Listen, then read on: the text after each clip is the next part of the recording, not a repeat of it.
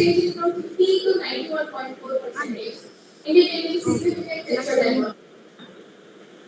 And the multivariate distributed function analysis revealed that accuracy ranged from 16 to 87.1%, with the highest accuracy observed again in the left radial region.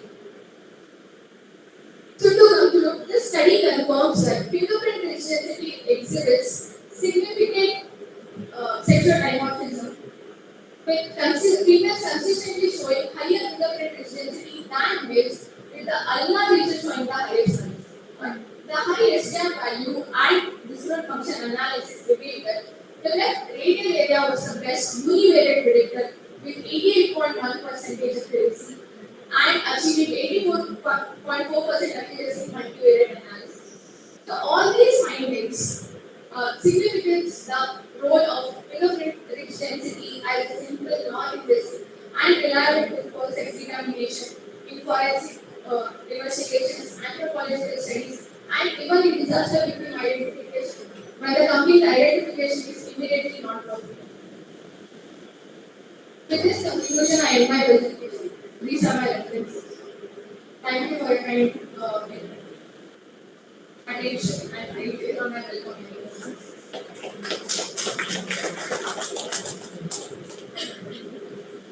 Does audience have any mics?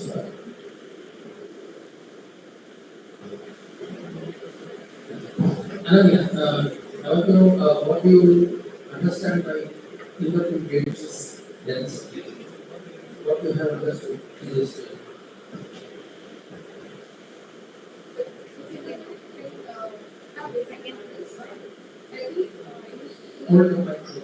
We have rich densities and different original characters like bifurcation or rich densities. Rich density is the accurate count of ridges in a unique standardized area, which is 25 mm square, which we can you show the difference between male and female if you have any photographs?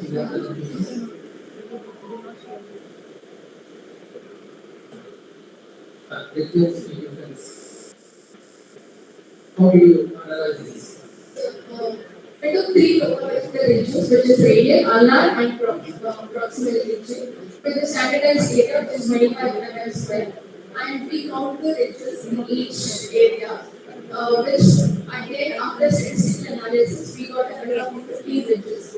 More than 15 ridges, it was for females, and 15, less than 15 ridges, it was for males. Slits, legs, which is based on the rich density counting because of the previous studies which I read. Rich density showed evidence. No, I'm asking about the slits, eyelets, and this one, legs. That was not considered. And the same question to you. How would you take care of bias, inter-observer bias? So we did inter-observer error. The study was done by me and my classmates. So with the guide. So we inter-observer was done between both of us, and the inter-observer was checked by my guide. So we did the sampling bias.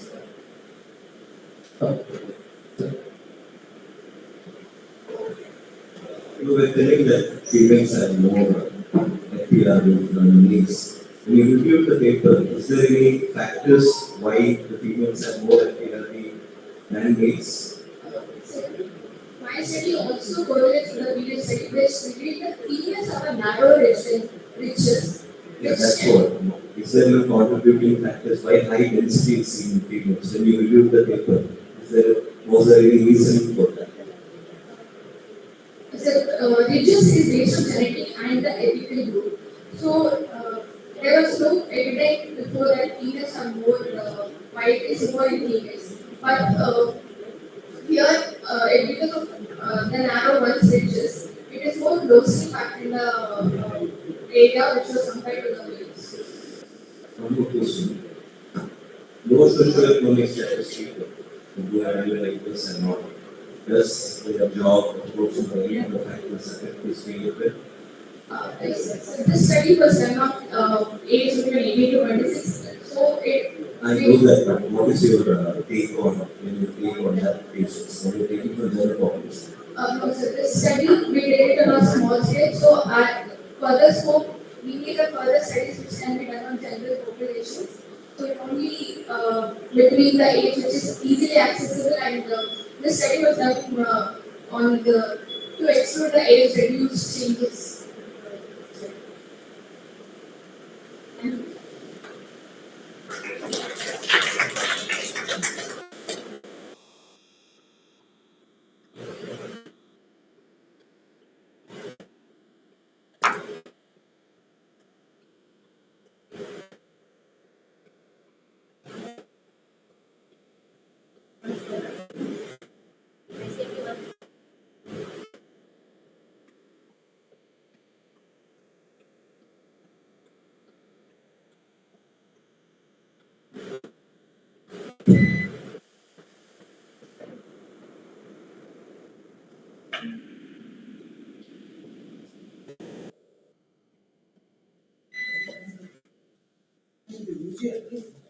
And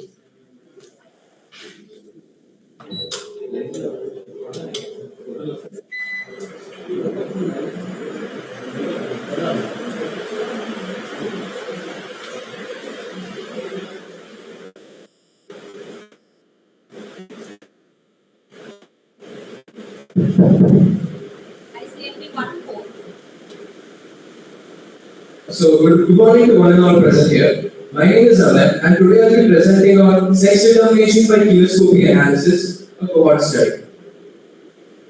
Kinescopy is a scientific study of unique and permanent lip print patterns, which, like fingerprints, can aid in personal identification and sex determination. Found during early fetal development, lip prints remain stable throughout their life and can regenerate after minor trauma as well. Their non-invasive, cost-effective nature and forensic value make them a useful biometric tool, particularly when other identifiers are unavailable.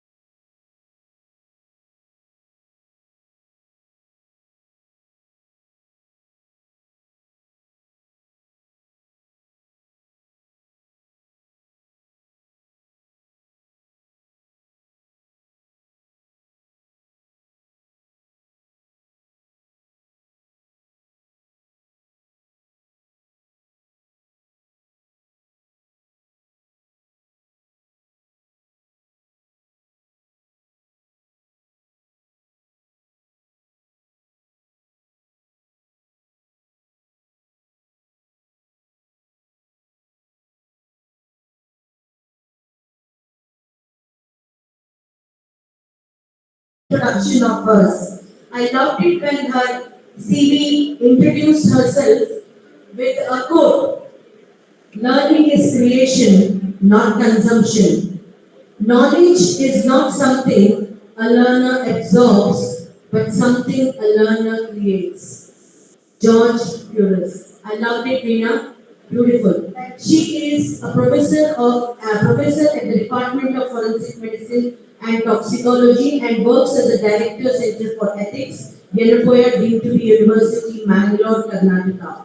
She has a domain experience in forensic medicine, bioethics, research ethics, disaster ethics, gender and health and AI ethics. She has 30 plus PubMed articles published in the last 10 years, and her H index is 11. She is a fellow of Erasmus Mundus Master in Bioethics, and this is how she presents herself. As the founding director of the Center for Ethics, she led the establishment of India's first postgraduate diploma programs in bioethics and medical ethics and clinical ethics, contributing to the development of a skilled workforce capable of addressing complex ethical challenges in healthcare and biomedical research. She is also the principal investigator of India's first NIH-funded Forgetry International Master's Program in Research Ethics, which built national, I'm sorry about that, national capacity in ethical review, regulatory science, and responsible conduct of research.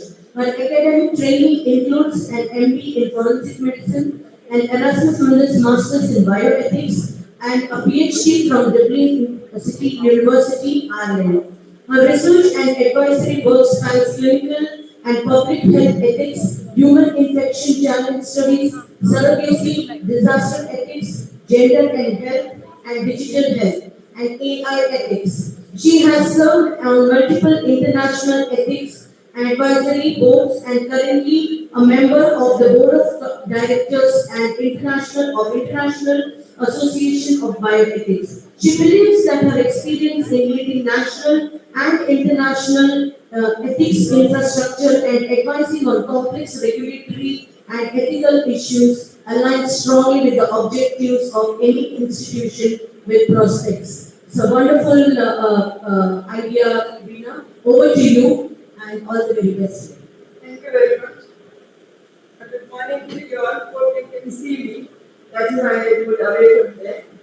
And it's a privilege to stand before you all for this interaction.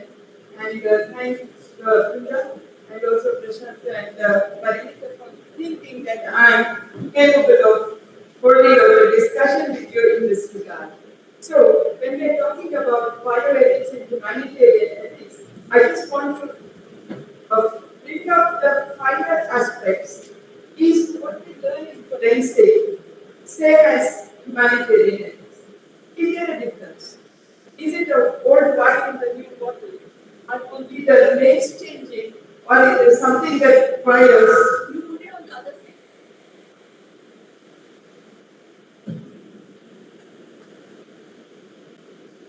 Or something that requires working at a different level or even sensitizing ourselves to that. So, before that, I would like to consider the ideas of my own based on deliberation, discussion, conferences, and this, and I have not received any funding for this particular study. Why does identification matter, and whose identity or whose justice are we forwarding? Who are we looking at? But when we talk of justice, we are used to the one person on the table that he needs to get justice. But many times we have to think, because forensic professionals, we are trained to think of DVI as a scientific expertise. Do we agree that DVI is a scientific expertise? Can I have a short answer? Thank you. Is that only scientific expertise or is there something different? More than that. Thank you. Because humanitarian forensic reminds us that identification is also restoring dignity, restoring rights, healing families, giving them a closure and lot more, including legal identity. But when we are confined to a forensic expertise, we think our causes are only courts. And we make our cause of death, we make our certificate. When it comes to talking to family, it's not our headache. What can we do? They are hitting our head. Sometimes we have all gone through this rigmarole of feeling distressed by the family approaching us. But we need to look at it from the humanitarian aspect. That is, when we identify a body after disaster, what we achieve. Because our achievement is not just a scientific certainty. It's not that I've identified and given the body. That cause of death determination. Yes, I've got it and I've done it all. That issuance of death certificate, I did it. So what more is there to do for me?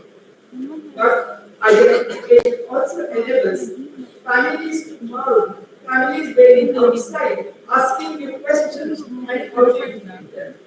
They have to wait for 3 or 4 days. What arrangements have been made? It's not enough to say what can I do, but it's our leadership.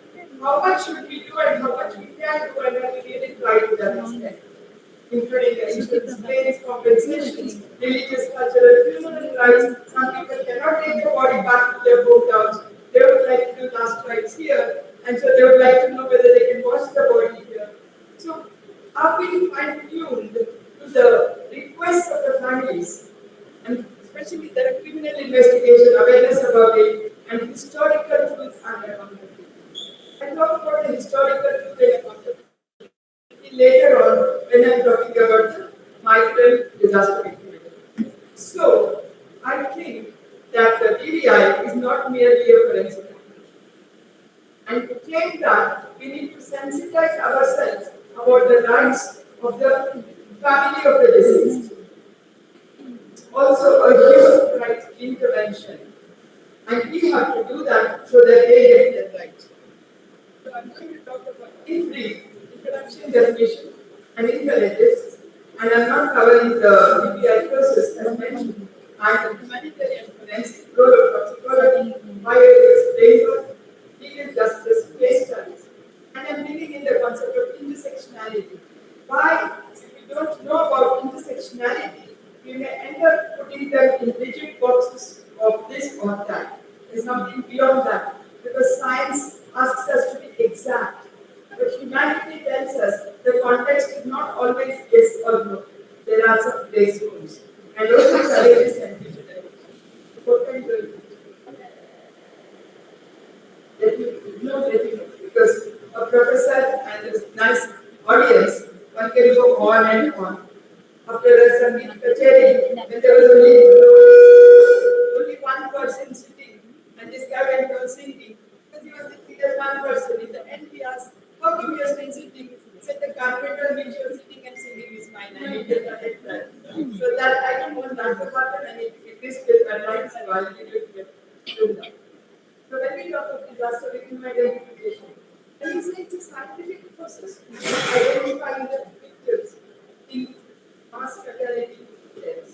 Now when we are searching for words, even those who are doing spoken review, I just wanted to inform, not just mass disaster. There are different nomenclature, and we have to be looking at mass fatality incidents or mass fatality accidents. And there could be natural or a terrorist attack or an armed conflict or a transportation accident. And when we talk about mass forensic diverse, the EM that the definition of disaster is different. So yesterday I written brought it out very nicely. The humanitarian forensics is application of science, forensic science principles in the humanitarian context. My duty in the mortuary is one, but in the disaster it is a little more expansive. But it is not I as a me, but a part of the team which I am. So that kind of thinking of myself as a team doesn't come very easily, because the DBI teams are led by the police and not by the forensic. Whereas in general, forensic is used to be in the leaders for most of the time. So that kind of adjustment, including human rights investigation, missing persons, and post-conflict situations. Now talking of forensic bioethics, the application of ethical principles in the forensic practice of consent, dignity, privacy, responsible use of human remains, the data, the leftover remains, whether they can be studied or no. So that also is something that is being enlarged now. So, identification is not merely a technical exercise. It is not just identified, but it is a fundamental human right that we need to restore and according to the Interpol guidelines.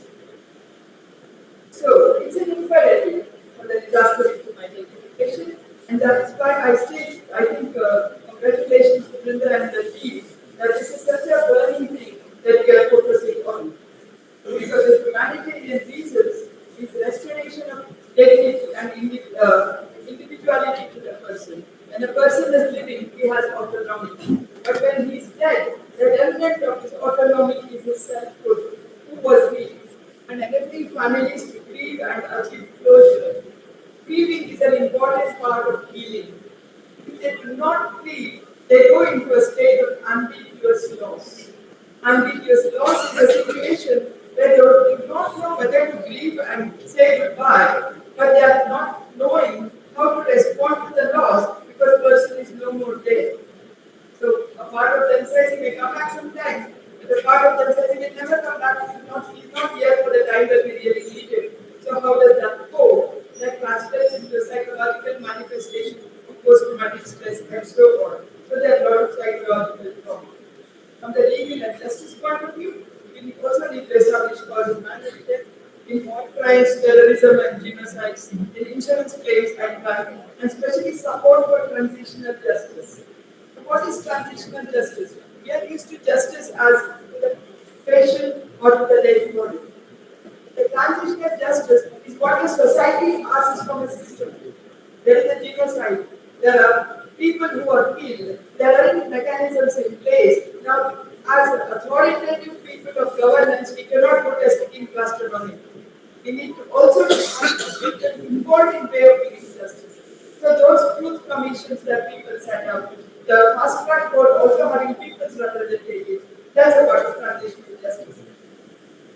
And also in the statistical context, where 40,000 plus deaths annually occur from natural disaster, millions of missing persons globally with the ICRC initiative. At least 70,000 plus unidentified bodies in all the US mosques put together because migrant deaths. But they also are people. They were people, and the identity also needs to be established. Role of toxicology, especially in mass disasters, whether it's chemical, biological, radiation, or nuclear agents, and all those poisonings, sometimes the terrorist attack. We read about it in the 1994, then sarin gas attack in the underground trains in Japan, and explosive residues, and environmental disaster. In all of our anthropocentric, anthropogenic activity, there is one clear victim, that is the environment. We think we can do anything for the sake of money, to get money, thousands and thousands of hectares of green the landscape washed out, but ultimately we have to pay. But that is the disasters are magnified because of our playing with nature. So now bringing the bioethical framework into forensic. We talk of principles of autonomy, but autonomy in relation to what? Informed consent. Consent from families when the bodies are naturally you'd like to take them for further additional tests. And respect for cultural, religious, burial practices. Now, burial practice cannot be followed unless we establish individuality or the identity or the caste or what way the last right has to be. Beneficence, the identification serves as welfare of families. Some families who are getting the compensation, somebody who gets a job, but if we don't declare them dead, we don't identify them, then the family is deprived of that. Non-malfeasance, minimizing re-traumatization, avoiding unnecessary disturbance of remains. Many of times in road widening, there is a huge activity of getting the body exhumed and re-interring them elsewhere. But that process, if it has to happen, has to be done with the relatives' consent and the information how the process takes place. And justice in the end is equitable treatment.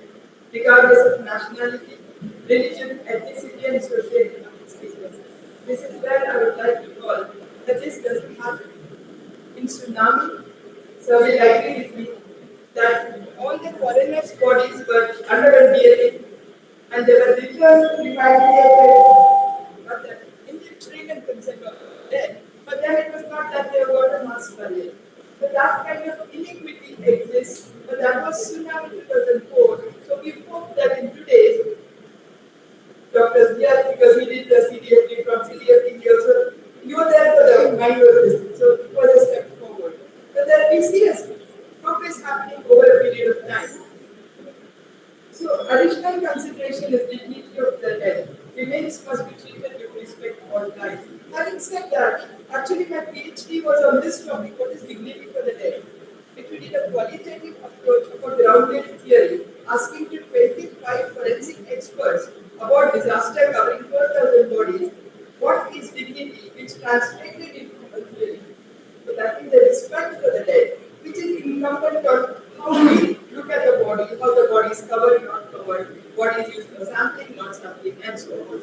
So family involvement, right to participate in the process, and transparent communication. Many of us thought talking to families was waste of time. We thought they will ask a lot of questions, we have no answers, so we have tried to shrug away from talking to them, or have somebody go and talk to them and just tell them. So here, they are literally the stakeholders who also have to make a decision. Cultural sensitivity, respect for burial customs, gender-specific handling, and here also the photography. Because indiscriminate photography of people in a position where they are not well clad, like after a bomb blast, the body parts are exposed. But then such photographs, and you can't say this is for identity, you don't need all other parts. It's enough to have a mugshot and a face. So many a times, this has caused a lot of sensitization in the community and they are voted. And data protection. Among the storage of DNA profiles, medical legal reports, photographs, how secure are these? Is there a chance of privacy that's invaded?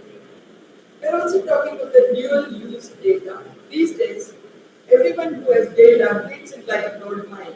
You can make millions out of the data because you can sell it and then it gets algorithmized. You can make programs, you can come up with some plans for it. But the question is, was it allowed? Has somebody allowed you to do it? Because the forensic data, we have to use the surveillance or immigration enforcement.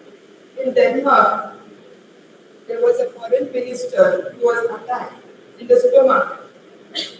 And there was no other evidence available except the blood splatter. But without blood splatter, they could not do the DNA because they need comparison with somebody. So the person had blended.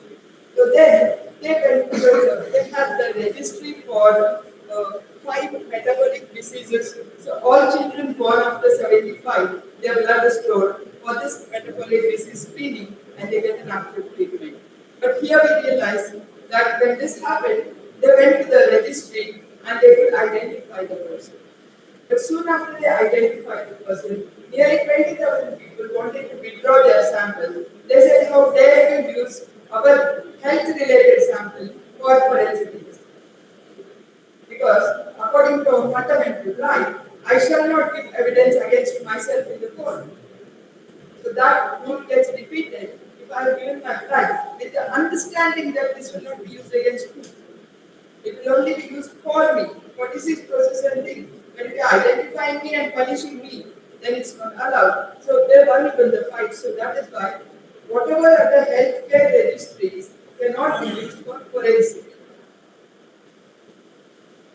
Legal and justice dimension, where we use media as a tool for justice, according to Geneva Convention. Even the missing of the Missing Persons Commission, International Criminal Law, so International Criminal Courts, they all look at mass exhumation, so that even if it was 50 years back, 60 years back, they still think if there are remains, they need to be excavated, identified, and repatriated for a final resting place. So, and evidence must meet the legal standard, including the chain of custody. And there are domestic legal frameworks of death certification. Now, sometimes in tsunami, there were a lot of international help that was available. Identification was established. But those certificates were not accepted in the court because they wanted the local person to sign the cause of it. and not some unknown person from another country. But even though we can take the help of them, ultimately paperwork has to be done by us who are in the place. And then research, especially transitional justice of reconciliations. And chain of custody especially is very important in disasters because we find time and again a lot of volunteers trying to help. So when volunteers are not trained to help, then you find that sometimes the evidence is lost.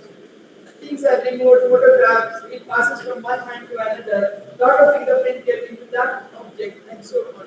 So it's better that only people who are trained should be allowed to be a volunteer. In tsunami, I just briefly tell you about the lessons learned. That there were bodies had a huge decomposition.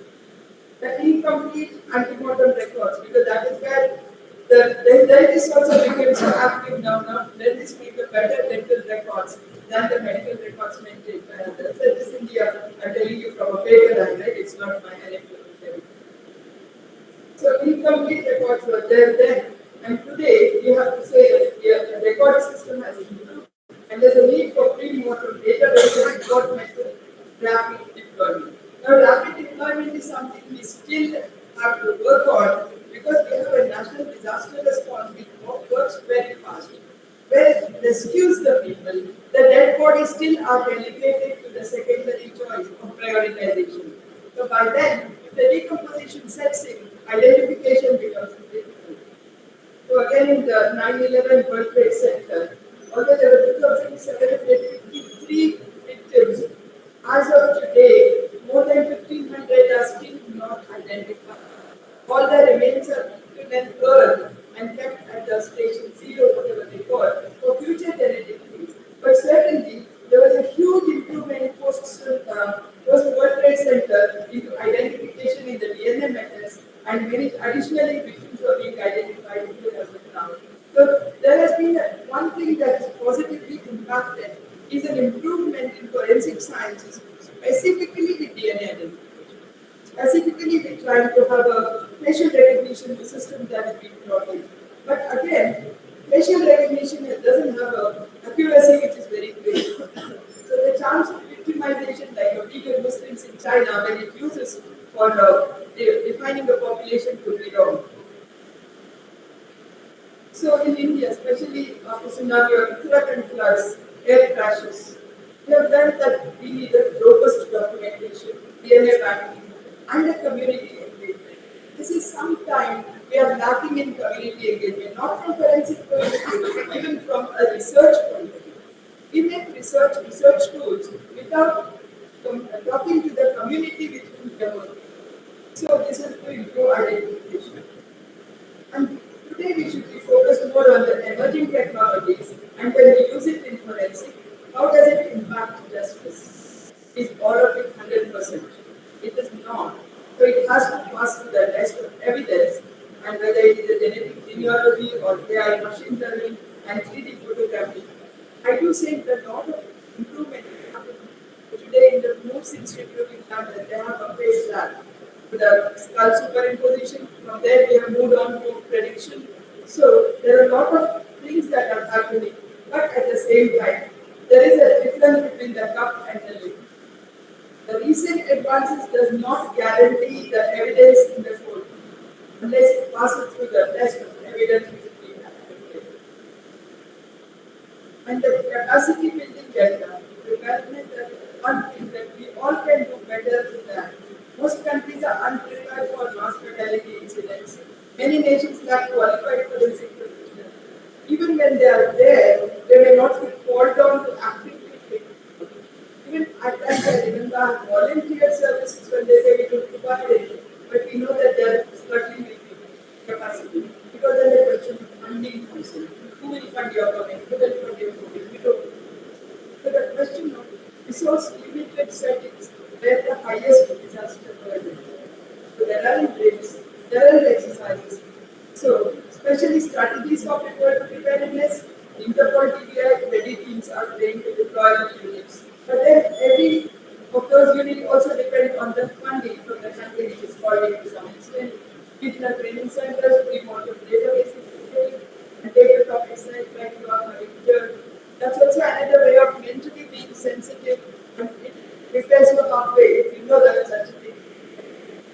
the standards of Interpol guidelines and South-South cooperation, knowledge transfer, and academic programs. So the bioethics decision framework model for DBI should be to identify stakeholders first, communities, and apply ethical principles, consider cultural context. What are the concrete scientific rigor versus the community need versus the legal requirement? So do the community have a voice even to bring it to your notice? Or is there a place and where there's someone who's interacting with them, decide and document, review and evaluate? Yesterday, Dr. Vijay was talking about the fifth phase of the DBI, which the Interpol vulnerability was to do with debriefing. Yeah, Vijay, we were talking about debriefing and when it's vulnerability. I was there in that Interpol meeting in Lyon in France. The reason why it was taken away, it is not taken away, it is replaced with review and preparedness. That means this is an active process. It doesn't get over with that, and it could remain open for months together, years together. So you have to be constantly reviewing what other thing happens with it and how do you prepare for the next one. It's like a spiral. So with that in mind, they have replaced the debriefing with plans for review and preparedness for the next one. So challenges we've already talked about it, and especially like even Dr. Region said, people want the bodies to be given back. In my interviews with some people said that give me any body, but I want to finish, I want to be done with it. So much is the stress of bereavement. The entire families when they don't like the fire, the food, and things like that. And at the same time, we cannot give a wrong body because it's not in singular, it's always in multiples. To make mistakes with 3 or 4, we have literally double the mistake. So, political legal challenges are also part of many, and many of them have an impunity and obstruction of investigation. One of the first disasters I did was in Latur, and there was this earthquake with a magnitude 10.3 on the Richter, 20,000 people have died. And first thing is they did not have anybody help us going because there is a VIP in the even the milkman was stopped for children because VIP is coming. Somewhere over a period of time, I think we have to also make it to the guidelines. And so, migrant, now I'm coming to the migrant details of the identification. It exists at the intersection of forensic science, humanitarian action, human rights, and state security. Now, we are in our cozy corners, we are not much thinking about the migrants, but in some countries, it's a day-to-day event. They get the bodies floated from one country to another, it lands at their doorstep, they are identified. Or the immigrants are shot and killed at site because you don't want immigrants in your country. Or the boat capsizes and a lot of migrants lose their life. So, migrant dissidents are frequently undocumented, socially marginalized, they are politically invisible, resulting in fragmented identity. And they are like people who die but nobody knows about them. So, what is intersectionality? Social scientist by name Kimberly Crenshaw in 1980 talked about we have multiple identities, not just male female or not male female transgender, but it's also what gives us the identity is our exposure to education, religion, social makeup in the community, language, heritage, ethnicity, sexuality. So if I'm a brown in a white world, I have a second class citizenship. If I'm brown in a white world as an immigrant, I still have a lower citizenship value. So that is how our value gets decimated or it gets upgraded depending on the context in which you are born. So it's important to know that existing cultural geographical norms influence how a person is treated. Like we had a class on vulnerability in Italy, and it went on for 2 days, the workshops. We all felt bad for the vulnerability. We thought, oh, poor chapter, this not there, this there.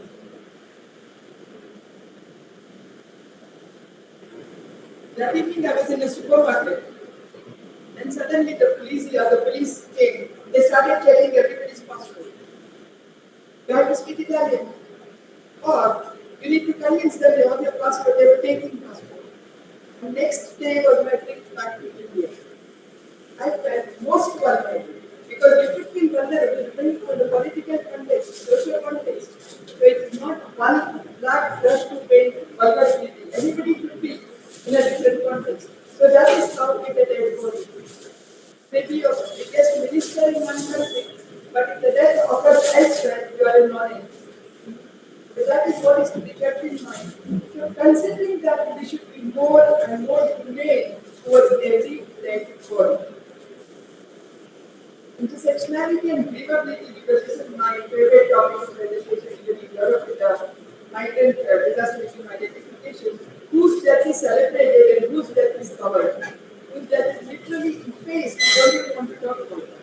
So it is response to migrant deaths influencing whose bodies are identified, bound, and remembered, and some bodies literally don't have the name. So the conceptual framework is gender plus nationality and class almost decides what kind of treatment you get for the dead body. Political and legal filters, if you are opposing them, if you are speaking about against them, in the state interest of the data law governance, you may go a little lower. Creativity, whose deaths are considered worthy of remembering and whose identity is totally effaced, erased, or covered up in mass graves. You don't even know he's dead. 10 years, 20 years, thinking that he has made it to another across the border, but he doesn't come back. So, forensic response team is actually the only teamwork. Somewhere we need to focus from me to us, from I to we. That attitude of I know little, but somebody else knows a bit, and together what we all know makes the jigsaw puzzle complete. So recovery, identification, documentation, and facing. So the key humanitarian ethical issues are structural inequality in health and that care of the dead body. What's his accountability? Who is held accountable? If it is a VIP, we all are held accountable. If it is a migrant unidentified body, we may not have any accountability. So DNA governance and data and hierarchy of the dead. At least in death, there should be equality. In the comparative global context also we see the identification model, but still the challenges exist as a weak coordination, structural violence, and limited transparency. So when we talk of migrant disaster victim identification, it is not a sole technical challenge, but a question of again recognition, dignity, justice to the entire community. So they are not one of them. Community decides to live and migrate. If we takeaways from here, India and humanitarian forensics are fundamental to justice. Not for one person, to the victims, to the families and communities. So our role, knowingly, unknowingly, impacts huge communities. Multidisciplinary collaboration is essential. Forensic science, law, ethics, psychology, and humanitarian action, and willingness to walk the extra mile. Scientific rigor must be balanced with cultural sensitivity and humanity. Bioethic framework must guide every stage of the process. And technology is advancing, but capacity building and resource limited nature still remains. And it's one of the reasons we are unable to progress to the extent we wish to. Identification is an ongoing commitment and not one time event. It's our commitment to the humanity. And preparedness saves lives and honors the dead. So we need to just reflect who decides on identification efforts when they need to. That is why we say instead of we continue to think what are the different ways. How do we balance speed with accuracy? It's not enough just to be very smart and go with speed, only to realize you're missing, but it should also be accuracy. What happens when cultural practice conflict with science? And how do we protect dignity of that? So these are the meetings, and at the end I would like to say in the face of disaster, forensic science serves not only truth, but it serves humanity. The dead speak, but it is our duty to listen. To forget the dead would be akin to killing them the second time, says very easy. I will leave that. Thank you very much.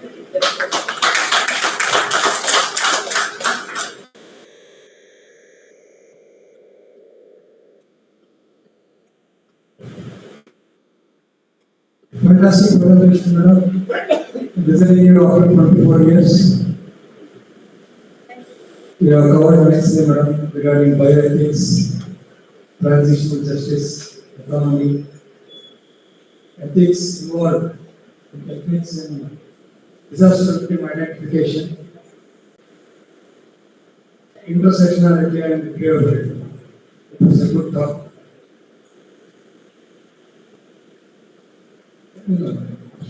Thank you, madam. It was nice and very interesting.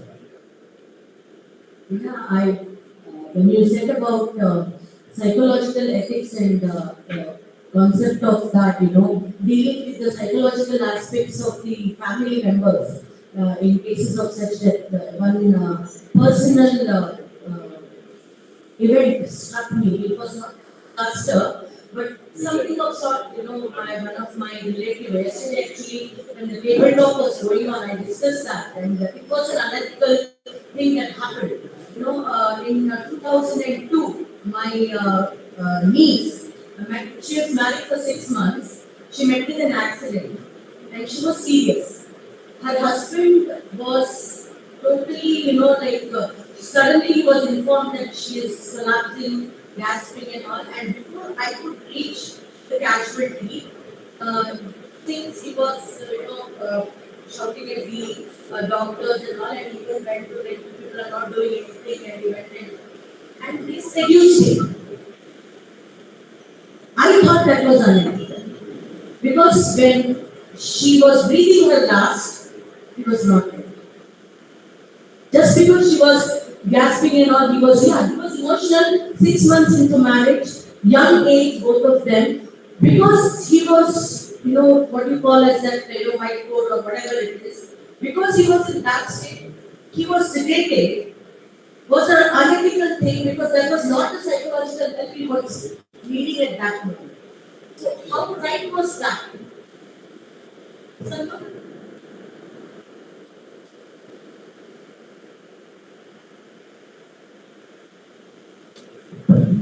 Thank you for the question because that makes us think. When we do prioritization, what are we looking at? What do we want addressed? Would we want his violence to be addressed? Or would we want that she is in the last few breaths, she should talk to him?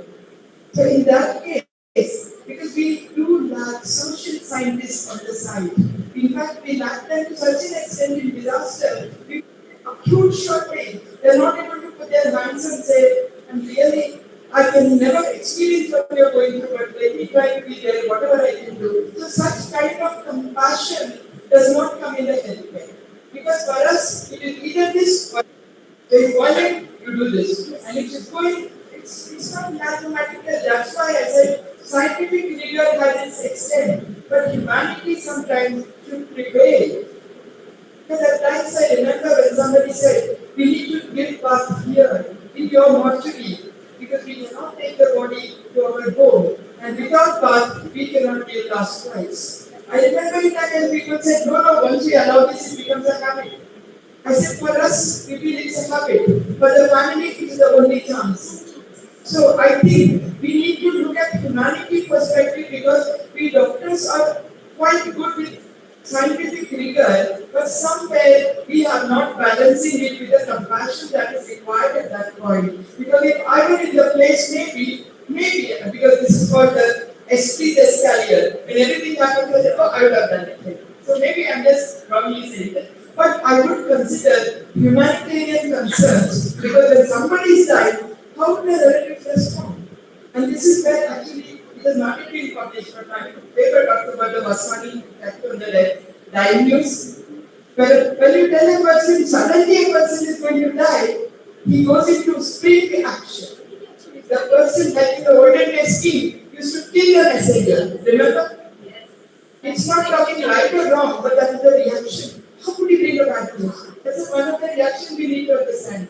And the younger the person, more is such a response. If you already know a person is 70, 80, he was not known, but he has got a nice different thing. So there is a gradation of response depending on the death when it is given to you.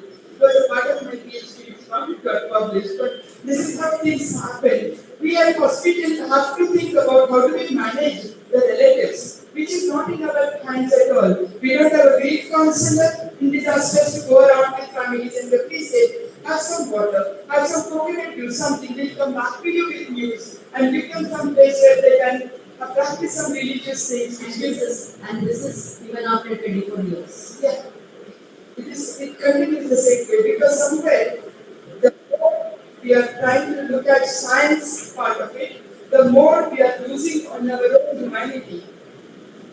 One time when I cried with a mother who had lost her son, and the person on the table looked just like my daughter. And somebody told me, you're not fit to be forensic. You should leave and go. Why should you do forensic?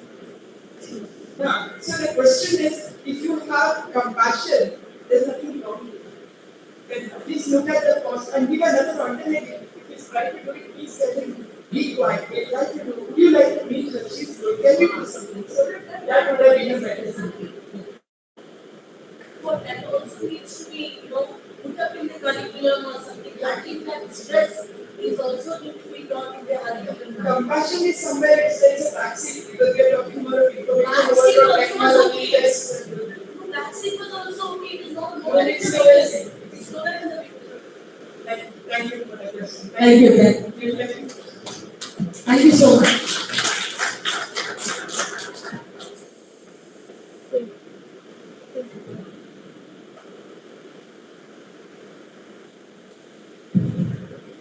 I request the chairpersons, Dr. Brinda Bhatt and Dr. Vijaykumar Naik to felicitate our speaker.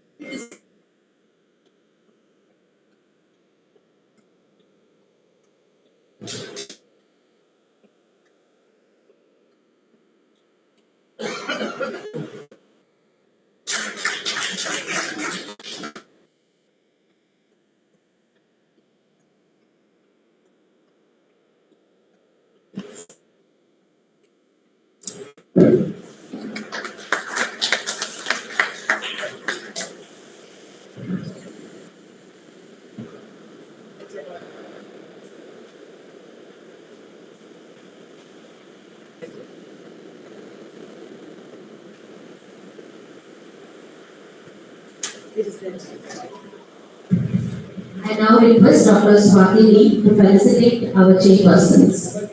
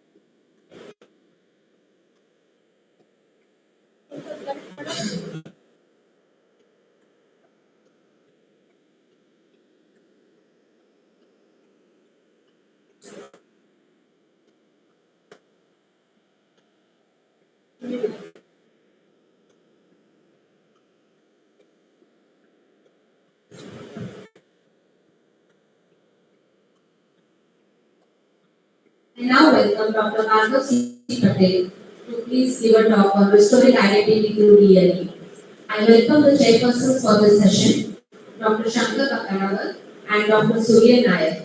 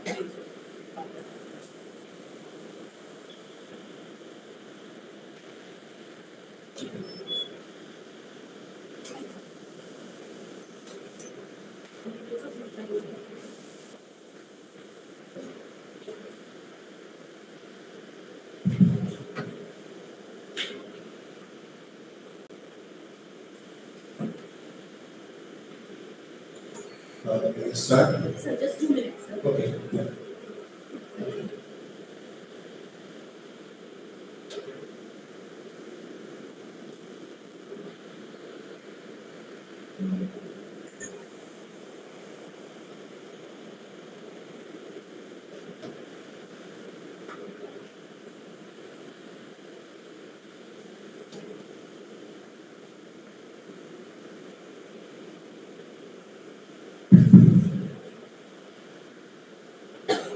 Good morning, Madam.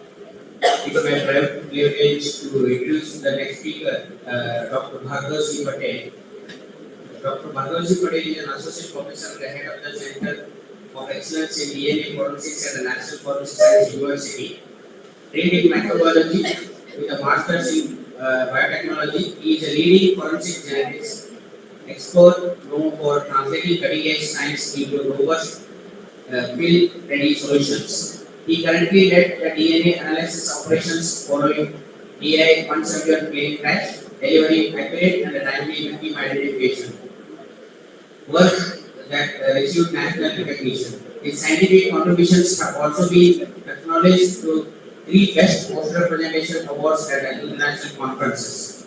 Dr. Patel has secured various competitive research funding, including major grants from GSPTM and institutional support for the advanced DNA phenotyping initiatives.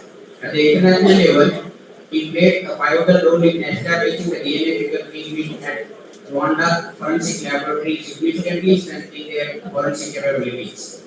As an academic mentor, he has guided multiple PhD scholars and supervised numerous MSc dissertations. With 18 peer-reviewed publications and regular invitations to deliver talks and training sessions on global platforms, Dr. Patel continues to shape the future of forensic science through high-impact research, practical innovation, and committed mentorship.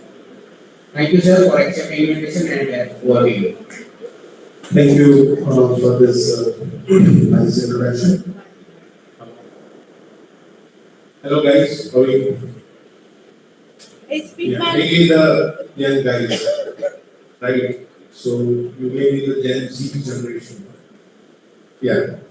So I'm really thankful for this. So before I start, I need to do this thing.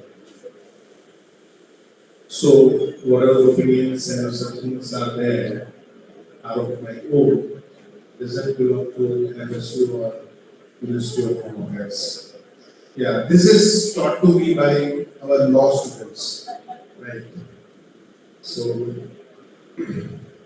yeah, I'm thankful to SRINIVAS Institute of Medical Sciences Research Center, SRINIVAS University, personally, Professor Linda Bhargav and her entire team. Thank you for inviting me here. And of course, my institution NFSU and its for the entire management. Yeah. So I always keep this slide because curiosity is the mother of invention. Right? If you consider the nuclear chemistry, so starting with the Quran and ending with the Darwin. I also always thanks to these 4 guys, mainly because of the DNA related inventions, right? And finally, I'm thankful to this person because of him, the DNA fingerprinting technology is now existing. Right, Dr. Alex Jeffries. So those who are interested, this was the first civil case which was solved based on the DNA. That was the Ghana immigration case. And the first criminal case which was to be cracked by DNA was Quality Fox case. That was a very important case, and you will be surprised to know that in 1986, almost 2,500 samples were collected from that area, from male participants, volunteers, and that was a big DNA dragnet. And if you are interested to know more about that case, there is a movie called Code of a Killer. You will find it on Google. Right? So it's a nice movie, and you will see the personal life of an Jeffries. Now coming to the tragic event. So exactly for 1 year, yesterday was the anniversary of this event. 12th July, 12th June 2015, 25, the incident happened. And these are the key facts of that incident. The aircraft was Boeing 787 Dreamliner, one of the most sophisticated aircraft in the world. Flight path was from Sardar Vallabhbhai Patel Ahmedabad Airport to UK in Gatwick Airport. What was the casualties? So 12 crew members plus 30 passengers. Out of them, one got lucky. He survived this incident. He's a British citizen, seated near 11 AC. So yeah, whenever I book the ticket, I look for the seat. The impact site was BJ Medical College Hospital Complex, approximately 1.6 to 1.7 kilometers from the departure at the end of airport runway. This is something very interesting. If you see the civil hospital's premise, the Asia's largest hospital, right? It was hardly 500 meters from the impact site. The incident happened here, and if 2 or 3 seconds was more, then the plane crash would happen here. That was the 1200 bed hospital, right? And if you imagine the but luckily it has not happened. So I personally believe that the impact task was completed by the teamwork. I'll tell you that after the incident, after I think 15-20 days of the entire task was completed, many person asked me personally that what do you think that how fast this investigation was? Then how you compare with the WTC event and other mass disaster victim identification process? So how fast it was?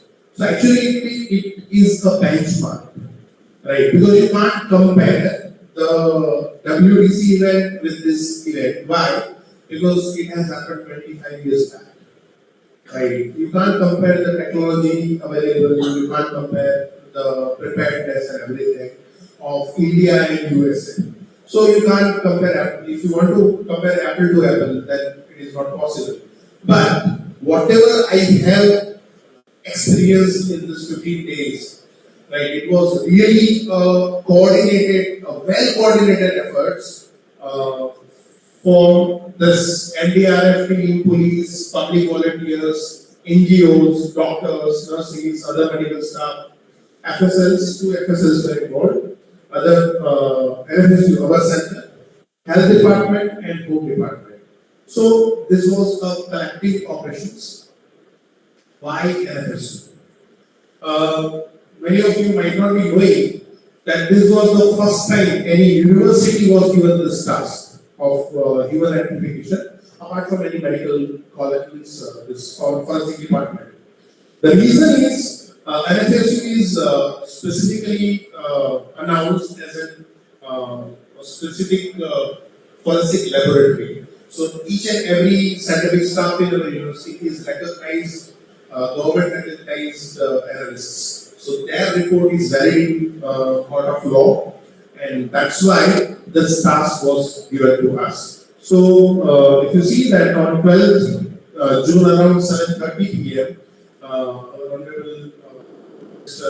Vijayalakshmi visited the site and announced that this operation will be completed. In Gujarat only, no other labs will be required because the capacity was there. So both this FSL, Gandhinagar and NFSU were involved in this particular operations. So this is our center. FSL, Gandhinagar and NFSU were the main labs who analyzed the victim's sample. And FSL Ahmedabad was the lab who investigated the organisms, generated the reference profiles of the relatives. So all the samples were sent to this lab because the task was divided into 3 labs. Otherwise, it would have not been completed. So this is the basic timeline. We received the sample on 13th of June. On 12th of June, incident happened. As soon as the incident happened, I just saw the clip around 4 o'clock in the evening. And immediately our lab was ready. By 9 o'clock, we were ready to receive the samples. But the initial samples went to state FSL, and then the samples came to us. So in the morning, 6:30, I received a call, and then at 7:30, we received 148 parcels. And this is something very important, legal procedure of sample receiving. Right? We can't accept the sample as it is. So see, this is something very important. So because forensic medicine department is here, so you know the value of this. So we can't avoid this because everybody was asking, why you are taking so much time? Why you are taking so much time? But as Madam mentioned about that insurance and not many other legalities will be involved later on, so we have to be prepared for that. Meanwhile, the sample processing was started immediately at 8 a.m. So whatever the parcels were received and processed, we started the analysis. On 14th June, in the morning at 4:30 a.m., suddenly I asked my team that what is the time. So just imagine that 7:30 morning started on 13th. 4:30, somebody is asking about the time. So around 48 hours, nobody slept in my lab. So almost 38 people were there, right? And continuously we were working in a. Nobody talked at all, actually, apart from just for passing the items and passing the things. So that was very, you can say, and we took our lunch on 14th, first lunch, 14th. And 7:40 p.m., the first report of positive identification went from my lab. During that time, I got the experience of more than 5 years. This 1.5 day gave me the experience of, because I just counted the phone calls on my mobile. It was 344 calls during that 1.5 days, right? Ranging from the central ministry to the local police constables, right? And the pressure we felt at that time, it was tremendous. It was really a learning experience for me specifically because I am not a forensic guy. I joined this university in 2013 with no forensic background. Right? So that was a very unique experience for me. And yes, the last report we submitted on 6:30 p.m. on 25th June of one male victim, the 241st victim on. So the complete closure was on 25th June. Yes.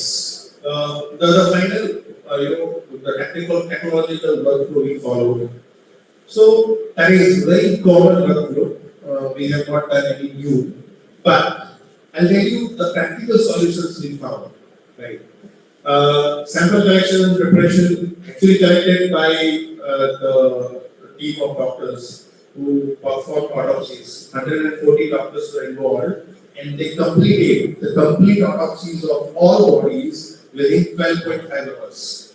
That was really big efforts. I'm thankful to the entire medical community for that. Then DNA extraction started. After that, a very peculiar step is there, that is called DNA quantification. We have to know that how much DNA quantity is there, especially when the samples are burned and samples are not in a good shape. At that time, the quantity matters a lot because we have to subject it to the DNA amplification after that. So after amplification, we do electrophoresis, that is nothing but the genetic analyzer, DNA profiling, and finally we do the data analysis because we have to analyze the profile, and we do the matching and reporting. Generally, in case of normal forensic reporting, the reports is ranging from 3 pages to 4 pages. But during this exercise, this emergency phase, we created a normal format of a specific report that was only 1 page, mentioning about only table, relatives, and that was a very small report and immediately submitted whenever the matching is done. Yes, we use this technology also. So whatever the steps I told in a previous slide, all steps can be done together in this machine. That is called rapid DNA analysis system. So it is mainly meant for police officers. So even an arts graduate can operate this machine. Right? There's nothing. Just you collect the sample in that cartridge and load that cartridge into this. That's all. And press the button start. So within 90 minutes you will get the DNA profile. Now, when we use this machine, so basically initially around 300 relatives give the sample. But we know that all the relatives were not available in Hyderabad. People were traveling from long distances to give their samples for their relatives. So every day 4-5 samples were coming to the lab also. Right. So we use this machine to generate the DNA profile for those samples, because this machine can accommodate only 1 sample at a time. So that is the limitation of this machine. But within 90 minutes you can get the DNA profile. So we use this machine also. Reference sample collection, as I told that it has happened in civil hospital. Luckily FSL is located near civil hospital. So everything was in 1.5 kilometer area. So they generated the profiles, and these were the main samples which are collected from the relatives: father, mother, son, daughter, grandparents, brother, sister, and uncle. So all kind of samples were there. First degree relatives and second degree relatives both. There were few samples for which relatives were not available, right? So I'll let you know later on. Communication and data management. So still the Google Sheets is the hero, right? This was the main sheet created by the civil hospital staff, and that main sheet was utilized by all of us, and that was the main point of contact. Then how we communicated? So including the ACS home and the entire FSL team, NFSU team, and the doctors were connected with various WhatsApp groups. So that was the ultimate communication channel. And I have experienced that was the best one, right? And you all know that the communication on WhatsApp is legally varied, right? So that was also not a problem, right? So we communicated through WhatsApp. We submitted all the reports through WhatsApp in a particular group, and the entire management which was happening at the hospital was also connected to various groups. So I was common in 2 or 3 groups. So I observed that. Yes. this madam has also indicated, and when other experts indicated yesterday also, about the limitations. So, of course, typos, whenever human errors occurs, definitely occurs, right? Even though you are having multiple checks there also, and it has happened to us also. I'll let you know about that wonderful, you can say, very typical incident happened. Multi-user interface. Google Sheets give you a freedom of sharing with all of you, but the problem is as soon as you make it editable, then it gives you a horrible situation, right? And that's why many a time, if you are not aware, but if I consider the best tool available for such kind of communication, I think I will rely on Google Sheets. Till now. But yes, of course, if any dedicated app, if you consider the COVID, in the COVID case, right, at that time, your vaccine certificates, when your COVID reports are there to be submitted. So, government has created a very wonderful application during that time. It has happened also after 2 months, 2 or 3 months after the lockdown. So, such kind of app is really required for such kind of operations. Now, our experience starts. So, we started first with online shopping.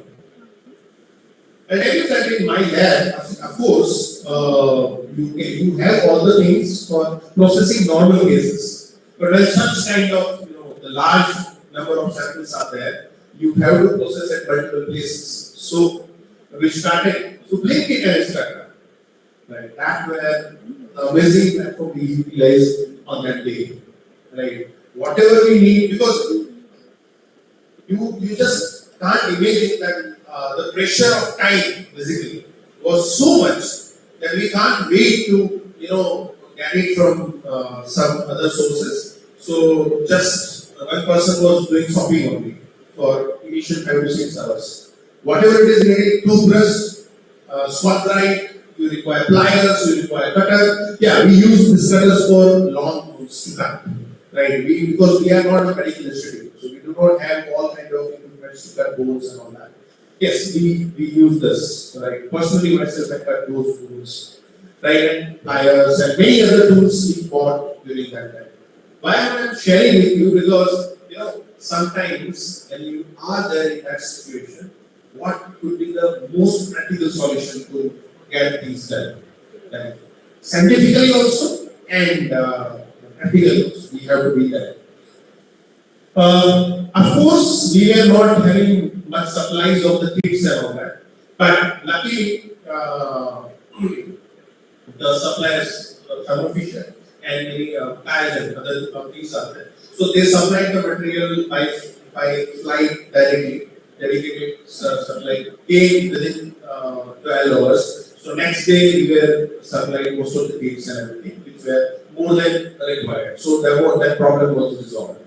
Right. But for that you should have a very supportive suppliers, supportive distributors. Right. So that is required. Choosing the right subsample. So most of the times, the forensic experts at hospital isolated and given a very nice sample. But from that sample also we have to choose which is the best. Because most of the samples were burned from the outside. I'll tell you that during this incident, I think you should not say the lucky, but whatever the samples were received were burned from the outside, but inside the samples were good. They were not completely checked.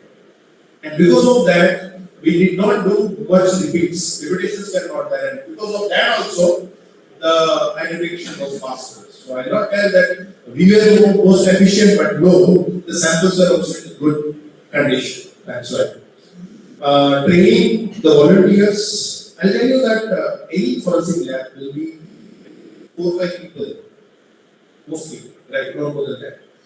So our PhD students, our master's dissertation students, and few of the people who volunteered for all kind of documentation and data analysis part.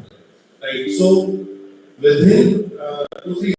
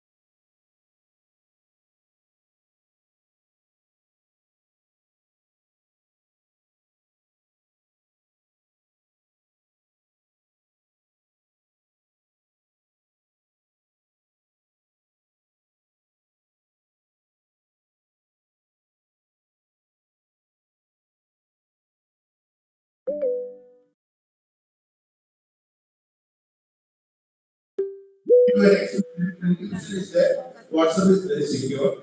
Right. You are talking about the company you are talking about. Yeah, storage data. Right. So that is also secure basically.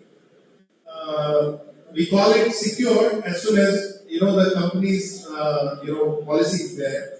But as far as the you can say the app store and everything, whenever the app is uploaded on this, so this kind of all guidelines are there. They cannot share this data and everything. Though security is a myth nowadays, but that concern is very, and that is the reason why the recommendation is that there should be a dedicated app for that, and it should be in the control of the central government or a local government. So, just make a comment. So, I mean, we need to complement the FLS team and the Gujarat both the FSLs because in India we tend to take things for granted, notwithstanding all the other methods of odontology and other things which we have been listening for the last 2 days. This is one exercise where all the bodies have been identified based on DNA and it has been done in a record time of 2 weeks, right? If I'm not wrong, 2 weeks. The only comparable disaster here, disaster, Swiss air flight SR112, which crashed near Canada. There were 241 people. We also identified this, all the victims, but look at the time they have taken, look at the time their team has taken. So we need to complement the thing that in India we can still do it, we can still do it faster, and kudos to their team that they were able to successfully identify all the individuals, including the twin. Even in Sri Lanka, there were two twins and they could not identify who is A and B. But what I'm trying to say is with Jugan and other things also, we were able to do. When I say we, I include the community, policy community, all of us, we were able to do this in a record time. Imagine such a disaster happening in any other country. Look at PWA's flight, how much time they took. Look at Seychelles flight, how much time to identify. Look at the Indian Navy which has done. Yes, sir. So, you may have situations where we will go for archaeology, where we will go to ornithology, but this is a case where those things would have helped. But here, we had done it in a very record time and complete identification with no ambiguity, I would say. Yes. Congratulations to you.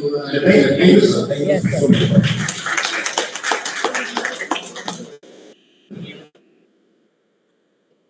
Thank you so much, Dr. Bhargav. Your experience of post AI 171 crash became a learning point for all of us. All of us. Thank you so much.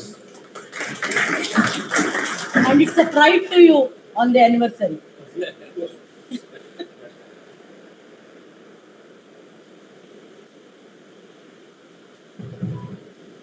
I would request the chairpersons, Dr. Shankar and Dr. Suryan S. to felicitate our speaker.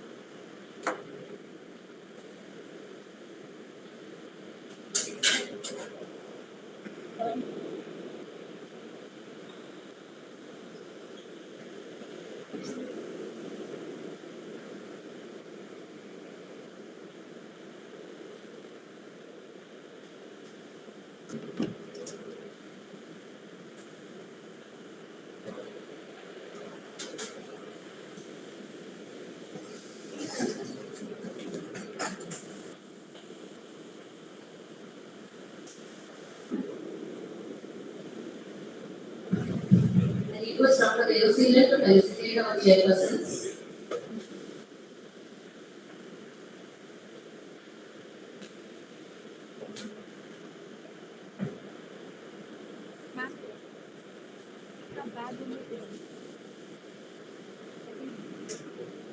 Like the name there outside the door.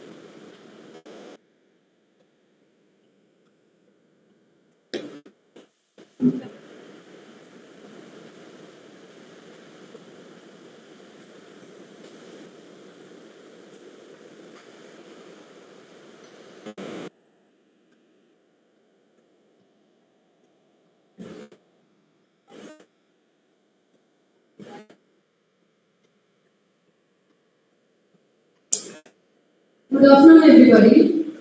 Now we will be starting with the PG oral presentations. To judge the presentations, may I call upon Dr. Surangama Chakrabarti.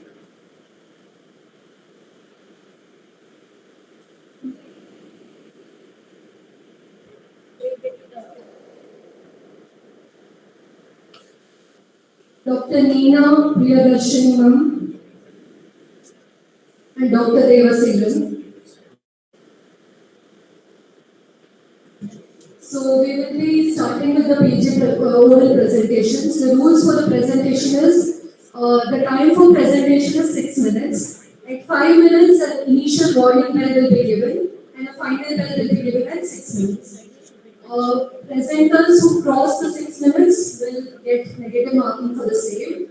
There are 2 minutes for the audience questions, but the audience questions will not be evaluated for marking of the presentation. Only the judges' questions will be evaluated.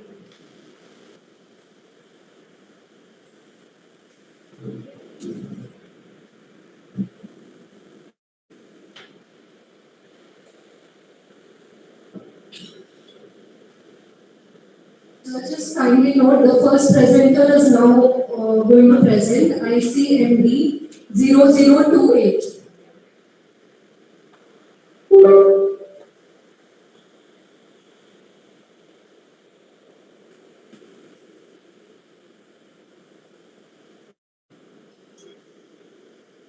Can we start? Okay. You can start.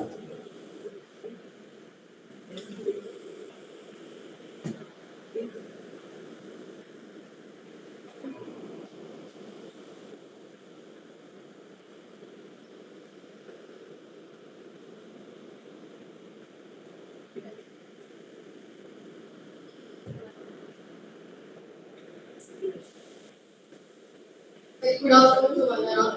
I'm here to present a pilot study fingerprint recovery using combined sodium hydroxide temperature mechanical rehydration technique. As you all know that fingerprints remain one of the gold standard for personal identification in forensic investigation, especially when it comes to unidentified bodies. It is one of the most reliable, rapid, or cost-effective technique compared to that of DNA and autophagy. But when it comes to bodies like the post or homicide, it is still challenging because of the tissue shrinkage, hardening of epidermal ridges, and uneven topographies. So, in order to overcome this, we use different rehydration techniques, which involve rehydration solutions, rehydration liquid, injection method, so as to restore the tissue loyalty and recover the identified risk patterns. But this often takes a long time, for example, for varying from 24 hours, 48 hours, or more than 72 hours, which is a little challenging. So, this study is to evaluate a combined effect of solution, temperature, and a mechanical technique in order to accelerate recovery time. So, the entire experimental phase is conducted in 2 different phases, in which we have used a solution of sodium hydroxide based on excellent rehydrating properties. And the samples are collected from unidentified bodies, with fingertip tissues were collected. And then it was artificially dried using hot air oven in order to mimic the mummification. And the print collections were carried out using imprint method and photographies. And the quality of the fingerprint were assessed using simplified grading scheme, where score 1 and 2 were not suitable for identification, and 3 and 4 were suitable for identification based on ridges and the 4 visibilities. So the first stage, that is the conventional method, we have immersed the sample into 3% of NaOH solution, and systematic observations were carried out every 12 hours until 72 hours. Moving on to the second phase, we have immersed the sample into the solution that was heated using double boiling method in 50 degrees Celsius based on prior experimental analysis. And then the samples were given a slight massage every 15 minutes. And this was conducted to 60 minutes. And observations were carried out every 15 minutes. So we could see that in the conventional method, there was a drastic improvement in the tissue softness, stability, and also visibility of ridges over time. Identified fingerprints are obtained within 24 hours. And then further immersion in solution led to regeneration of the tissues. And no pores were visible in any of the stages. And this was a sample that was dried after 24 hours of rehydration and followed by the imprints.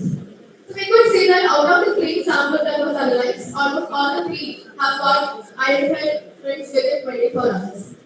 Moving on to the second phase, that is several chances with physical layering, we could see that well-defined bridge patterns which is suitable for identification were obtained within 45 to 60 minutes. This actually shows that the physical layering and the temperature which was additional to the experiment has contributed to a large extent. And this was a sample that was analyzed right and after 45 minutes, and this is the imprint that was obtained. Out of the samples, 3 of them have got results within 45 minutes and the other by 60 minutes. So from the study, we could see that there is a very good improvement when it comes to the combined method like sodium hydroxide temperature and mechanical effect as compared to that of the conventional method of sodium hydroxide alone, which is like sodium hydroxide that we have to almost 24 hours when there is a drastic reduction of time when it combines with combined effect. So this can be because of the synergistic effect of the three components, that is the solution, temperature, and the mechanical aspect. The solution itself helps in breaking down protein processing in the epidermal and the dermal layers, and the elevated temperature accelerates the molecular diffusion of the sodium hydroxide into the desiccated tissue. And then the mechanical layering helps in improving the distribution and facilitates deeper penetration to the tissues. So this all together, and also the pore sensing was not visible in any of the stages, but the pictures were clear enough for identification. And this synergistic effect has helped in reducing the time to a greater extent, which will be really beneficial in case of mummified bodies, especially when it comes to disaster victim identification of mass disasters. So from the study, we could conclude that the combined effect of sodium hydroxide temperature and mechanical effect is successful in rehydrating the live tissues, especially in time reduction, without compromising the quality of the prints that is being obtained. And this is really beneficial when it comes to master scenarios when target identification is very crucial. However, this was conducted with a very minimal amount of samples, hence further validation has to be carried out with larger samples and also naturally modified tissues is recommended. So, thank you.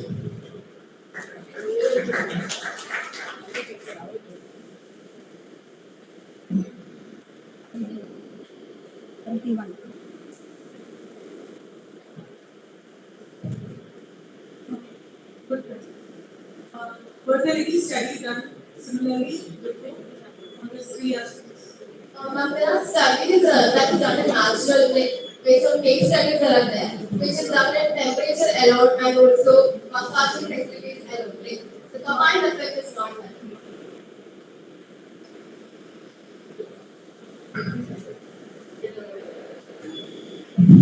Yeah, it's very good question. How many literature will you go through to do study? So there are literature, we have gone through literature that is there for sodium hydroxide alone, like 2 or 3 literatures, which is case studies.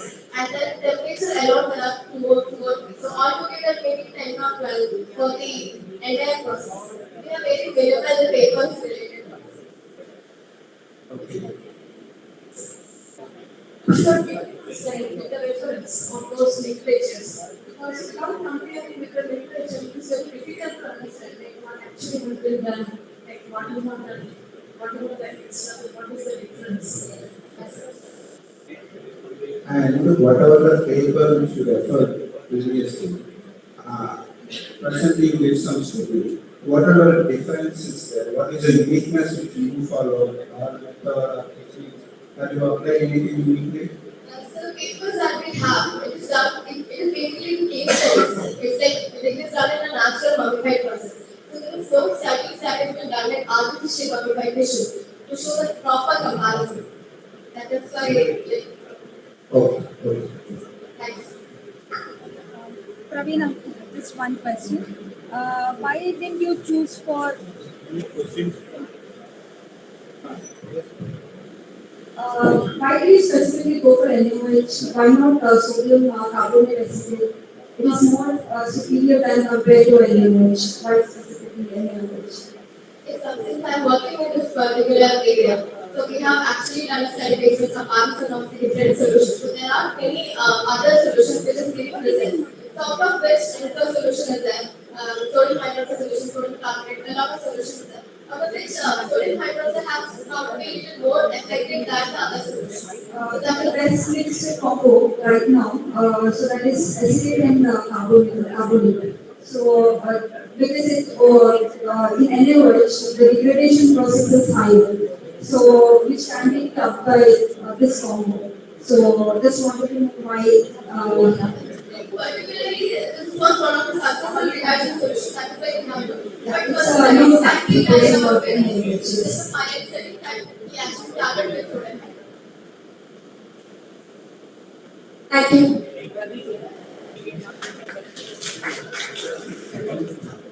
Next presenter is ICMD OP 2026-0007. Meanwhile, UG and PG poster sessions are going to start in the library hall first floor. People presenting posters, UGs and PGs, please move to the library hall first floor.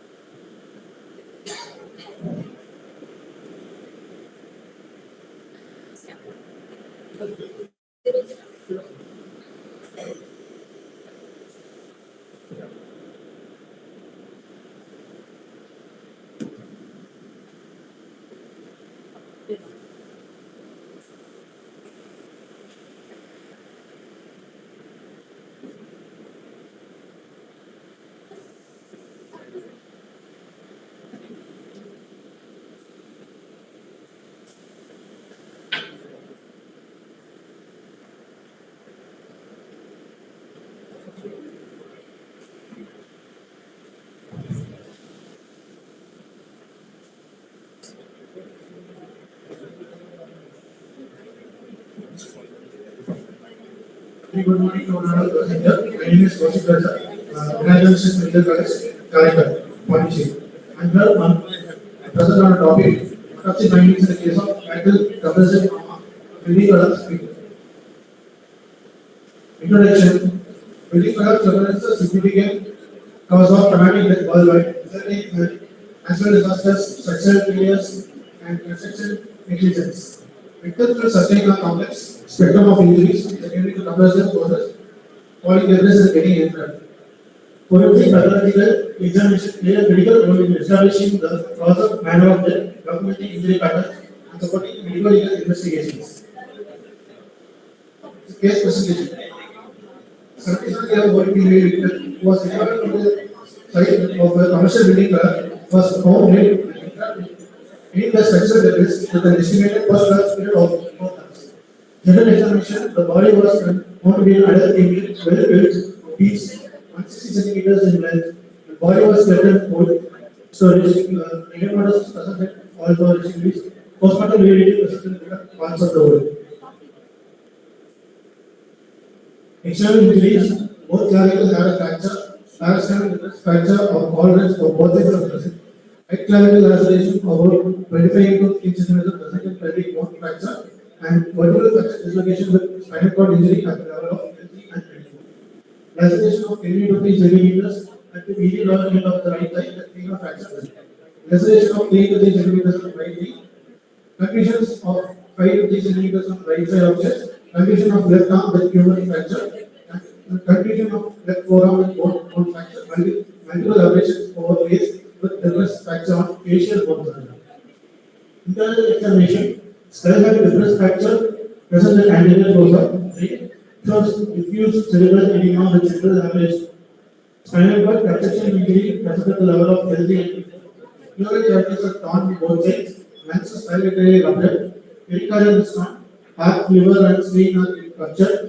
And one more thing is that the stomach and small intestines was plugged outside. Other sections are intact and nothing. In my opinion, the cause of death is due to blunt injury, thorax, and abdomen, and hypovolemic shock due to the result of building products. Discussion. Still highlights the complex and the multifactorial nature of death in building products. Injury distribution and pattern were consistent with application of sustained compressive forces from above, in keeping the reported circumstances of collapse.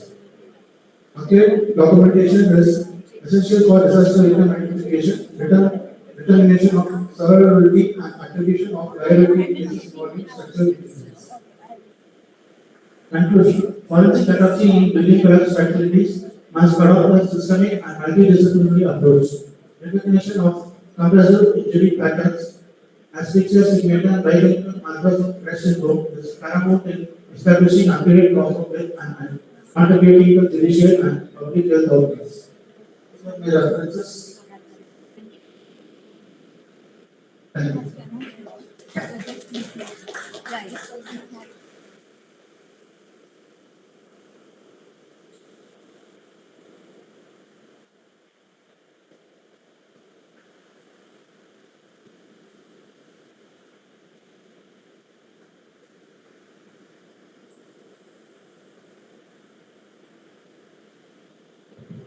So in this traumatic injury, like what are lung changes happen that you didn't mention? Like is there any, because you put in the last slide there is a lot of chance of like a traumatic injury to the lung, but I didn't see lung injury what you mentioned in the slides. Recording was not.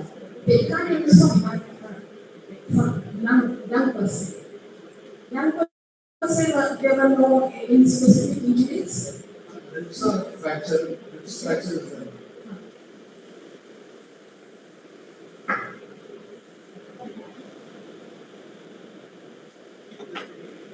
Seeing the image, the piece of concrete has pierced the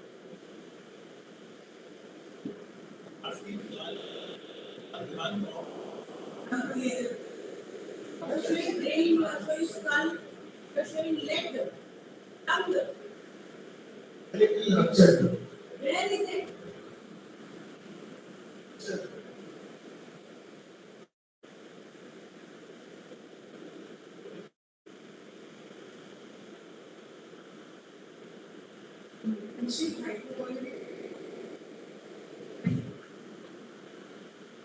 The period.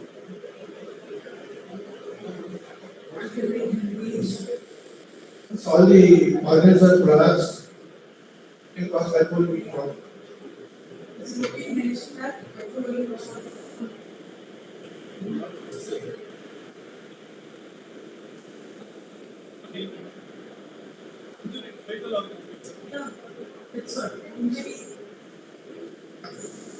Image also, you have put that. I start reading it, not like that. Like, images should not be taken like that. You didn't use any scale, proper things and all with film. That is okay.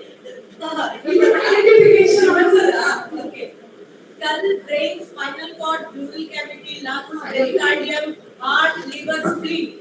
All organs you have written, and then other structures intact and unremarkable. Can you tell me what are those other structures? Abdominal organs. Which? Liver, Liver ruptured, Pancreas. spleen ruptured. pancreas, and large intestines.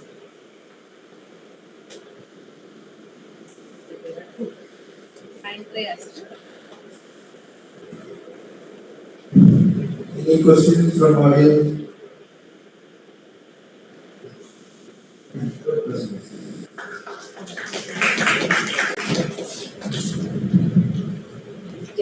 Judges, please note, ICMD 22 will not be presenting today. Our next presentation will be ICMD 23.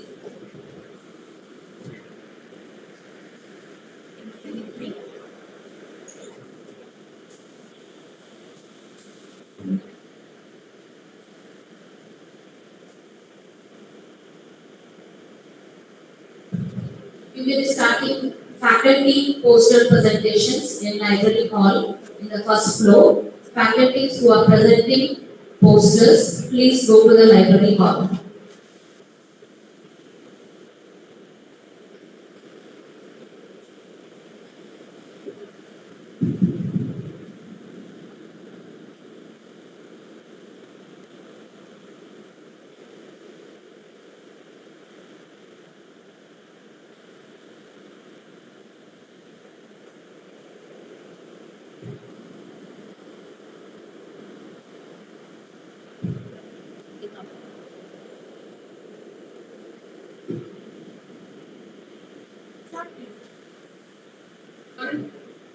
videographers, judges, and multiple delegates. And presenting a case study beyond the ashes, forensic challenges in disaster victim identification of charred remains, insights from Atibale fire on Harvard Road. This presentation highlights the present forensic challenges encountered during the mass fire incident and emphasizes the importance of disaster victim identification in restoring identity, dignity, and justice. Introduction. Mass fire disasters represent some of the most challenging situations in forensic medicine. Extreme heat destroys soft tissues, alters anatomical features, and frequently renders conventional identification methods ineffective. In such situations, disaster victim identification becomes essential. EVI is a structured and multidisciplinary process involving forensic examiners, radiologists, fingerprint analysts, search and rescue experts, forensic pathologists, forensic odontologists, forensic anthropology, and a DNA analysis team to scientifically establish identity. The ultimate goal is not merely identification but restoration of identity to the deceased and closure to the families. Case overview. The Atibale fire disaster occurred on 7th October 2023 at a firecracker shop come go down near Atibale, Karnataka. During unloading of pyrotechnic materials, a sudden fire led to rapid flames and spread extensive thermal destruction. The incident resulted in 40 fatalities, most of whom were migrant workers from Tamil Nadu. This was a mass casualty scenario requiring coordinated disaster victim identification and multidisciplinary medico-legal response. The disaster also had legal and humanitarian implications necessitating timely and accurate victim identification. Forensic findings.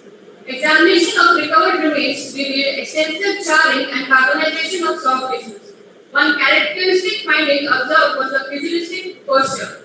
This posture results from heat-induced contraction of muscles producing pressure in limbs.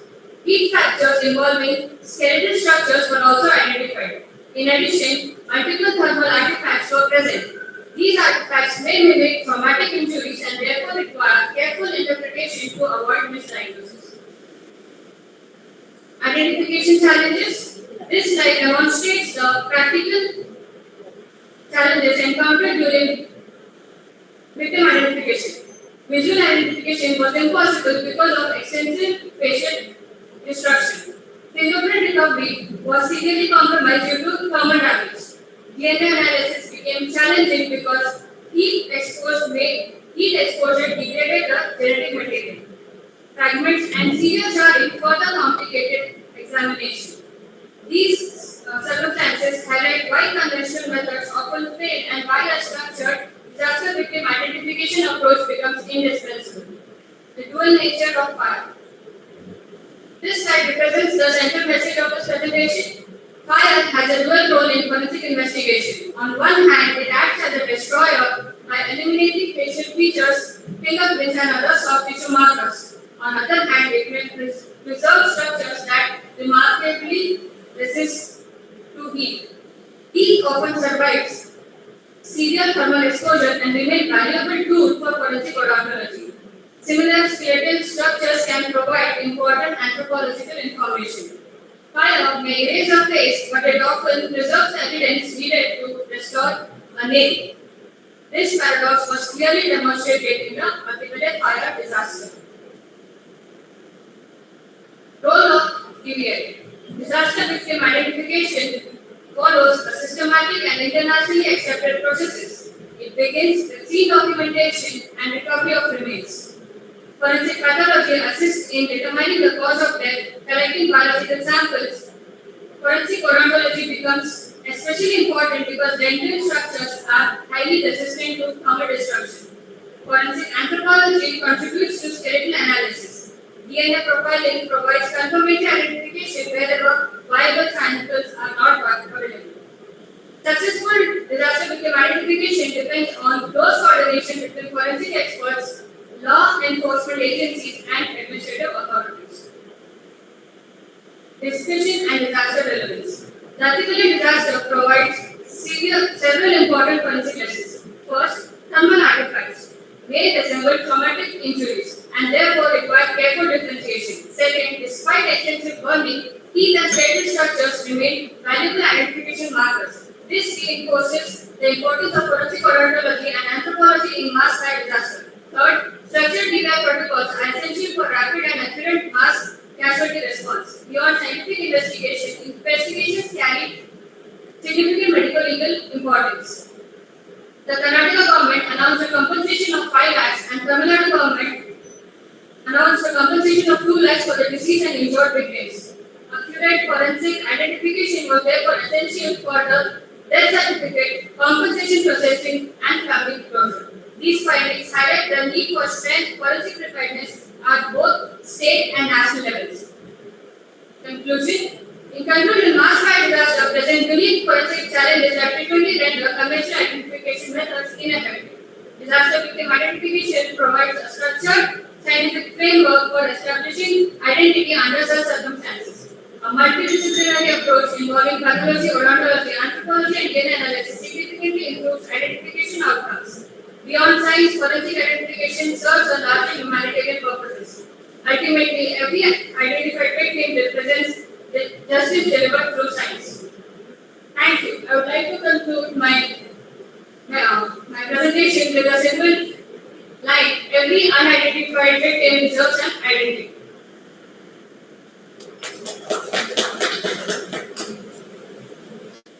Nice presentation, but I want to mention that your topic was the insight about that incident.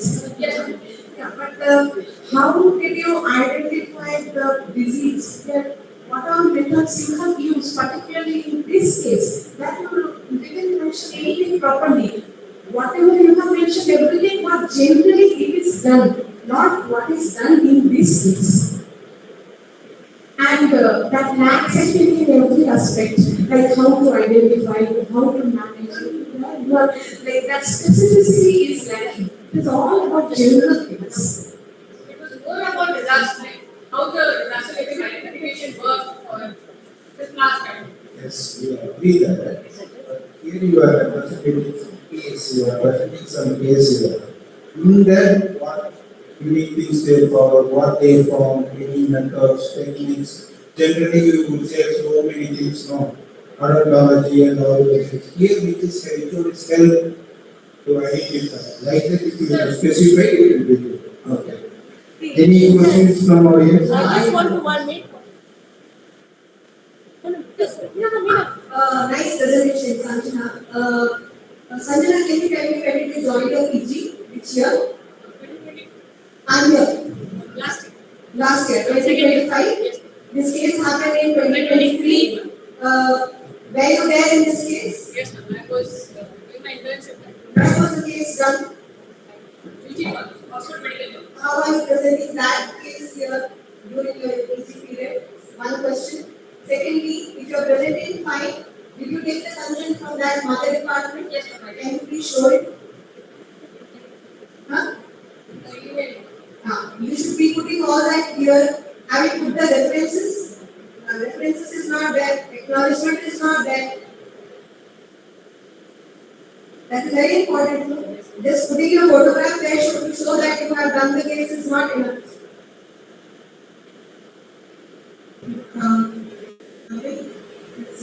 Your Bishop, please, concentrate on that and focus more on the case, particular case.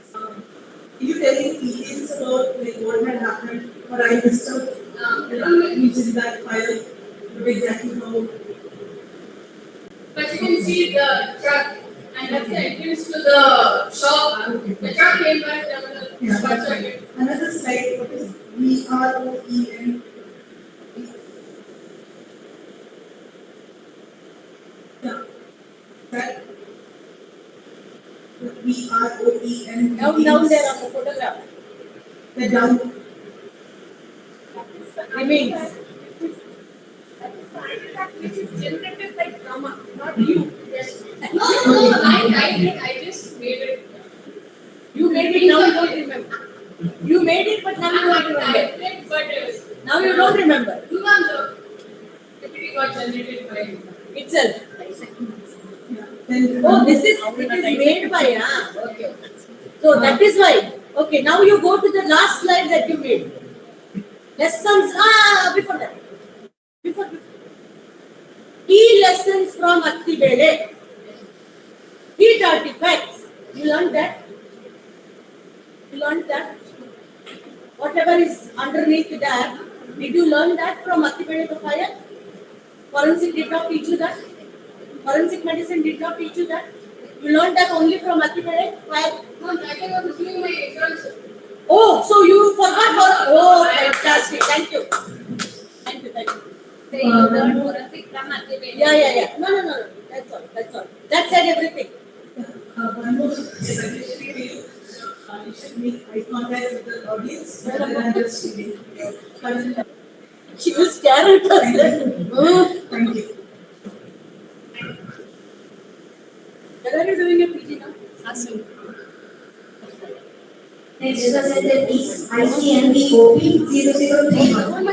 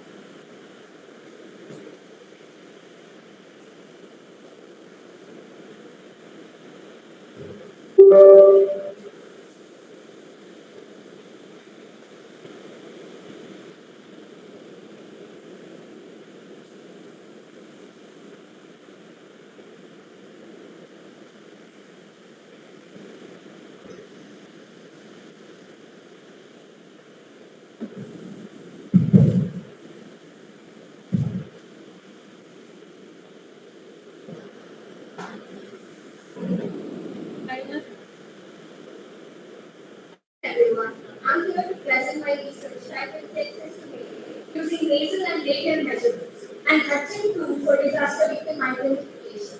Nasal is nothing but nose measurement, labial is nothing but lip measurement. And this study is to tell that alongside golden standard methods that we can also use nose and lip measurements as supportive evidence.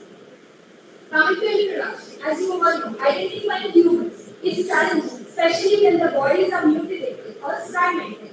And golden standard methods like DNA analysis, fingerprinting analysis, skeleton analysis will not be helpful all the time, as these are time consuming and costly. So during this time, we can use nasal and labial measurements, as these are quick, rapid identification, non-invasive approach, which means these doesn't penetrate any part of our body, and also these are less expensive than the golden standard methods. But it is to be kept in mind that these methods are population specific. Whatever like regression formulas or formulas that we generate, we cannot use it onto other populations.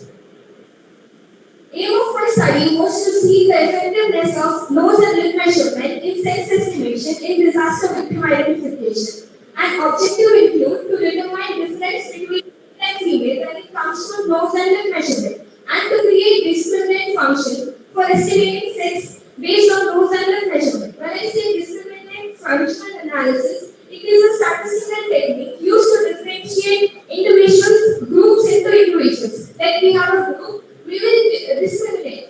Here we are discriminating male and female, and to compare how good this accuracy is of nose and lip. I have used community-based observational cross-sectional study design, and I have used purposive sampling technique to collect samples. Coming to inclusion criteria, I have taken healthy individuals above the age of 18 who are of Dakshin Kannada origin, whose two preceding generation, meaning to say their parents and both their paternal and maternal grandparents belong to Dakshin Kannada origin. Dakshin Kannada after 1997 division, and both male and females who are ready to give their informed consent. And the individuals with craniofacial trauma, physical, congenital, and acquired deformities or maxillofacial surgery were excluded, along with the one who had orthodontic appliances and also the one who were chronic smokers or tobacco chewers. For collection of data, I have used structured pro forma, in which I have taken social demographic data along with anthropometric data of the participants. And I have used digital coordinate caliper to measure the nose and lip measurement. And it was measured in mm. And I have used other stationery items which were required like paper, pens and pencils.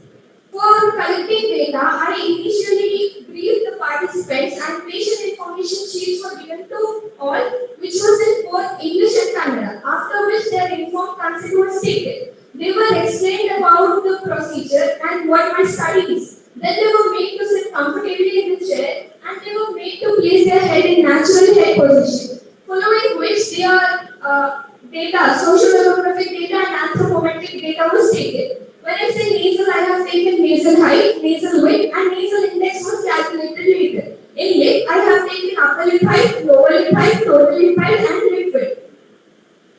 Coming to results and discussion, this table will show you the difference between male and female. As you can see, compared to female, male have significantly larger measurements and all these measurements were statistically significant except for nasal height. This is a table that shows you about Fisher's linear discriminant function. In this, I have got, this shows you basically nose and lip measurement that will contribute to classifying individual as male and female. This is the formula that was derived. Now, when we have a nasal measurement and native measurement, we will put those measurements into these formulas. Then we will calculate whatever answer we get. Then we will see D female and D male. If D female is more than D male, then the individual will be classified as female. If D male is more than D female, then the individual will be classified as male.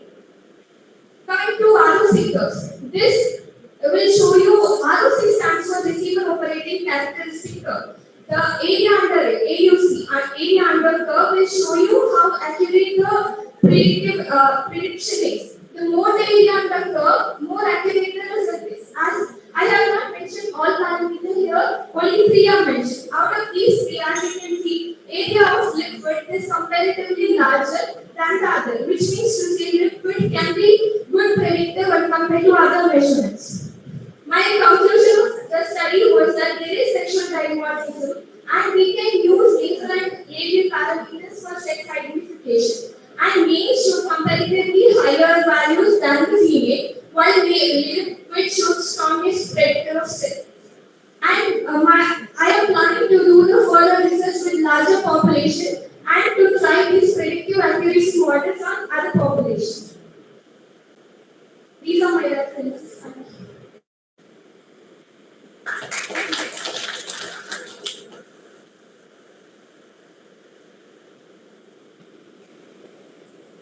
Will you please represent clearance from your? Yes.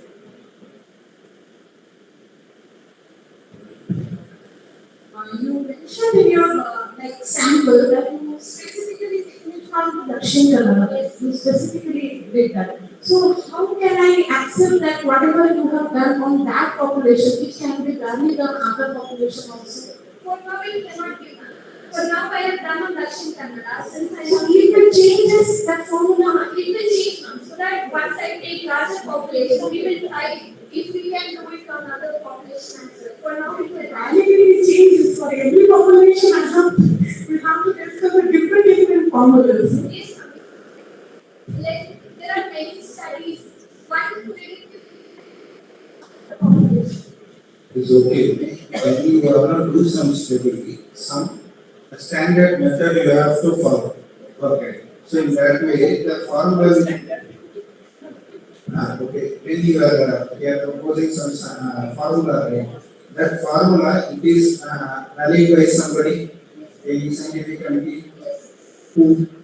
My statistician has taken so, and I have presented in front of Statistician will be helpful. I mean, they will help you for calculation of mathematical things, characteristics observation, your grade and other scientific committee, research committee will do that. Then you have to say why this particular formula you are using. What are all characteristics you are going to plus, what are all characteristics you are going to minus, what are all characteristics you are going to divide in that way. That is the things formula. Okay. That is either already somebody followed before in the previous studies. Yes, sir, there were one. Same formula you used it here. This formula is based on the measurements that I have taken. Who is validating that? So my guide has seen and I have also. One minute, madam, 1 minute. Do you know the meaning of validation? What is it? No. Validation simply means no matter on whom you apply it, the same result has to come. Validation means it is foolproof. You and your guide doing it doesn't mean it is validated. That means simply yes, okay, this is right. Your calculation, this is right. That is correcting. That is not called validating. You know the meaning of the words that you are using and that has been used to. Okay. Whatever you said here, he has just corrected whether you have done the correct calculation or not. It is not called validation. For validation, it has to be done external and internal. That means it has to be rotated, that formula has to be shown to others. It has to be validated to learn the meaning of validation. Then you cannot, in a PhD dissertation, you cannot create a new formula in that small gap. In that small period of how many months was it studied? In pilot study you created a formula. Once I take the larger population. No. Let me be clear. You want to tell me that in your pilot study you created a formula. Yeah, but in your pilot study you created a formula. And what was the sample size of your pilot study? Thank you very much. Any questions from audience? Good percentage.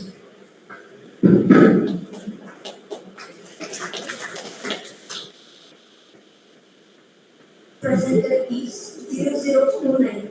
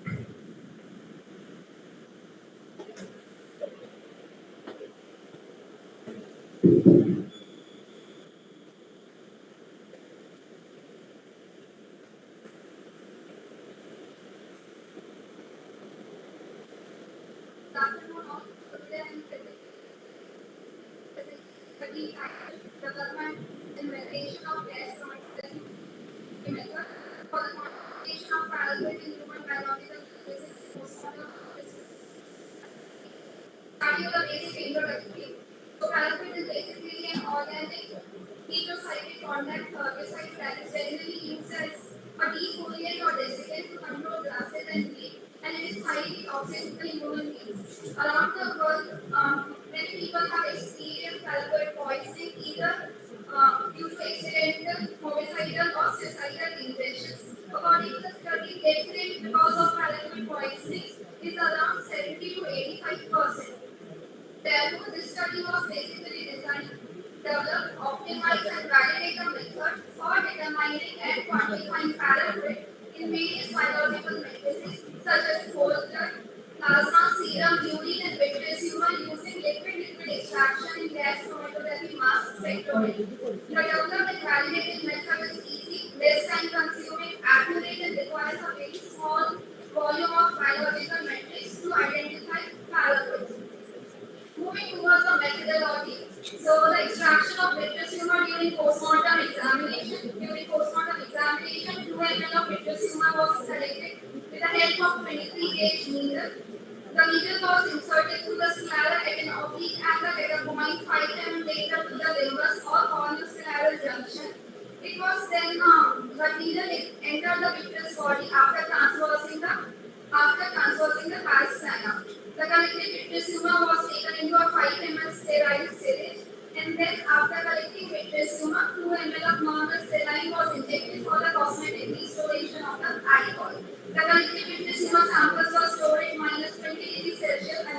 analysis. Moving towards the extraction of paraffin from the biological matrices, 200 microliter of biological matrix was taken. In that, 40 microliter of internal standard was added. Then 200 microliter of methanol was added, and then it was vortexed for 30 seconds. After that, 1.2 ml of acetonitrile was added. Again, it was vortexed for 30 seconds, centrifuged at 14,800 rpm for 15 minutes at 4 degrees Celsius. As a result of which, it got separated into two layers. Supernatant was taken into a clean glass tube and then evaporated to dryness under gentle steam of nitrogen. After that, it was reconstituted with 300 microliter of methanol, vortexed, and then taken into a GCML vial and then subjected to GCMS. Moving towards the result of the study. So this is the chromatogram that show the dominant peak of the paraffin and the internal standard accepted ethanoic acid. After this, it was then identified in this library that showed the similarity index of 90%. So this is the scan method. After this, we did the SIM method. In SIM method, we take standard as the sample, and then we did the matrix spiking for whole blood, plasma, serum, urine, and matrix 1. So this is the calibration curve that shows that equivalent standard when it was treated as a sample shows the R-square value of 0.998. This is the calibration curve for spike whole blood, spike plasma, spike serum that all shows the R-square value greater than 0.98. This is the calibration curve for spike UV and the spike vitreous humor. After that, assessment was done for green chemistry to check the applicability and greenness of the method. So here complex TAPI showed the score of 70 and PARI showed the score of 67.5, meaning that the current study fits into the criteria of green chemistry. Moving towards the discussion of the study. So the present study reported the percentage recovery in whole blood as 95.85 to 113.68%.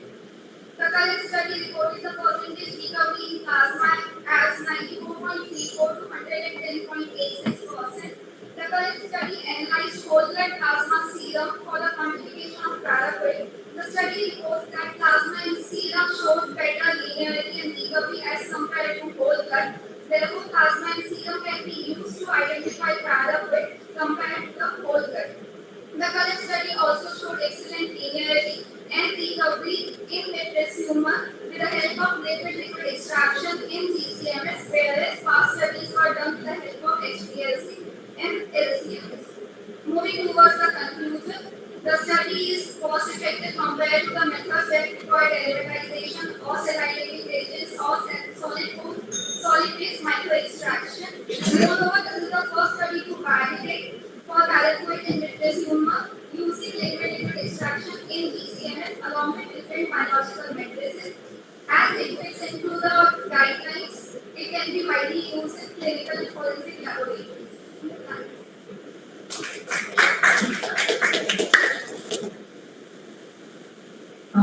This is the first study we wanted to mention. So what was your sample size?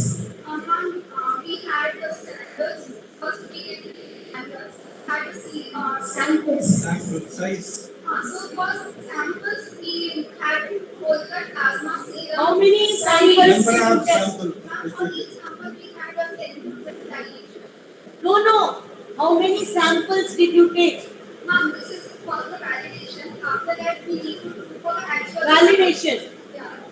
Only one sample you took. No, validation it was started with the standards. Okay, relax. Okay. Who are all with you? Any team members is there with you? How many members in the team? We have 1 out of 5.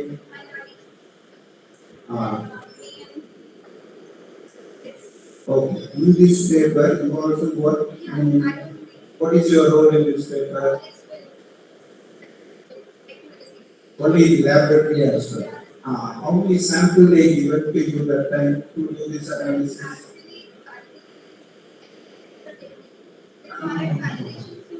Here you mentioned no blood, plasma and urine samples also.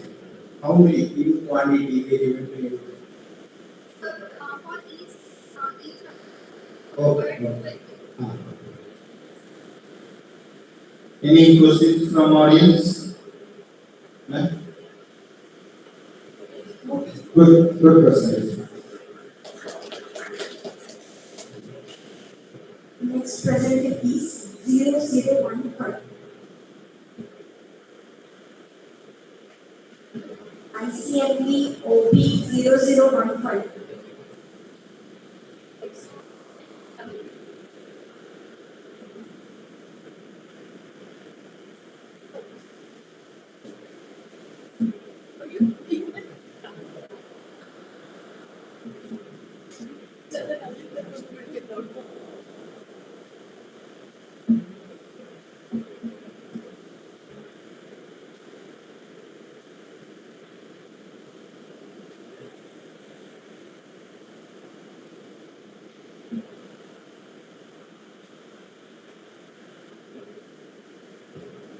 Good afternoon, respected judge, and my dear faculty and the delegates. Today I am presenting the oral paper presentation on a topic including the injury in case of RTA, for from hand, or an asthma. Coming to the case, what do you think if an young man find under the overhead bridge in a semi-unconscious state? Is it a case of an RTA, or a fall from height, or an assault? Let me go to the case. Here a case report of an unknown male of 24 years old found in semi-unconscious state under an overhead fire. He was brought by the police officer to the subdivision hospital and the primary treatment and MSC was made. And he died within 30 minutes of the death. The identity was established and I was brought the case to conduct the autopsy with an alert system of RTA fall from hand. Coming to the clue number 1. By seeing picture number 1, you can see multiple reddish color contusion present over the entire head. Coming to the picture number 2, you can see a lacerated wound of size 3 cm into 0.7 cm into bone deep on the right forehead. Coming to the picture number 3, you can see a multiple reddish color contusion on the left forehead. And you can see a multiple critical hemorrhages present over the left ear. Coming to the clue number 2. Here you can see a multiple reddish scratch abrasion of size 0.1 cm to 0.2 cm. You can see here, there is a scratch. And coming to the picture number 2 here, 2. A reddish grazed abrasion with a swelling and deformity with a fracture of ulna at its upper end. And coming to the last picture, you can see a reddish grazed abrasion on the right. What is the mechanism is going to tell for you? Coming to the clue number 3. I see reddish contusion present on the left arm and multiple reddish color contusion present on the inner aspect of the left arm and multiple reddish contusion present over the back with a cramp appearance. And you can see a multiple reddish contusion on the inner aspect of the right arm. What is this mechanism? In the case of an assault, let me see the next one. Coming to the clue number 4, internal examination. Coming to the head and neck, you will see the multiple patches of an hemorrhage under the scalp with the left temporal muscle contusion. You can see here. And coming to the thorax, we have a right leg fracture with an 80 ml of blood with a laceration of 1 into 1 impact community. Coming to the abdomen, you may see anterior abdominal wall has an hemorrhage with including mesentery and serosa with 500 ml of blood. Coming to the pelvic, we had a fracture of right superior ear, right superior arm with the right sacroiliac joint with extravasation of surrounding tissue. Can you take case of an high energy impact? How we decode the injury? See the reddish gills abrasion present over the head, face, and shoulder on the right upper limb with a fracture of ulnar bone at its upper end with a pelvic fracture. This has its high force impact. Coming to the second, multiple contusion over the head with variable size, transparent appearance over the back with multiple contusion of the different size shape over the both upper limbs. Will necessities assault. Coming to the pelvic fracture, this can also happen in a case of a fall from height. What is the cause of the death? A hemorrhagic shock, following blunt force trauma impacted the chest, abdomen, and the pelvis. How the case has been portrayed. Here, the unknown male came and identified, and he was identity was established. On the investigation, he was found that he was with his girlfriend at last. That is, the girlfriend has confessed that three of his friends had grabbed him and pushed him inside the car. This is came to witness number 1. Coming to the witness number 2, while our injury examination, we came to that it is a straightforward case of an assault. But it has absolute one more manner of attack that we have to know, which is high force impact.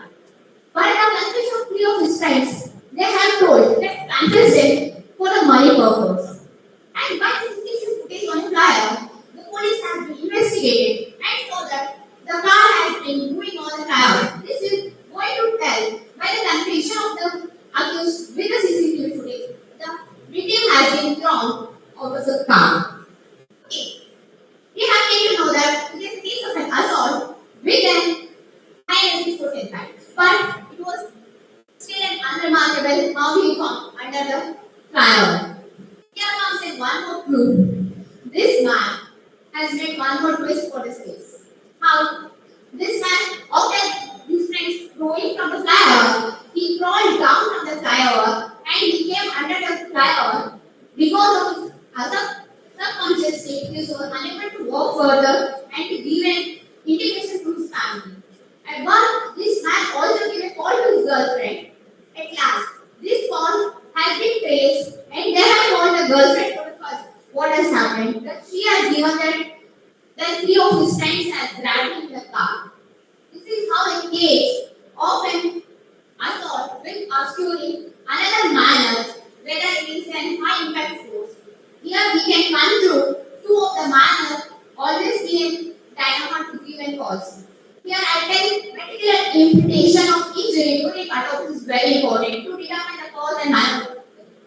Analyzing in particularly critical cases where history is absolute, multiple possibility of scenarios such as RTA, falls from height, or an accused as possible. This case highlights the systemic approach of decoding the injury complex in the forensic cases. Thank you.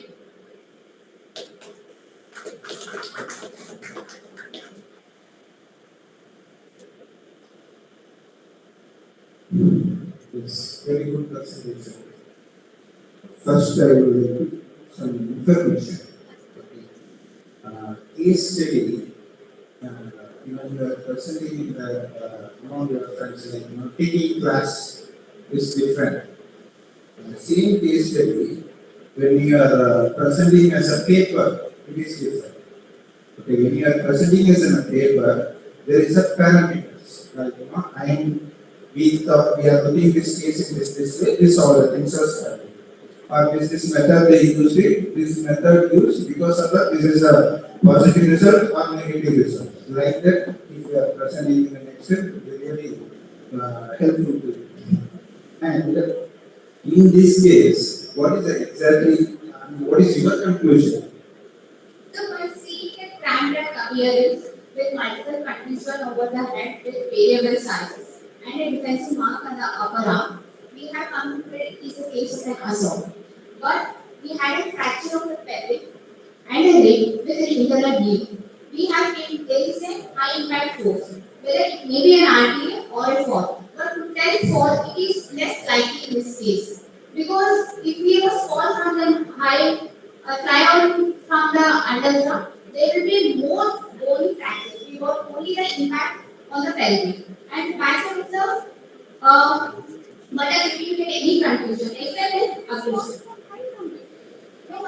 They have confessed, they have known it while the vehicle is moving. Secondary food. He was found under the He's from the flyover. He was thrown from the flyover. No, he was actually thrown from a moving vehicle and he crawled down and he came under the bridge.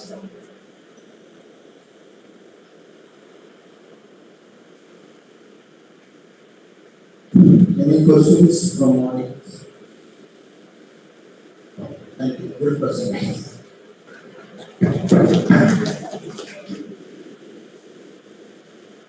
Next presenter please 005.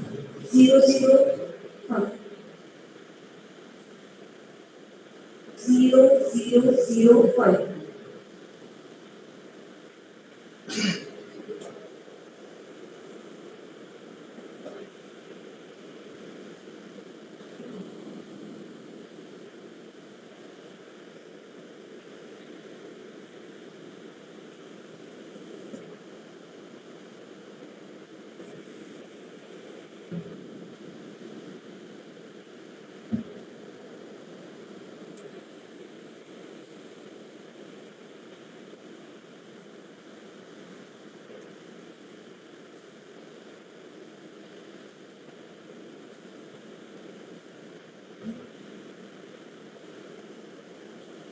You're not there for, you're not there for, what were you supposed to put?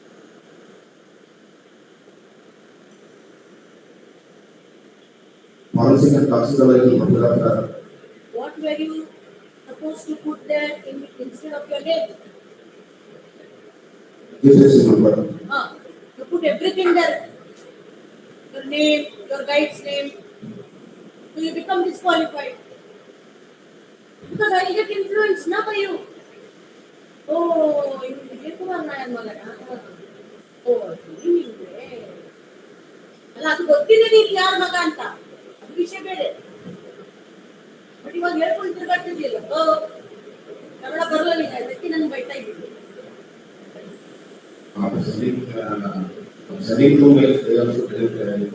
I don't know, but you are instructed, you are not supposed to put your names.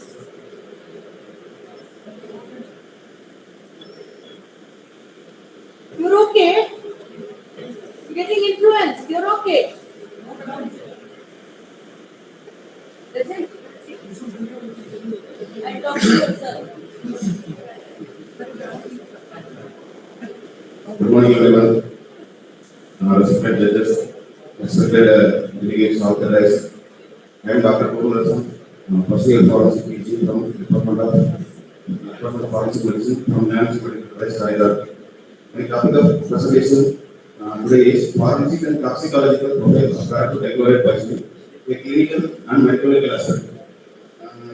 It is the retrospective study of 50 confirmed cases from a study period over 2022 to 25, and it has some fatality rate of 62%. Paraquat, as we all know, it is a toxic pyridinium herbicide used for agriculture before planting. It is known for its fatality rate with no specific antidote. Mechanism of toxicity is mainly by the drug cycling. Mainly by drug cycling, where because of the superoxide ions, it causes pulmonary fibrosis as well as multi-organ failure. Paraquat is banned in more than 50 countries, and it is under consideration for banning in South India. Recently, it is banned in Andhra Pradesh. While this study is it has a limited forensic clinical data or paraquat fatality to identify the predictors of mortality for clinical trials, inform policy and preventive strategies. Study objectives is to describe the demographic and the clinical profile and to analyze the organ injury patterns to determine case fatality rate and predictors, to document the autopsy and histopathological studies. Study design, it is a retrospective study, retrospective case analysis. Sitting period is tertiary care hospital from Meghana Medical College.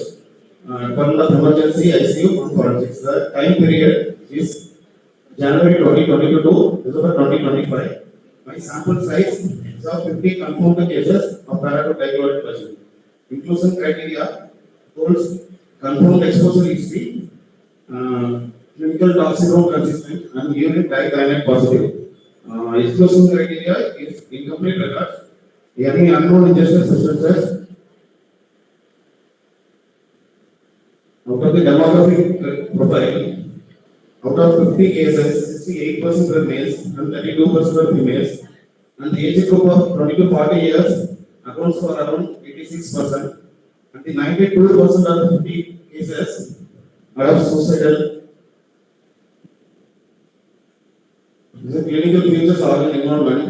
Out of those 50 cases, 68% present with the higher overall ulcers, Next to it, respiratory distress of 64%, vomiting, kidney injury, and hepatic dysfunction. Meanwhile, the mean laboratory values of the fatal case as well as avoided case. Fatal serum parameter is 147 microgram per milliliter versus survived 11.3 microgram per liter. Lungs, respiratory distress is present in almost all the cases versus 5% survivors. Kidney, there is acute kidney injury in 94% cases. Liver, hepatic dysfunction in 74% cases. Outcome and mortality analysis. This has been already discussed respiratory distress in all fatal cases. Next to it, acute kidney injury. Next to it, hepatic dysfunction. These are the graphs and the microscopic pictures. In lungs are congested edematous lungs. It's a pulmonary hemorrhage. Microscopic level there is kidney damage and pulmonary fibrosis. Kidneys, there will be cortical congestion at cross level. Microscopy, there will be acute tubular necrosis. There is loss of corticopulmonary distinction as well as in microscopy glomerular congestion. Liver, cross findings, there is hepatic congestion. Microscopy level, there is central necrosis. There will be several parenchyma in grass, the sinusoidal congestion in microscopy. GI tract, gross findings, oral ulcers and erosions, that's oral ulcers is most common. Microscopy is mucosal ulceration and necrosis. Acute inflammation is also present. Already discussed the demography consistent. Male are more common, 68%, than females are 32%. The paracut has a high case fatality rate of about 62%. The pulmonary toxicity as central fatal pathway from a recurrent stimulus Bolivia at 2008.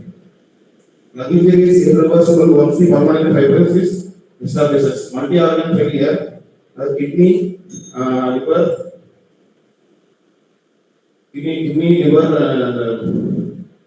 renal tumor necrosis and hepatic congestion, hallmark of systemic parental toxicity. Forensic and medical verifications, cause of death certification, requires integration of exposure history, clinical course of toxicology, and autopsy. Homicidal poison program must be excluded when exposure history and clear from a reference period of 2022. Conclusion, it carries a high fatality rate of 62%, predominantly young male, engaging in social realization, multi-organ toxicity, particularly respiratory failure, acute kidney injury, hepatic dysfunction, associated with fatal outcomes. Autopsy revealed the characteristic pulmonary fibrosis, renal tubular necrosis, hepatic congestion, confirming the medical legal significance of histopathological examination. Serum paracut levels mean 177 microgram per milliliter in fatal cases versus 1.3 microgram milliliter in survivors. Cause of death certification demands integrating clinical, toxicological, and pathological evidence, routine urine dicyanide screening, aids early forensic recognition. My take-home message is narrative questions, forensic emergency, early recognition, multi-organ monitoring, and thorough medical documentation are essential for patient care and cause of death certification. These are my references. Thank you.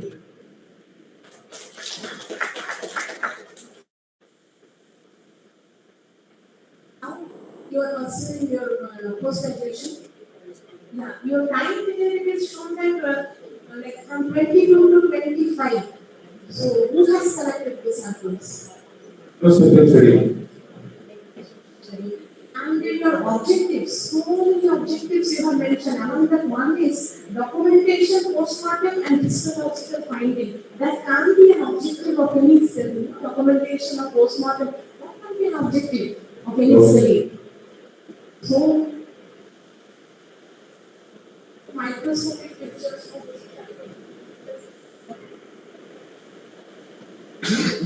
fibrotic consolidation in the lungs. Was it seen in all the cases? Mainly all the fatal cases are present with the respiratory failure.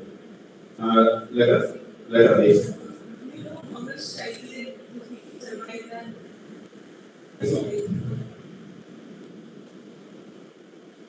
Here, day one survival for right side chart is there. Day one, 4 people survived, day 2 to 3 survived, day 4. So in all the cases, autopsy, the cases where autopsy was done in all of them pulmonary fibrosis. Yes, ma'am. Because respiratory failure has the maximum percentage in all those cases of paragraph. Any questions from audience? Doctor, I wanted to know one thing. In your objectives, you have put that you wanted to document or study the injury pattern exclusive for paralytic positive, correct? Can you please go back to objectives? Analyze all the injury patterns. What are the other injuries that you notice? The organ damage, acute kidney injury, then That also it is retrospective. Yeah, retrospective is getting all those organ injury means you see only that what can be available to you actually and retrospective. And all those organ injuries exclusive for paralytic or can it be seen in other poisoning? other person also can be seen. What are the other poisons in your name? OP person. Okay. So how do you Or say that any analysis of toxicity. Then how did you say that it could be exclusive for paralytic poisoning? No, by measuring that serum paracrine levels and urine dicyanate test. Case was validated by forensic report, forensic estimation of the paragraph. These were already Yes, sir. We confirm the cases. Yes, confirm the cases and already records. Was there a quantification done for the amount of paraquat in FSL reports? quantification tables should have been in the report. Was it quantified in FSL reports? Right. Quantity of paraquat You was not get the FSL report. They are only you should have stuck to one or two objectives. Yeah, but also not. Thank you. During lunch, we will discuss paraquat. Thank you. Or we will take some.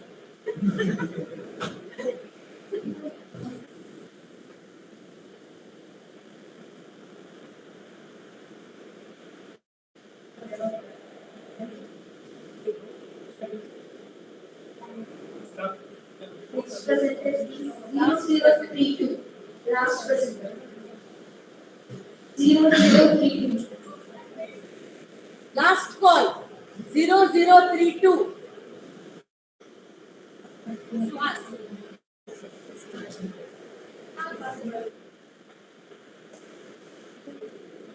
It has to present. He's been coming and asking me 10 times when is it?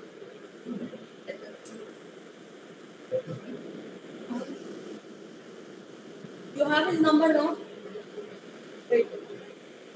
You tell me the marks till then I'll come to take.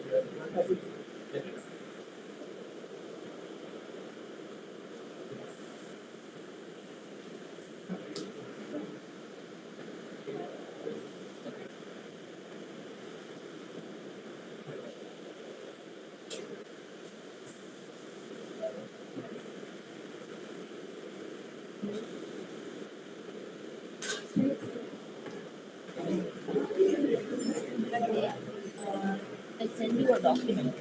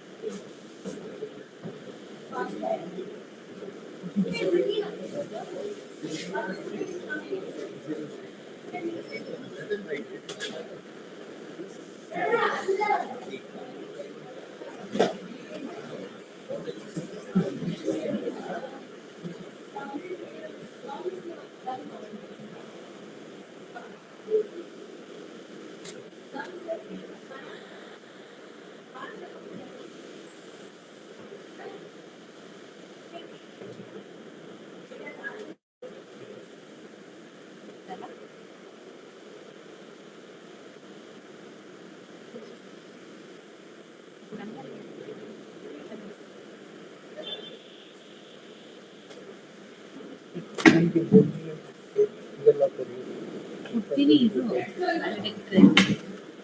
ಈಗಲೇ ತಗೊಂಡು ಏನ್ ಮಾಡ್ತೀನಿ ಇದು finish ಆಯ್ತಲ್ಲ ನಾ 2 top ಇದ್ದೇನೆ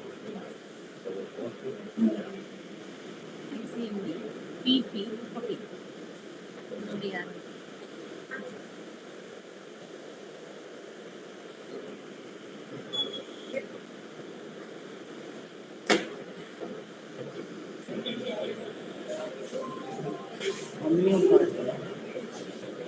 PP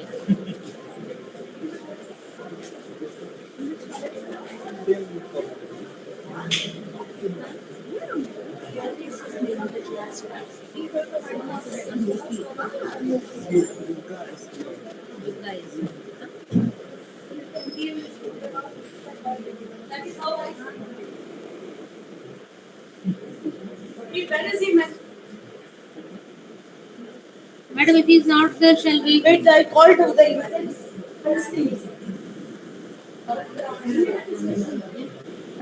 Poster, the list we have in.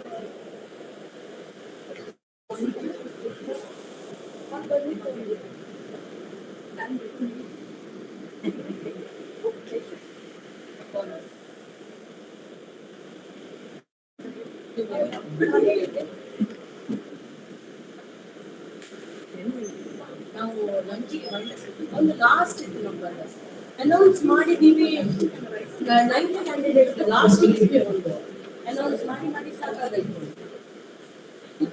ಏನ್ ಮಾಡ್ಲಿ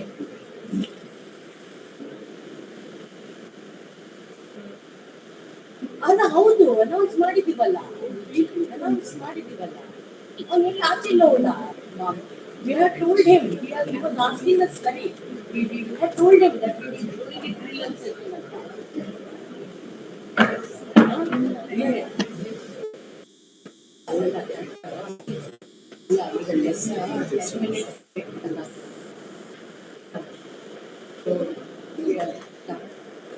let me see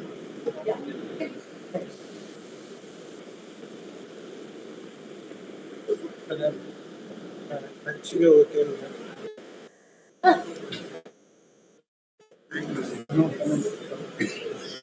you can move for lunch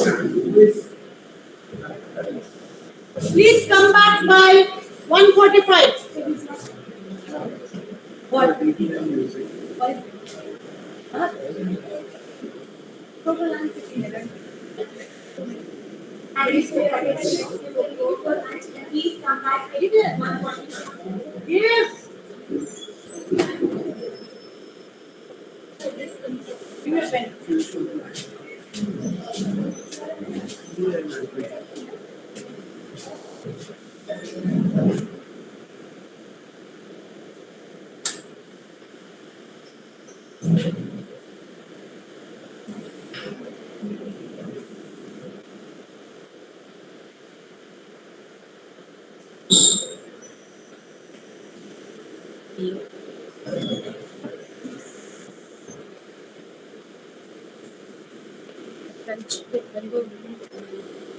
He's ಆಚೆಲ್ಲ ಹೋಗಿದ್ದಾನೆ 10 ನಿಮಿಷ ವೇಟ್ ಮಾಡಿ ಅಂತ ಆಗೋದಿಲ್ಲ ಅದು 10 ನಿಮಿಷ ವೇಟ್ ಮಾಡಿ 5 ನಿಮಿಷ ಮೊದಲೇ Came and asked already.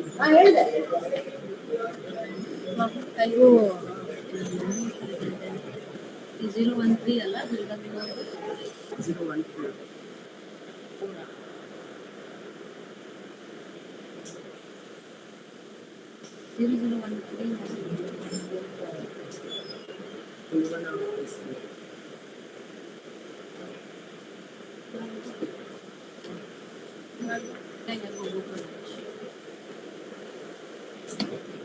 You're still doing this. If I finish my lunch and you're still doing this, I'll tell you what's there. If you're still doing Yeah.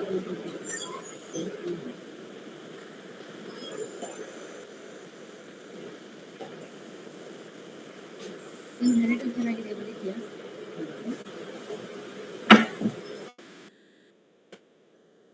ಇದು PG ಡಾಕ್ಟರ್ ಆಗಬೇಕು poster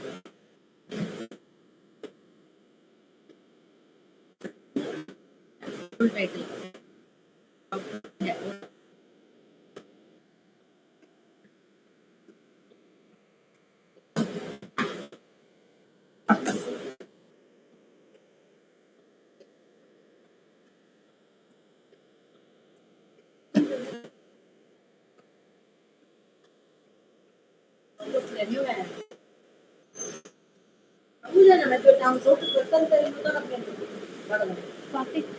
faculty poster results are ready.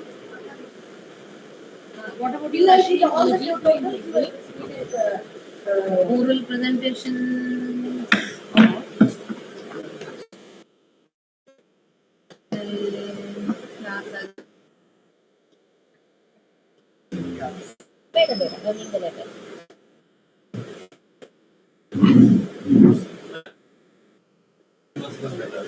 ಬರ್ಲಿಲ್ಲ ಮುಗಿಸಿದ್ವಿ ನಾವು ಅವ್ರು wait ಮಾಡಲ್ಲ ಅವ್ರ presentation ಅವ್ರು ಇರ್ಬೇಕೀಗ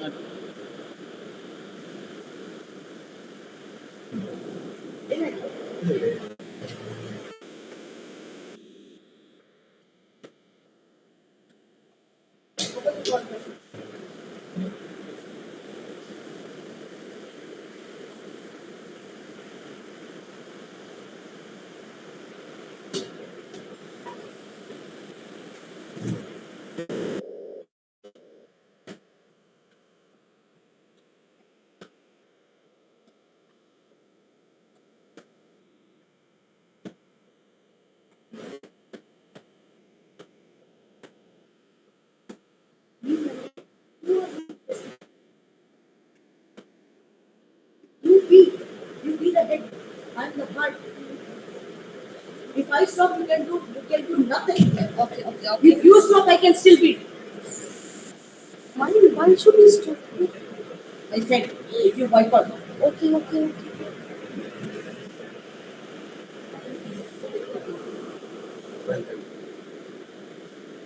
Oh, hey, what are they?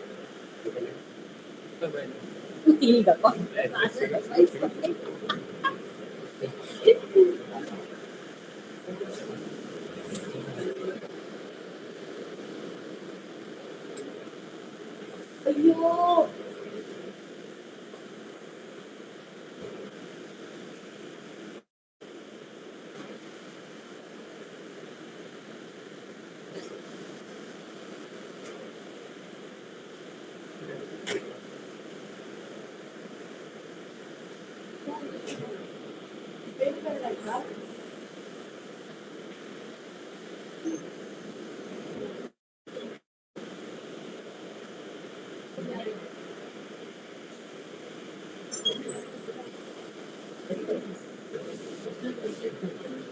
Go back.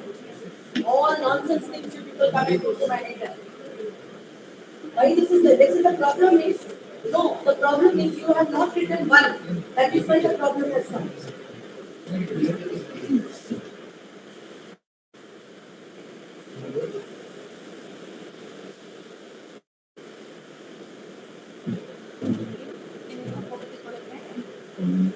They are smart. See? Smart people. That is my story, Mama. Smart girl.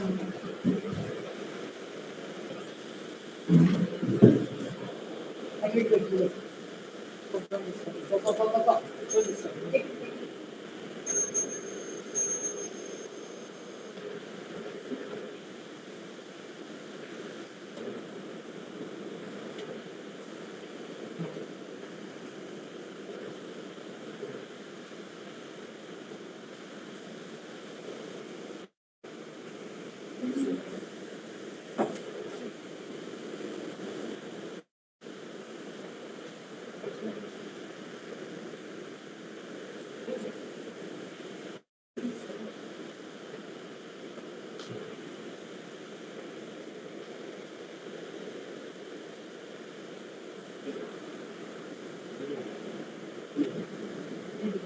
Madam.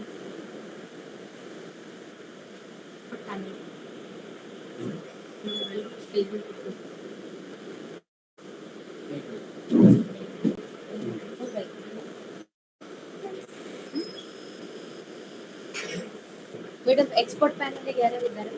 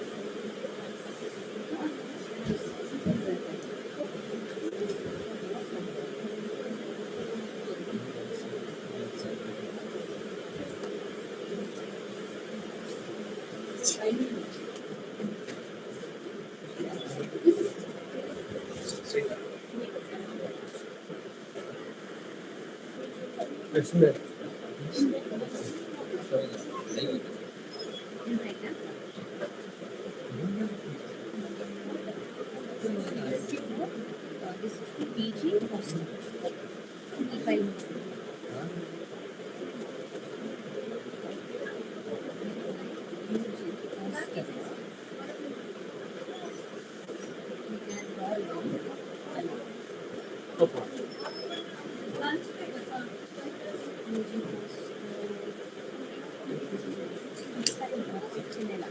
This label it as package. It is me. This is UG. I know this is 6 yeah.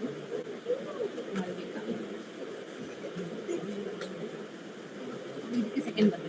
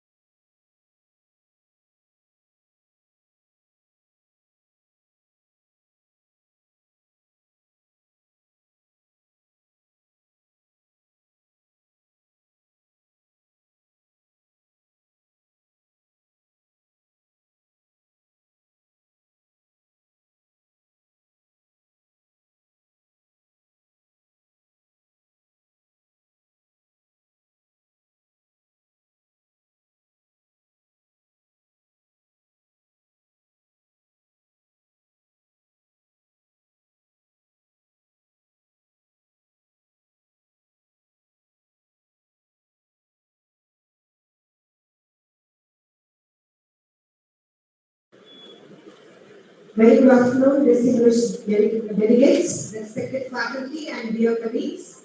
It is my privilege and honor to introduce our esteemed speaker, Dr. Utpala Attigale, an accomplished expert in fields of legal medicine and forensic medicine.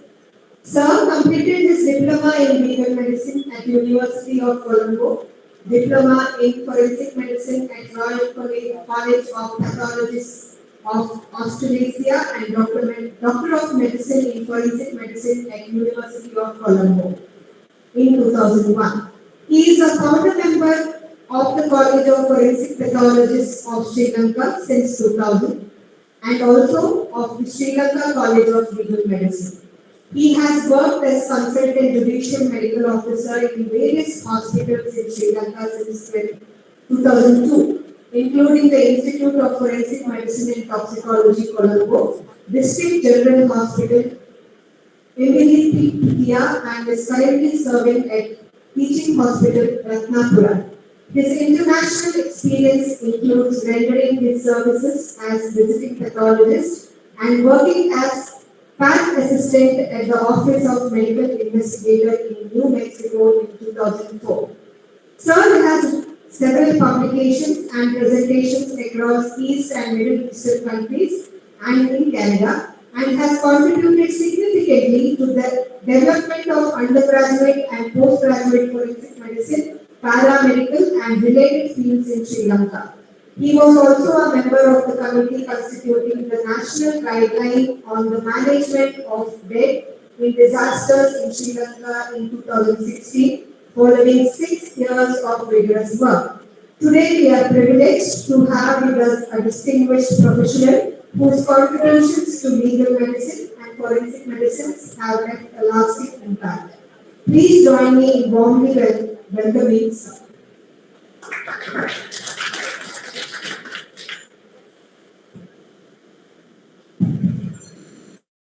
Good afternoon, all of you. Thank you very much for kind words of introduction.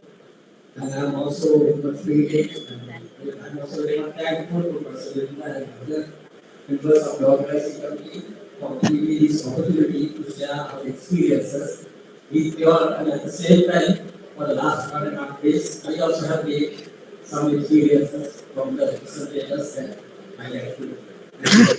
Thank you very much. So let me share the Sri Lankan experience in the management of the death in disasters regarding policy making framework under the one word, one response. Right. So this is regarding policy, basically a simple description what the policy is.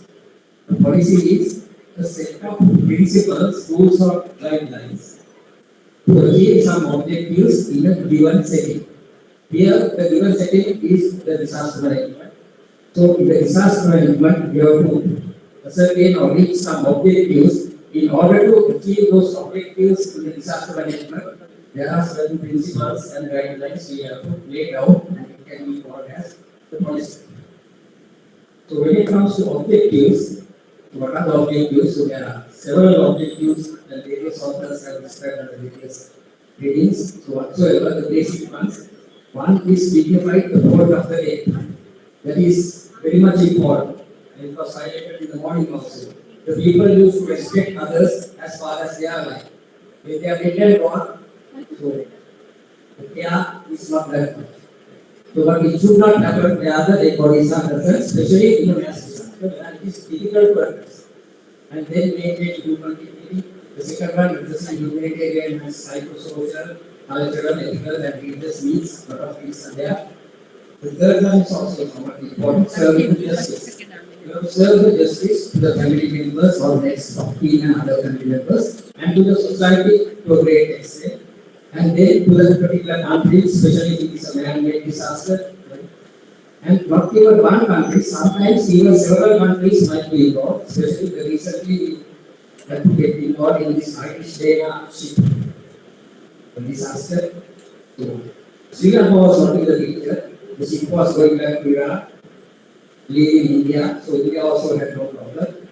because unfortunately by Americans. So it happened not in Sri Lanka and the colonial borders, but under the international law it says the closest country should attend the casualties. So because of that, Sri Lanka got involved. And so, but I just want to say when it comes to serving the justice, it might not be even a single country. It can be one single. Right. The fourth one, conducting inquest on all the days in accordance with the fundamental principles and creating law. The last one, application of scientific criteria for all the workings has been done in systematic way. So it is not that difficult, it is not that easy also to make and implement these guidelines because under several reasons. One is there are multiple types of disasters, natural ones and man-made ones. When it comes to natural and man-made, the man-made ones are there's a slight difference. Some say there are intentionally man-made ones. That means you plant a bomb with the intention of killing people. Intentionally man. There are as well as some accidentally man. Let's say the bridge collapses due to poor construction or I can see building collapses due to poor construction. It is not with the intention of killing people, but due to various other negligent issues. So some used to call it as accident as well.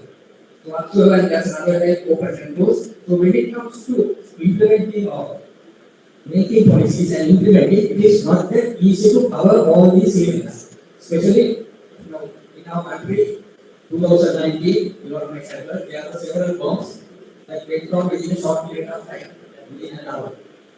So there are court cases, it is called it is under that, and for that man-made disaster, now at present there are 40 odd court cases going. So it is not easy to address these things. We can't say we thought only of humanitarian things and this and that at the beginning, and we did think that we should work that point out. So it is not easy to make guidelines where such things are concerned, especially man-made ones and extensive. And even the definition kept on evolving over a period of time, but fortunately at present the definition is somewhat what is an acid surface somewhat stable. Then multiple stages are there.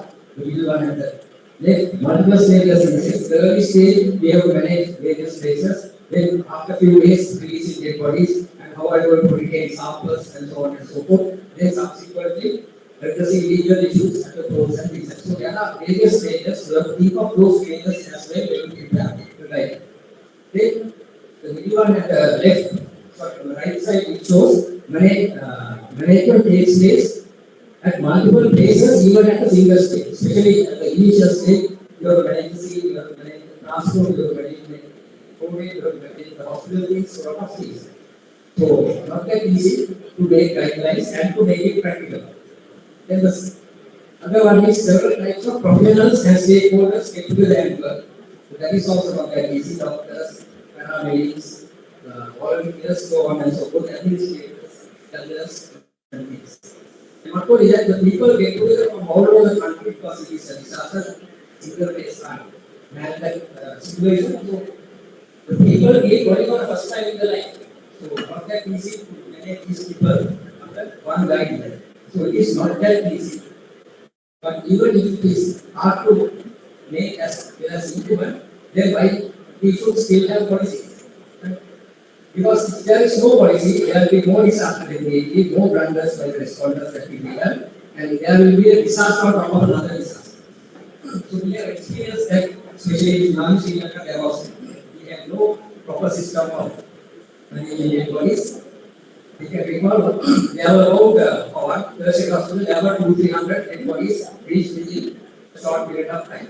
At the same time, for the same hospital, rural small hospital, there was a patient transfer who was knocked out by a vehicle for a road traffic accident who had head injuries. For neurosurgical management, they transferred the patient to South.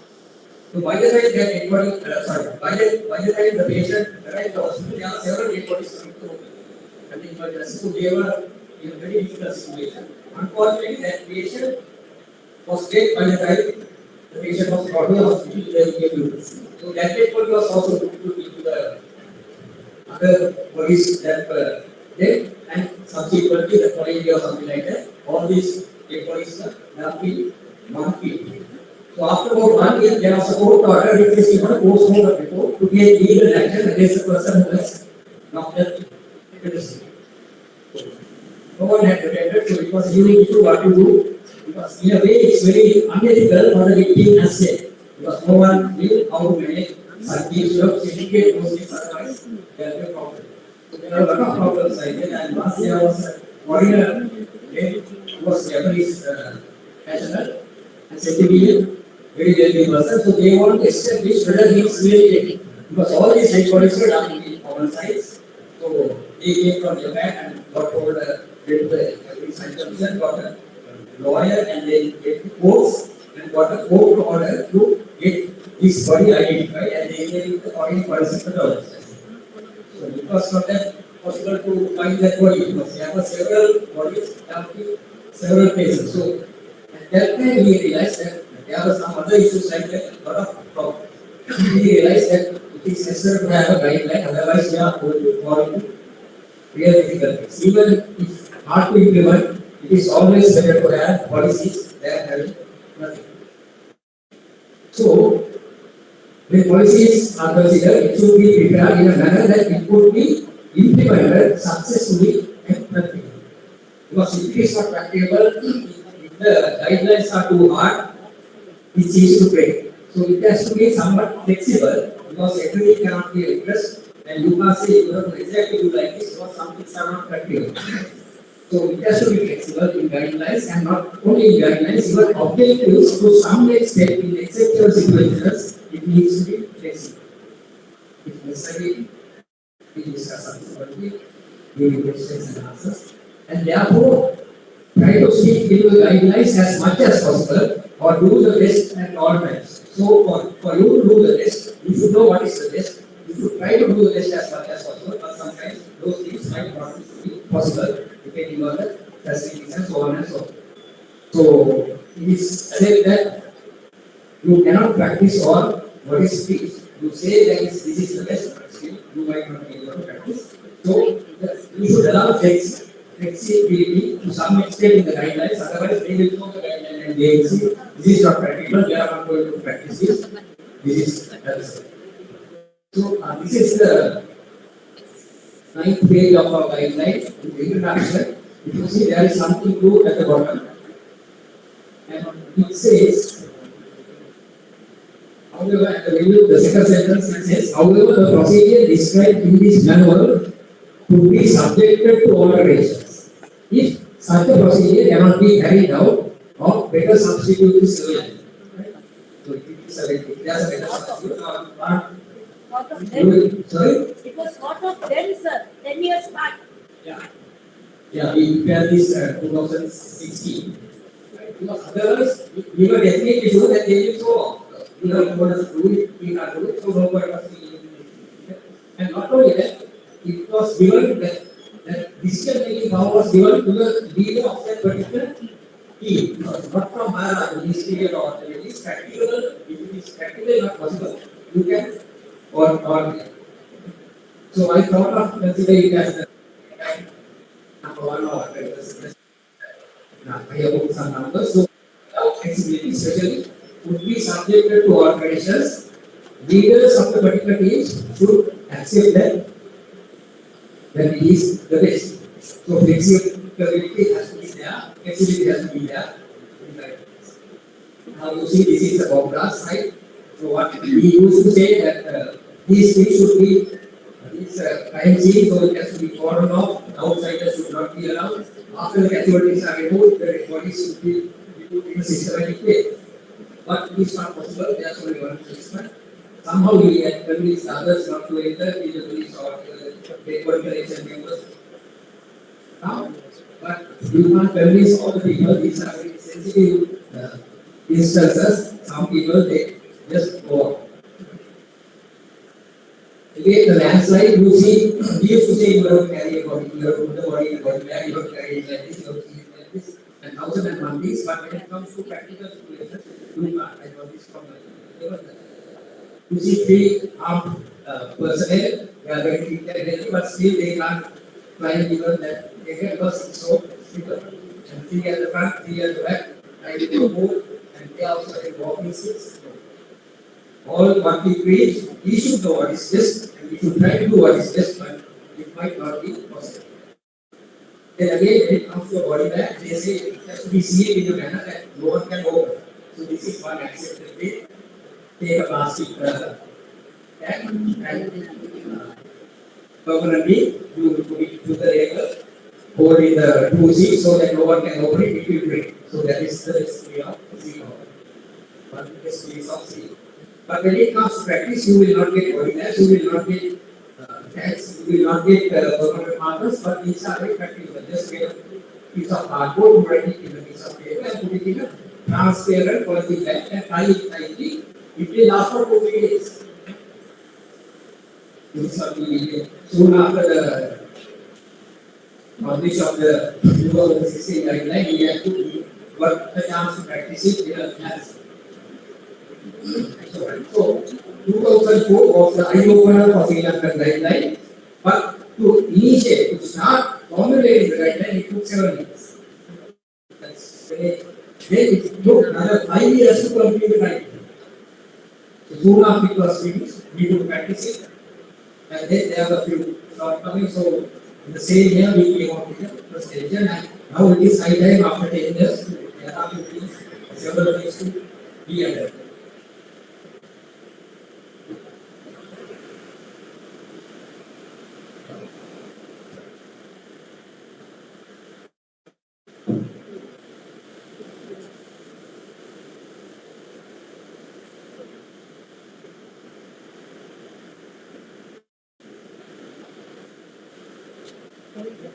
So this is just to show you all, there were 17 people who got together to formulate this guideline, representing 10 fields and ICRC organizing and funding, forensic pathologists, forensic pathologists, anthropologists. At that time, we didn't have forensic anthropologists in our country, but now we are presenting that.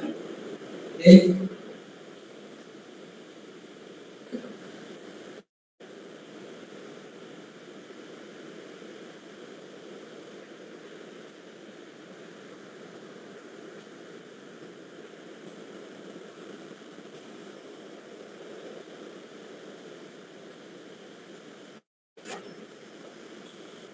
so 17 people representing 10 different fields to put them under one group at a particular time because it's extremely difficult, right? Because they have other commitments, so that's why we took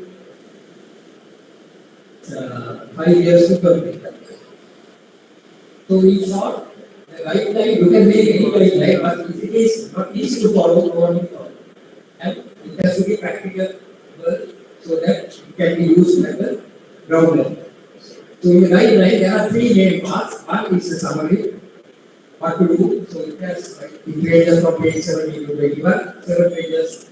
The whole thing is summarized in 7 pages, and then procedure in detail, page 22 to 46, you get 24 pages, and the last part is annexures. Annexures are the forms and registers that are being used at the seal. So how it is being sealed is described as the middle part in detail. The first part is a summary. So really what you want, the annexures, and you get 33 pages of annexures because antemortem data includes 14 pages, or it takes one data.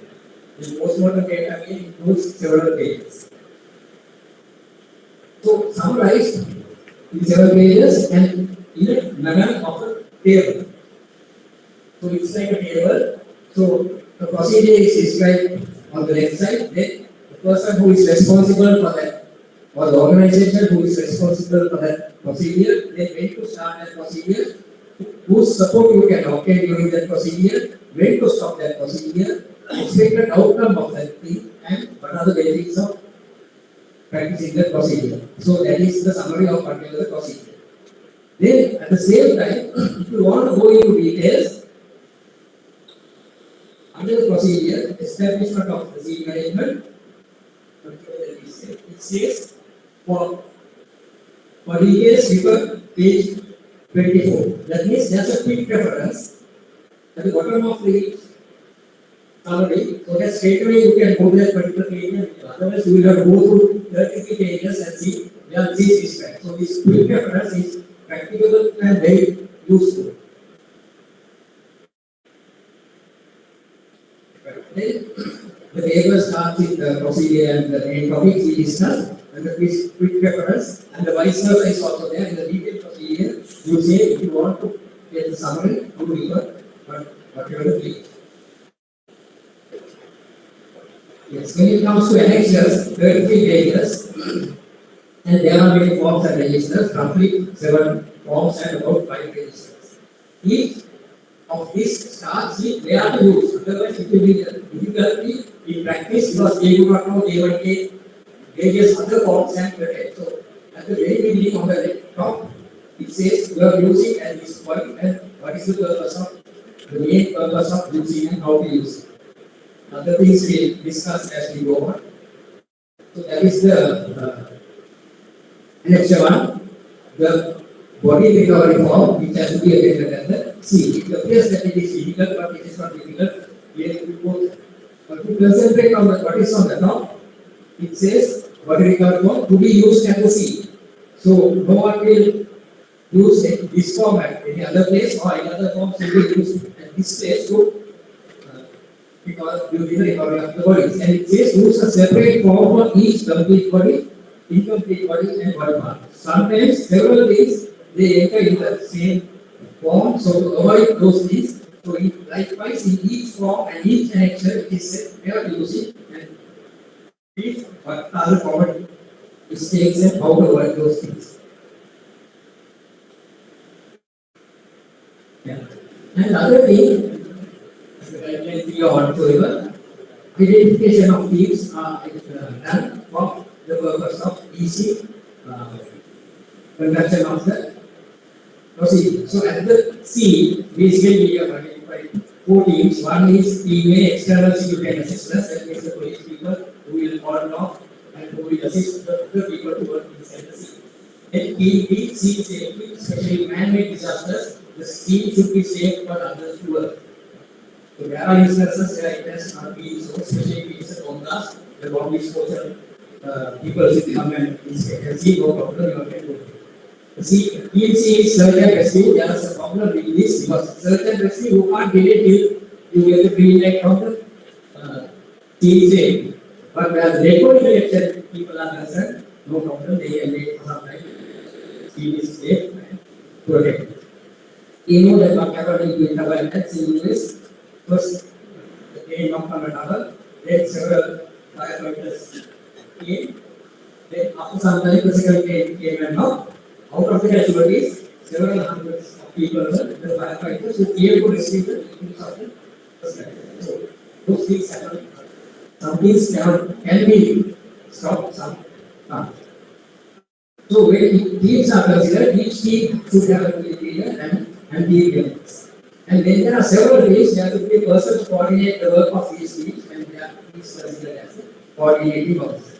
There should be some hierarchical system in this. If a team leader has something to communicate, sometimes team members should always communicate with the team leader, and the team leader should communicate with the coordinating officer, and the coordinating officer is the best person to communicate with the outsiders. That means outsiders in the sense media people, administrators, politicians. So it should be left to coordinating officer. And team member, let's say in a situation, sometimes a team member might be very familiar with the administrator of that team. So he might think that I can just speak him and get some things away. It should not be done, can be done, but he should inform the team leader and team leader should inform the coordinating officer, and then after that it can be done in green light, because otherwise there will be several things that will be arranged without the knowledge of the team leader and coordinators. So there might be problems. So always some form of hierarchical system has to be there, and it has to be told there, and that should not be bypassed. With others, sometimes some people might be familiar with other people more than the team leader or coordinator. Then coordinating officer will coordinate with external personnel. We discussed authorities like administrators, media, politicians, and so on and so forth. And there should be a spokesperson. So this should be the coordinating officer, or he can say someone else to be the spokesperson. Then each team leader should have a list of his members and it should be handed over to the main person concerned who is regarding the disaster when he leaves. Otherwise, you can't find their back and it should have the name, designation, contact number, regular workplace. Because now let's say the doctors might come from various places.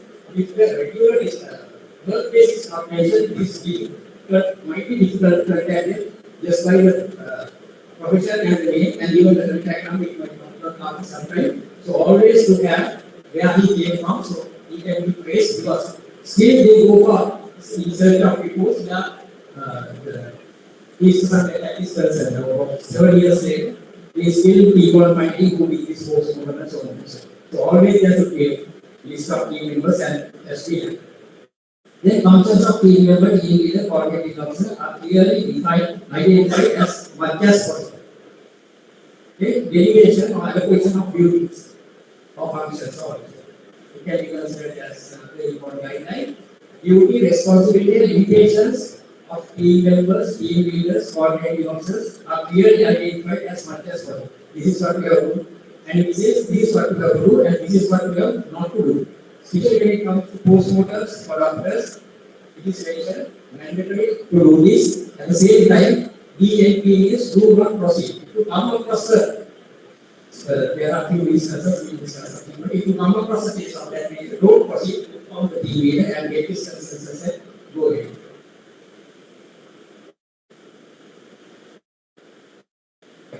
Now this is the reason where three different places of the country, one in the north, east, two in the south, and in Colombo, the main city, the capital, there were 6 bombs went off within a period of 1 hour or so. So it was, this was taken from the internet, so it was viral in the internet. And this is what we saw subsequently. Because the death toll climbed to 359 on the 2nd of the government said 359 people died. On the 4th of 5th day, the government said no, not 359, it's 260. That is something can't happen because when you find dead bodies, the count keeps on rising. So if it goes up to the first day 100 dead bodies, second day 150, 100, so how can it decrease? So how do we sometimes stop? What they used to ask, why can't you count up to 360 at least, right? So, and the government said, the government did a calculation error because fortunately there were several cases involved, so they said it was not but really what happened was, there was a PG hospital or Greater hospital. By that time, this happened in April. By that time, from January to April, there were 90 dead bodies, 90 unidentified dead bodies from that hospital. So the first dead body which came following the incident, they numbered it as 91 unidentified dead bodies. In the evening, someone contacted someone working there and they asked how many dead bodies were received by them. So someone came to the number and he said, yeah, at present now we are registering 200 or 100. So ideally, it is not the number, the first 90 dead bodies that institution received from January to April would be released. So that was the real reason. It was not a calculation error because there was no one responsible to give the address the media. So that is why these things are published.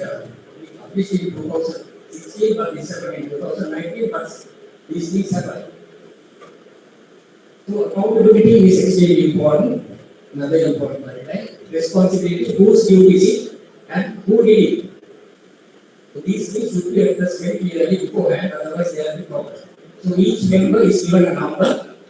Ideally, for the seat, Victoria records at the seat, they have a number and it is in the record. They have to put it at the back and front so that the seat is to identify. And the team leader to gather this. And entries should be made where necessary in detail will discuss the subject. This is the photograph of exercise conducted to first responders, the armed people. You see everyone is having a number at the front and number at the left. It should be like. Then if you go through this form that we saw earlier, the bottom part, 1/4 of the bottom part, the extent it is completely for maintaining chain of custody or identify the person who is responsible, who documented, who attended this form, who took photographs of this dead body, who took it, who see the body bag, and took it and handed over to the place where the dead bodies were collected to the mortuary, transferred to the mortuary. So everything has to be documented in detail. His name, his team number, and regular designation has to be mentioned, otherwise we will place a subsequently. His initials, date and time. So these things we implemented, and there was great resistance for this, especially by the police, because they knew there's a tendency for anyone to make mistakes and get mad at the end of the day or in the evening, so they will do something and finish it off, especially if no one can trace who did it. So to prevent that, only we introduce this. So the police are very, they know the subject, so they say we don't have the right to get this and things like that. Because they know if they can't do anything halfway because they will get caught. Somehow we have implemented, so it's over there. So that is very important. Everything goes wrong. We can find it not only wrong, if you want more details, it's easy to find and collect the content. Again, the record register, you can go to all the details. Only the first three columns, number, and check whether the series is there and check whether the proper form is there. The rest is to maintain chain of custody. Who handed it over and what time, what date, who received it, and at what time, what date he handed over to the person who is transporting the dead bodies, and the name of the type of the vehicle and the vehicle number. So everything has to be documented. It's very easy to trace if something goes wrong. And it's the same thing, right? A lot of space is allocated for them. These are just a photograph of the scene. You see, the police had fallen off and situation. Difficult to maintain, armed people have been body, and if you see the person, is outside the bottom of the area with the phone. So a lot of people are trying to get in. So that is the nature. Right? Very difficult to control them. You can see the same person is a media person and he is doing like comment or something like that, and there's another media person. Now, if you go to the first photograph, that person was kept up. After some time, somehow we get one. So ideally, are we going to leave these people outside or are we going to have them inside? So technically, if it is a man-made disaster, we can't have them inside. At the same time, we need the help of these people, so we can't keep them outside their state. That's another photograph. Some members from the animals and so on and so forth, they also come. They just come into the scene proper. Another photograph. The article of it is good that he has to come. He has to come because he is in a church. But we think a lot of other people also come to the scene proper. That is the problem. So then, what is how to address this? So to address it, we have introduced saying that there should be a buffer zone all the time. The red area is the area where the casualties are, so it is called off. Then there should be a light blue area that is called buffer zone, that is to entertain people like politicians, administrative officers, and other religious dignitaries, and so on, and media people. They cannot be kept out completely outside. They should not be taken inside as well 100%. Now we know when a politician comes, he don't come alone, he will the other people come with him. So you can't keep them outside, keep them other crowd also, and at the same time you can't take them inside. So there should be a buffer zone. You take them in, and the coordinating officer can go and stay with them, and he says one or two people can be coming in the scene proper. So this buffer zone is extremely important, especially in Asian countries, because people try to do a lot of things. Normal people try to come in, the politicians also come. To buffer zone, especially in man-made disasters and even in accidental ones, because there are compensation issues subsequently that will take place, so it has to be investigated properly. And for the convenience and successful management of the disaster, buffer zone is extremely important. In any type of disaster, it has to be implemented as much as possible, unless it is practically impossible, especially in open disasters, large open landslides, and so on and so forth. Here you can see two parts of the earth has come down, covering a lot of area, so you can't go point of corner of the natural disaster and even also this so still there might be dead bodies under the soil, we can't figure out all the dead bodies. Right. Then dead body collection team is divided into subgroups of 4. Now let's say if there are 20 people or 25 people in the dead body collection team, it can be divided into subgroups containing 4 people. One person to attend to the form, another person to take photographs, and 2 people with gloves to help them and to put it in the bag and so on and so forth. The person who is attending to the form and take a photograph should not touch the dead bodies because they are in the various things. After that, he will not be able to take to the forms and the photograph. So this is how it is ideally best to do. Group. So 4 people or subgroups can work on their own separately. So after finishing one, they can go to the other one. So that is how it goes on. Otherwise, no point on the 25 people getting into one place. And one in the red jacket is the team lead. So one to document, one to photograph, and 2 to assist. And other important thing is unique reference number. It is said at the scene that each dead body should be kept the unique reference number, and the unique reference number is system is different as various places, no hard and fast rules, but usually it starts with the year and the month. Then one sort of an incident, it is an explosion creates. The other important thing is from where this dead body was recovered, and the team member who documented it, D3, and the first dead body that they recovered will receive 01. The second dead body, all the teams will be the same, 002. That's how it goes. So at the end of the day, the team leader can collect the total number of these different teams and come into the idea of the total number of dead bodies selected. The one important thing is the area. Now here, this is all Shangri-La Hotel complex. Let's say example because several at least 6 places the body bombs were lasted and all were taken, almost all were taken into single module. So if we knew that these dead bodies came from Shangri-La, we would have taken at one place. And if we knew that these dead bodies came from this particular church, we would have taken a separate place so that reconciliation would be extremely helpful because we have to deal with limited number of cases. These things were in the guideline, but actually, because there was not enough members of teams to send to 6 different places in a short period of time. But ideally, this course it would have been extremely easy for storage and station for reconciliation. Ideally. The other thing is, what type of a disaster is also might be important, explosion or landslide, illness or whatever it is, because there was one instance that took place in Russia, March 27, 2024, mass shooting, bombing and slashing. All 3 happened in here around that area. So, if possible, better if you can put whether it was shooting or slashing or bomb blast, because that also in the same vicinity, but at 3 different places. So, number system, these things would be possible to implement. Not that difficult, at a glance it appears that extremely difficult, but when you get familiar, it's not that difficult. But it might take practically extremely difficult. Then, another thing is, there will be many photographs taken when it comes to disaster management. So, all the photographs should have the serial number, otherwise, no value of that photograph.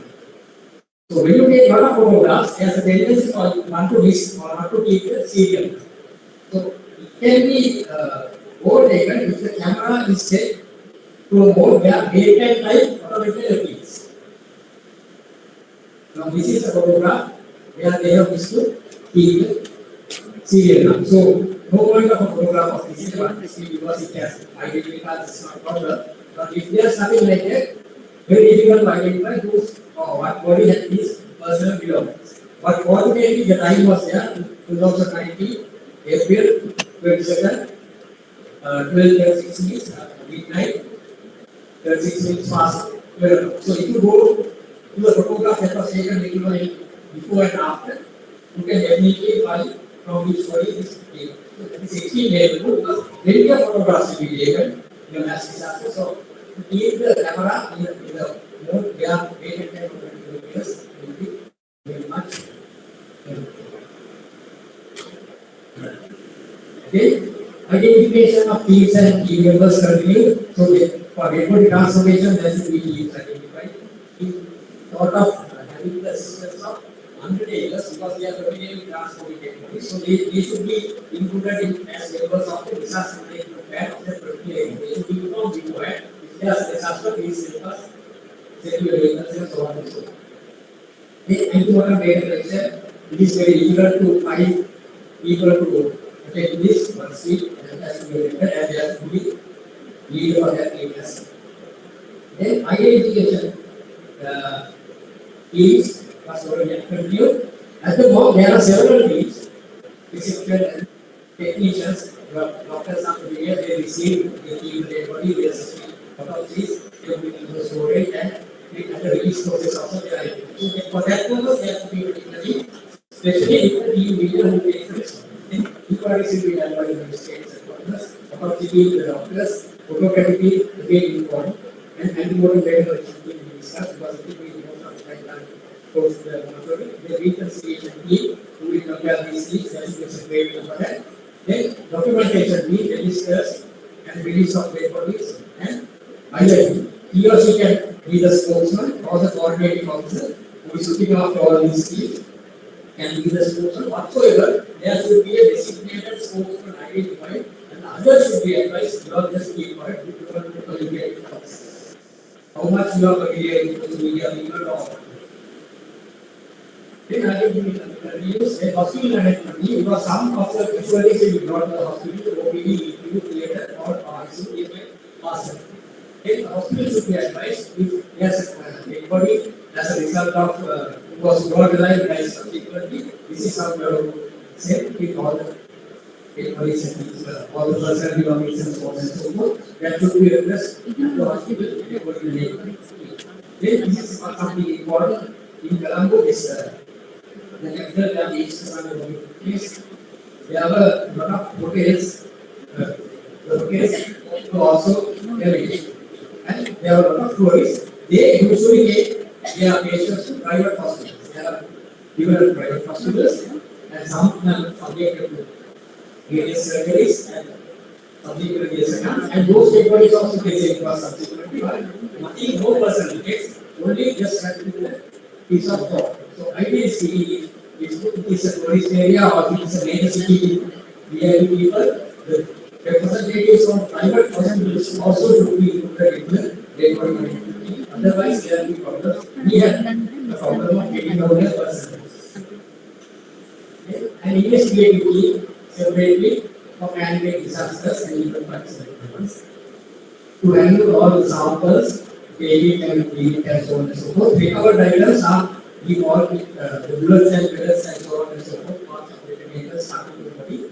Those we call it as recovered items. To handle those things, there should be a separate team, and all should be properly photographed and documented in and just be handed over by maintaining chain of custody. So, fortunately, at that time, we had some tags, especially in 2016. These tags, no one can open it, how do you put it inside without care. And sometimes we recover these bullets, pellets, and other partners. And these should be photographed, documented, and handled over to police while maintaining chain of custody. Missing valuables, it is a common scenario. The jewelry and so on and so forth will be missing. It is not only in the Asian countries or whatever, in the world over, we are imported such cases. There is verify it is important to have a person who is in charge at the scene, at the mortuary, for the storage and so on and so forth. We get questioning in getting post call. This is a photograph of a dead body that we received for a landslide. So these bodies are being shown in the database. So the codes will be taken out and washed and cleaned, and it will be shown to the release. So because the dead body cannot be shown because half of the dead is not done. So that is actually done regularly to the subfield. Now we were doing the postmortem of this. The police photographers also came and helped us at the mortuary, and they went through the original photographs that they have taken at the scene. And they wrote important things. They have taken photographs of them, and they have been hearings at the scene. You see the same cloth is there. The police said, we are the people who took it at the scene. They have a jewelry at the scene, and we are the people who transported and handed it over to you. But at the time of postmortem, you don't see jewelries. The whole process came to a standstill. You were also helped us.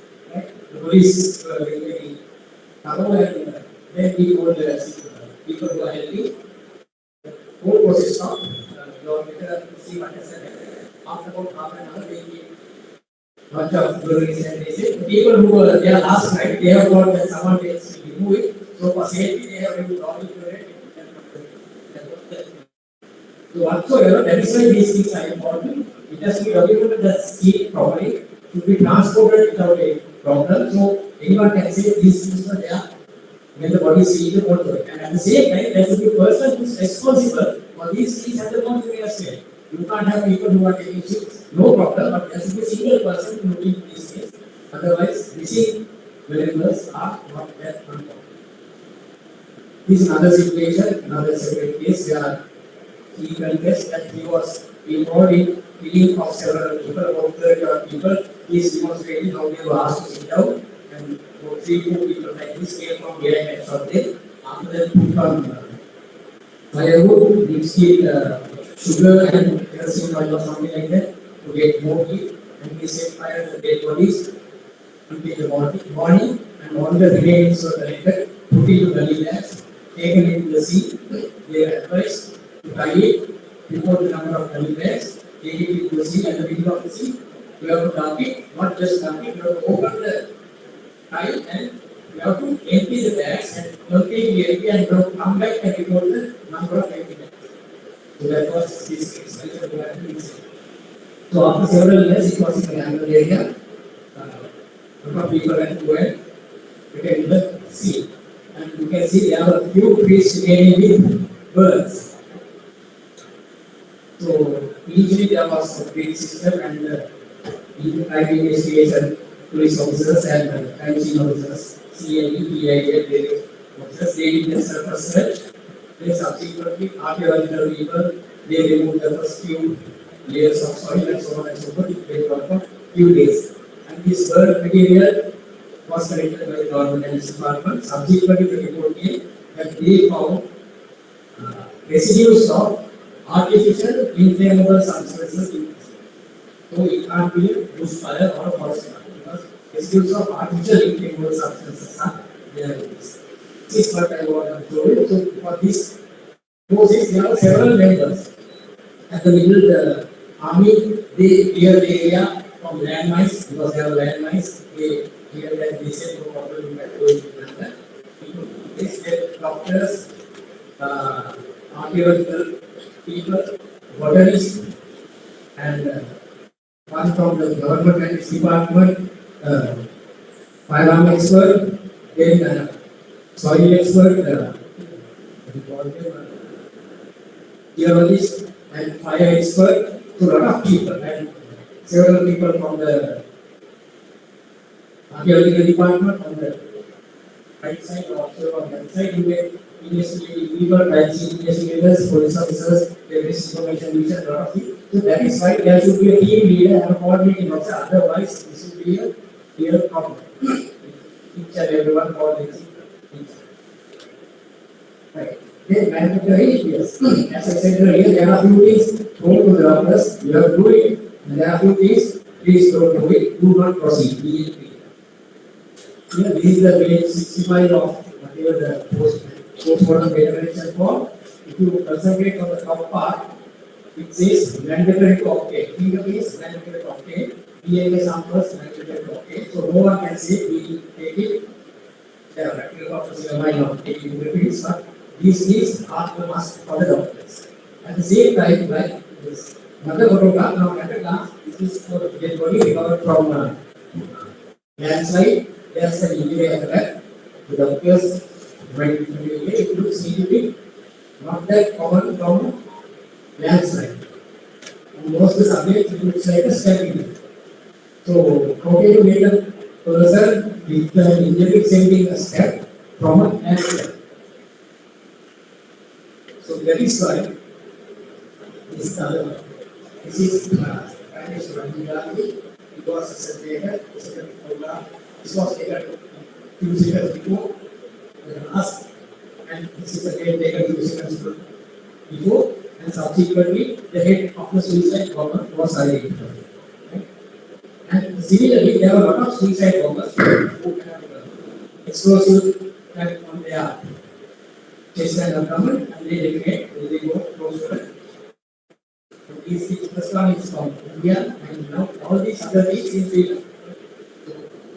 Different places, different times, the heads are being. So there's a phenomena, then there's the last at the chest, the middle of the torso gets almost completely distorted, you will not be able to see any parts, but the head will get separated, no numbers. So that is how we came across this amount of rates of various suicide bombers. It's easy to identify things like this area and so on and so forth. And at the same time, the limbs also get separated, especially the lower limbs, can be found at separate places. So it is told to the doctors, if you come out across the part like this, disabling or to think that this is that of the person who has generated or the person who is handling, please don't proceed inform the team. If this is very recently decided. 2019 cases are coming, this can cross last week inside, the roof was damaged, and when they got into the roof and searched, they found, you can see there's something in the back. It's a doctor, suicide bomb. So, if you go the subject, it is not that difficult because they know that these things will be either on treetops or on rooftops. So, they keep on finding. If they don't keep on finding, this will be there that the same activities will be provided on this country. So, these days, likewise, the doctors also, if they come across a treatment or one like that, they might think that most probably disease would be the doctor's suicide bomb. So this is the suicide bomb. If the vehicles, sometimes they go in vehicles, and a lot of plastic material packed in the vehicle, then in such instances, you will not be able to see any part of the body of the particular person. But in the body packing, you get only yes, so the entire limbs will be identified. So this is the page 56. It clearly says certain instances do not proceed inform the TV. So if you think the previous procedures has been not done properly, like this, the dad is woman or whatever, then you inform the TV. If you think that this, if it seems that this is the recording of coordination, please inform the TV because TV leaders will know. If at a last sometimes it might be easy, at a last sometimes it might be difficult, but if you think, please inform the TV because coordinations should be handled in a separate way. Their laws and things are different. Then suspicious at the time of examination, injury is incremental with the real circumstance, like that.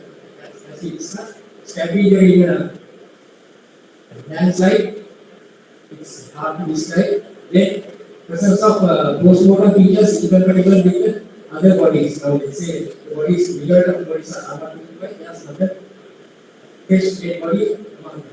Someone might have something like the same time. So if you think that there is some person is the handler of the work or something like that, please stop and inform, do not proceed, inform the team. Or any other condition that the examiner assumes that it needs to be protected by the team. The team leader will subsequently decide whether it is to be allocated to the same doctor or some other doctor. So what to do and what not to do has to be clearly said in specific situations. Okay? Antemortem data collection, that means collection from the relatives of the missing person, always should be done before showing the photographs to the relatives. Because even yesterday it was discussed, it is possible to have this kind of investigations. So it was discussed about this kind of investigations that will get done by visual means and not confirmed by DNA. So there are instances of like that. So those are accidental misdiagnosis. But don't forget that there is a possibility of purposeful misdiagnosis. Right? Purposefully one might come and identify the body. Because there was during tsunami, the prison was damaged due to tsunami. So all the prisoners ran to Chancellor. But what they did first, they went to the record room, they got hold of the register, they set fire to the register, and then only they ran. Because they are prepared. When the register is full, there is, it's difficult for them to trace who was in the prison at that time. So there are people who are prepared to take use of the disaster. This that happened during tsunami. They ran away after setting fire to the register. So likewise, the criminals might take this opportunity to get a death certificate. Let's say if I am a criminal and this police is looking for me, I can send another woman and say, you go and identify the body and say, you get my name and then from my wife and you get that body and come. And then there will be a death certificate even on my name. So legally, I am paid to someone else.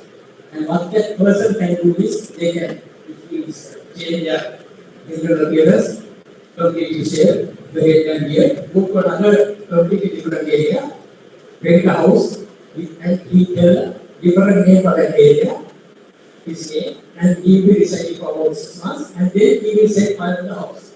And he will go to the police and say, my house caught fire, my identity card, birth certificate, everything first, and you please tell me to get the new one. There's a possibility. So it can be done. He will go to the village statement. He will say that this person with this photograph, with this name, new appearance. Was living here for 6 months or something. He will go to the police, and then we get the age destination and we get the identity card, same person, with different appearance, with different name. And then he goes to the passport office and he can get passport. So these things are not personal. So this personal misidentification had 2 cases. One instance he faced exactly that, but the civil instance, during the landslide, the person got escaped because he could leave the house just before the landslide. So we knew about 5 members, let's say 5 members, were remaining in the house. He left the house, then he saw this thing coming down. He was pretty sure all 5 were dead. But when it comes to identification, he identified 4 bodies. And the fifth, after some time, he identified the 5th body. But antibiotic data collectors, they are not scientific persons. What he said.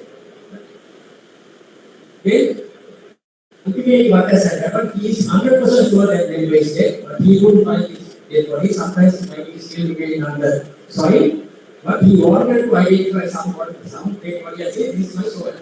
Because he is being given compensation for each body. Because he is 100% sure that he is dead, so we will just identify the body and get compensation. And for the burial expenses, he can pay. So these things, accidental misidentification can happen, not only accidental, even purposeful misidentification can happen. It has to be addressed. So that is why always antibiotic data should be collected beforehand showing the photographs. Otherwise, they might say you looks like this and that, and go and see to the antibiotic data. So, photographs as much as possible. Earlier days, all dead bodies were shown, now it is not so. We have removed the previous photographs. You don't show with all the injuries, you show, construct and clean it as much as possible and show it to the relatives. Because if you see any photograph, now let's see, if I see a photograph of my father with all the injuries, then it will be like on my till and time. So you have to be very careful when you show photographs. This is how the gender community is asked to be. And after we get the data, they are able to do it. And when it comes to foreign nationals who can't ask the people who are coming from universities to stand with the general public and see whether the relatives can identify. So they have to be addressed separately. So there are 2 issues how to handle foreign nationals. They should be prepared separately, especially the members from the high commissions and various states. And then identification might be an issue because after the tsunami attack, one government said somebody should be identified very clearly. Some people said, but they said we are not going to accept anybody, any dead body from our country unless the identity is established by the police, gender data or DNA. another sample, what you ask, we will say what we do. By that time we have released the report for that business. So those particular employees have to be done the same time for data data. The idea of the doctors to the 100 acres and the post-mortem data. After that only after the capital has been taken. So there are various ways and means and customs and traditions. One particular set of people say, no, we are not going to want to see the body. The soul of the dead are getting inside. If we go there, we can't have property. So we can't go and see the dead bodies in the body. How to? You have to show it at one place, you have to show the face and face. So we did that. So it was taken on a room and we said, this is not okay. We better come here and have a look. Very difficult. Especially when it comes to and when I stayed on shipwreck also, there were several issues brought up by the pilots. So there are differences that we are remembering. Then possibly the antemortem postmortem data manager. Now this is something we have increased for. That is at the end of the postmortem, you should know these are the important findings. Otherwise, the investigation we will have to go through all the 8 pages or 8 or 9 or 10 pages to find what is important. So there should be a summary of important findings that can be used for investigation at the end of each postmortem data collection form as well as at the end of each antemortem data collection form. It's very much easy for the reconciliation team to go ahead. Okay. The reconciliation team usually comparison is done by the people or the people who are familiar, then it has to be confirmed by it has to be double checked by the doctor. Okay. Unique identification number. Now, unique reference number is the number that is given to the dead body at the scene. At the same time, there are several multiple tasks. The dead body should be taken 2 or 3 places. They might come and give antemortem data to this case, and they might go. They might go to another place. So if nothing is happening, always they also should be given a number that is called unique identification, so that they can inquire and they can go to other places and say, we have given information and this is the number that I was saying. So they will also continue the same number. So there will be no problem because what is the right, especially when it's several places. So giving a unique identification number for all the people who are coming in search of their loved ones is an important thing. Okay, this is what I call disaster victim recipient identification. That means who collected that dead body is also various people come and say, this is my supervisor. So disaster victim recipient identification also should be established either by the driving license, emergency passport, or Indian because there was the issue of unsafety.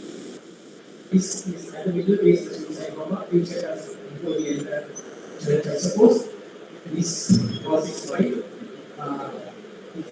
She was just in my head. She was called as Sarah Jason. And there was a subsequent another class, and it was said that she also died at the second class. When they were going to check that house, someone detonated and there were several employees, and she also died in that. At the same time, some say, no, she didn't die there. She escaped. She came to the other part of the country and slowly she came to India, and now she is living in India. So they wanted to check whether she was dead. So they wanted to check who received the body and where it was buried. It was not that family documented. So they had to exhume several dead bodies, which they thought their body might be there. And they did DNA testing, no comparison. Okay? So second time they exhumed several other dead bodies, DNA testing, no comparison. Third time again exhumed several dead bodies, DNA testing, no comparison. Fourth time they worked on several body parts that were buried, took it out, and then DNA testing. Some people say that the investigators wanted to show that she was dead, so there was some between the samples because it came down for 4 times. So whatsoever, you receive this dead body is also properly should be documented so that it will be received to overcome such. Okay. And the external assistance, includes and other people will come and help. It's good, we should take their help and it should be approved by the higher authorities, otherwise the local people will have a problem. And they should say this is what they are going to get. So on and so forth. Right? And the last most important thing is the local people should have the authority to reduce their if they think that it is not necessary. Just because they are not, you can't get your name, even with the ministerial authority, if the local people think, oh, these people are not careful, you can keep them aside. And another thing is use of having psychological counselors. This is in one instance, the photographs were shown to the relatives, and this was done several years later. All the numbers and they started crashing. This is how the relatives was involved. And after some time, another lady started crashing in the case, another lady started this. The whole process it was crashed. Even the people who were not speaking for this, so not only emails, even mails, they get the silent.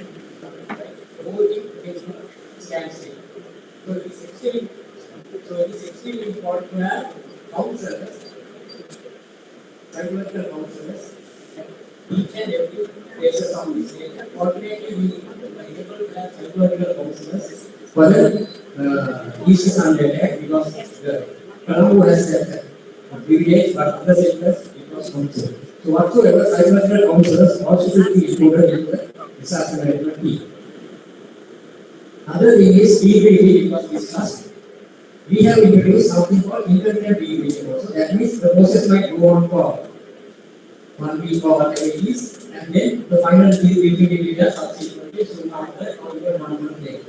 Internet debriefing means at the end of each day, they should, by their cup of tea or something like that, they should discuss what are the problems that they have, so that can be used for the final debriefing. Otherwise, the members report their various different places, they might not even come for the final debriefing, and they might even, if they come, they forget what the problems are. This is one instance. We were managed to have internet debriefing by having the cup of tea, what are the problems that we have, and how to overcome in the following. This is extremely important, not only final debriefing.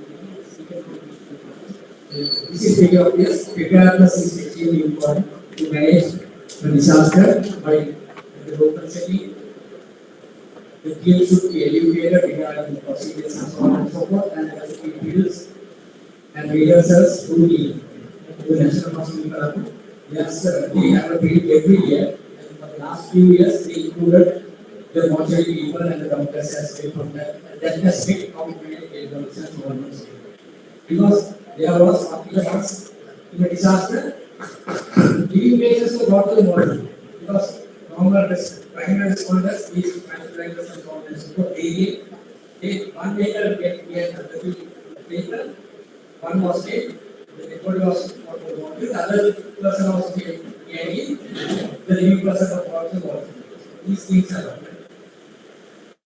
So preparedness is extremely important.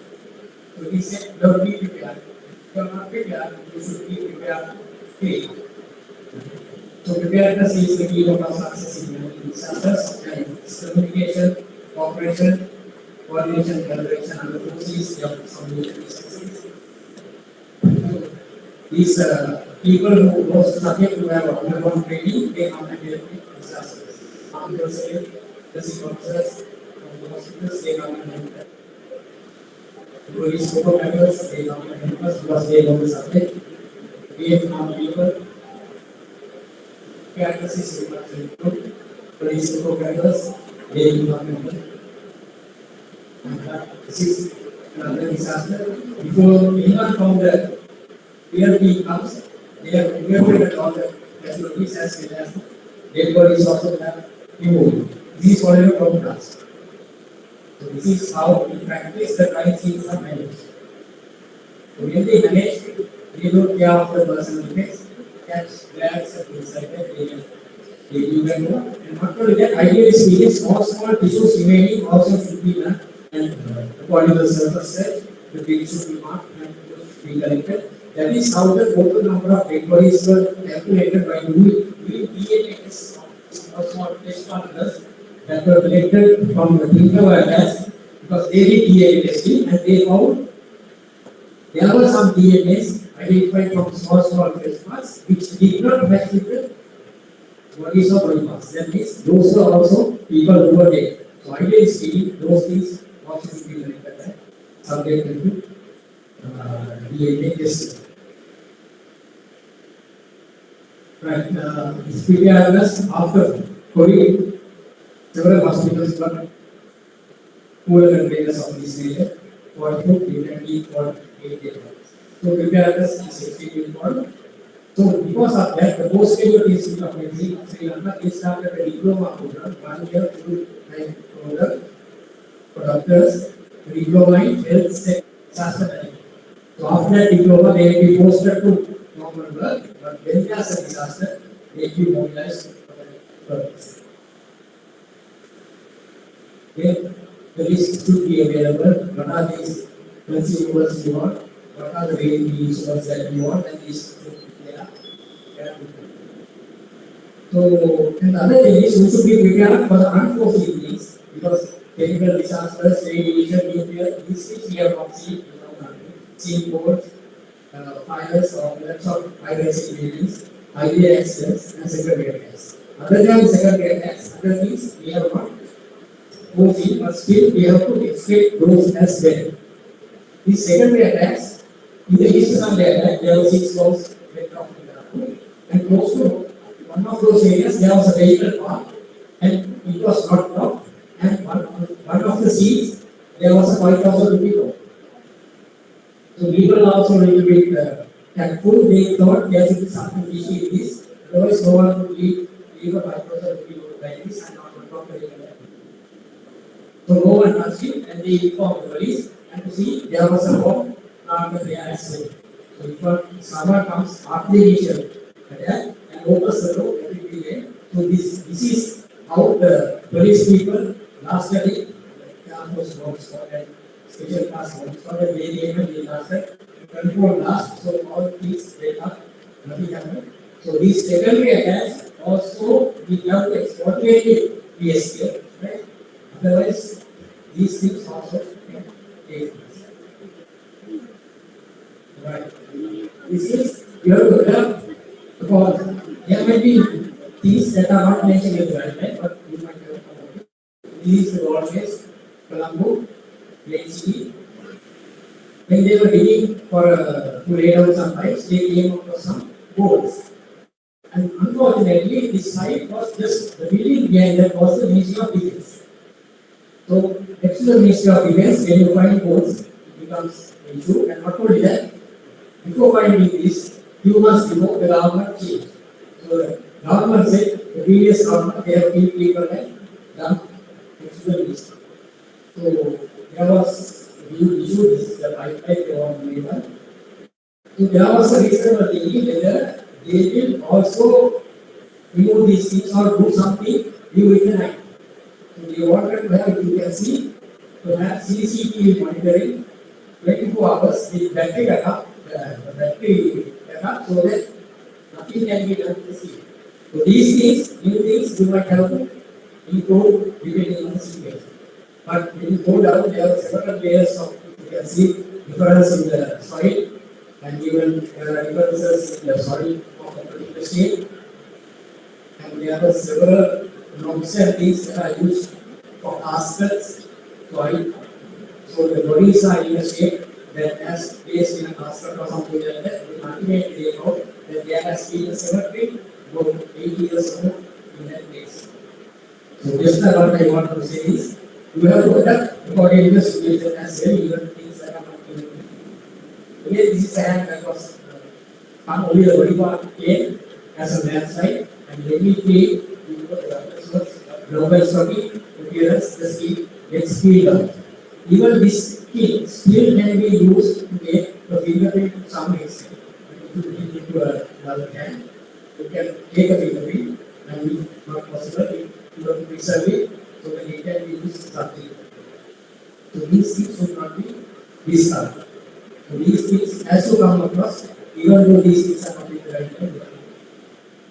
This is the slide before last slide. Now, I'm sorry, it says, following tsunami, 18 years after, they have found the missing person. Following tsunami, after 18 years, the person was missing and he was found. Again, another one, 2004 tsunami, the 16-year-old boy was recovered there. That is what I want to highlight. Not only they, so ultimately it became so popular, they got a chance to go to US and they were called for an interview and something like that. So this is one that common you have to address even the living who are missing. Because we can't say all the missing, they might be still living without knowing. Okay. Thank you very much.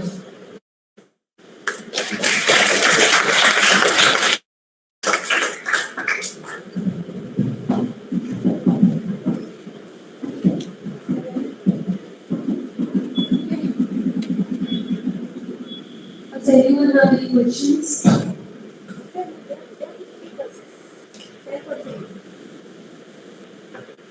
Thank you, sir. It was a wonderful presentation. Thank you for sharing your vast experience with us, especially the Sri Lankan scenario. Thank you, sir.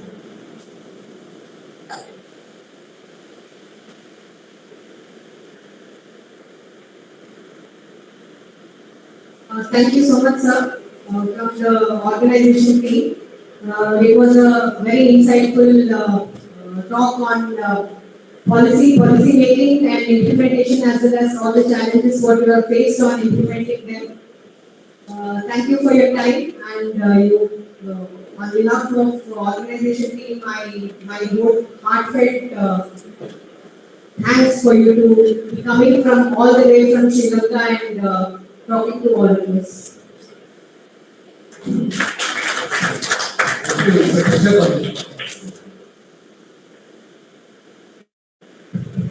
I will request the chairpersons to felicitate our speaker.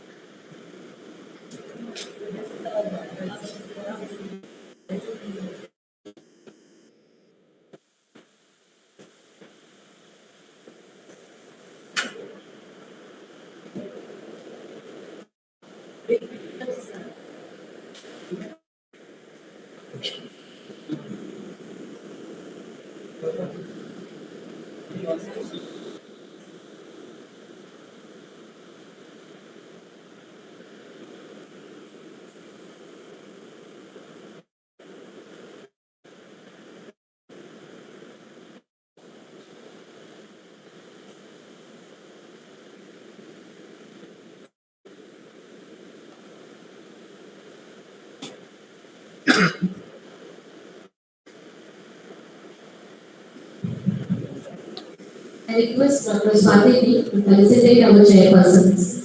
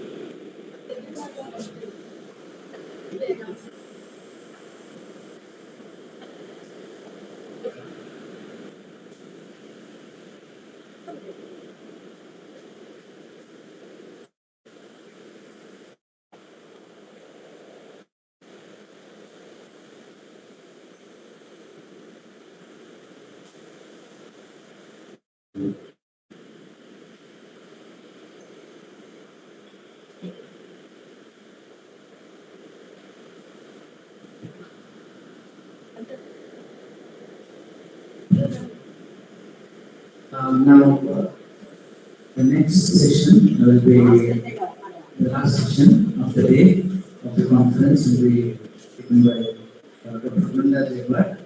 So, I request Dr. Parinita and Dr. Swati to deliver as chairpersons for this session.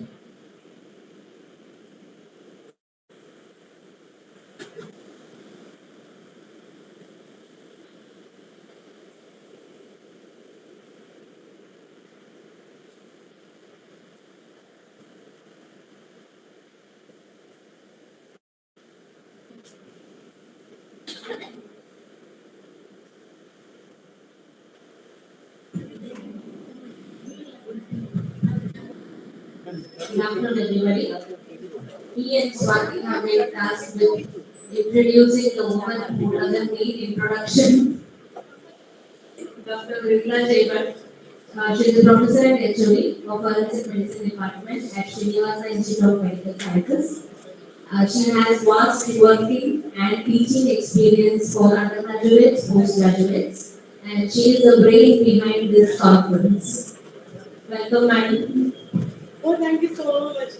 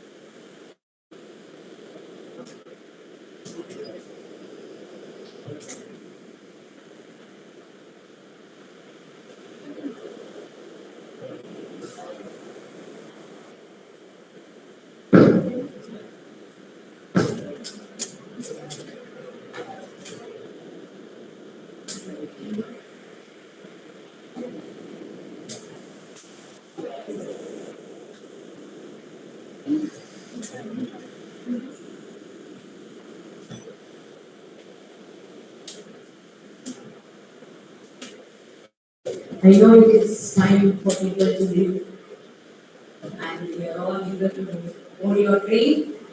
Before boarding your train back, I thought this is one essential point that needs to be driven home, because the young minds that have learned so much about mass disaster need to take back with you one essential point. For the past 1.5 years, I have been selectively thinking about one important element, and though we have been practicing it in my department, and Dr. Swati here and the entire team is a live example of it, and I told you in the beginning only, even our banner says it is the Department of Forensics.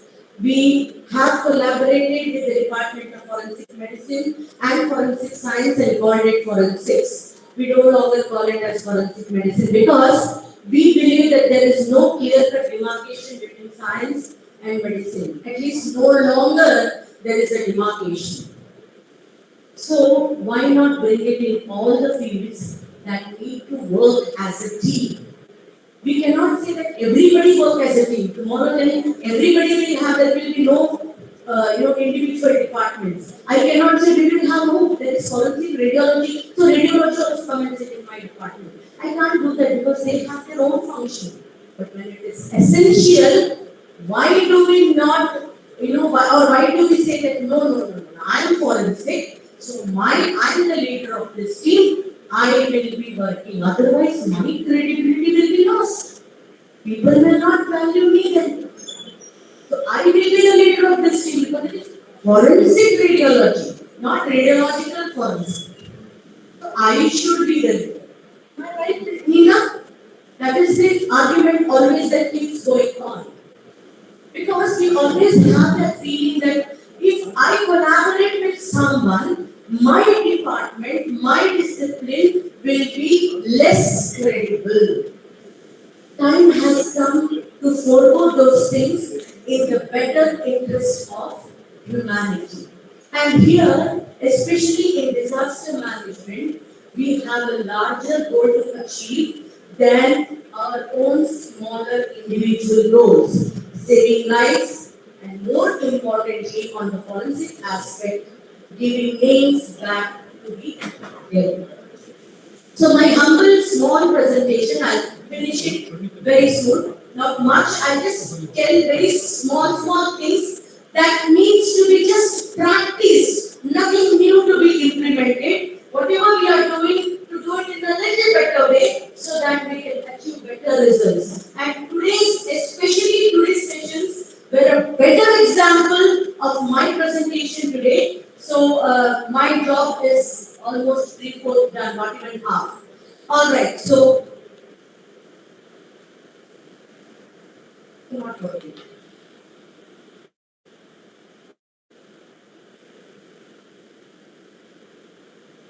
Yeah.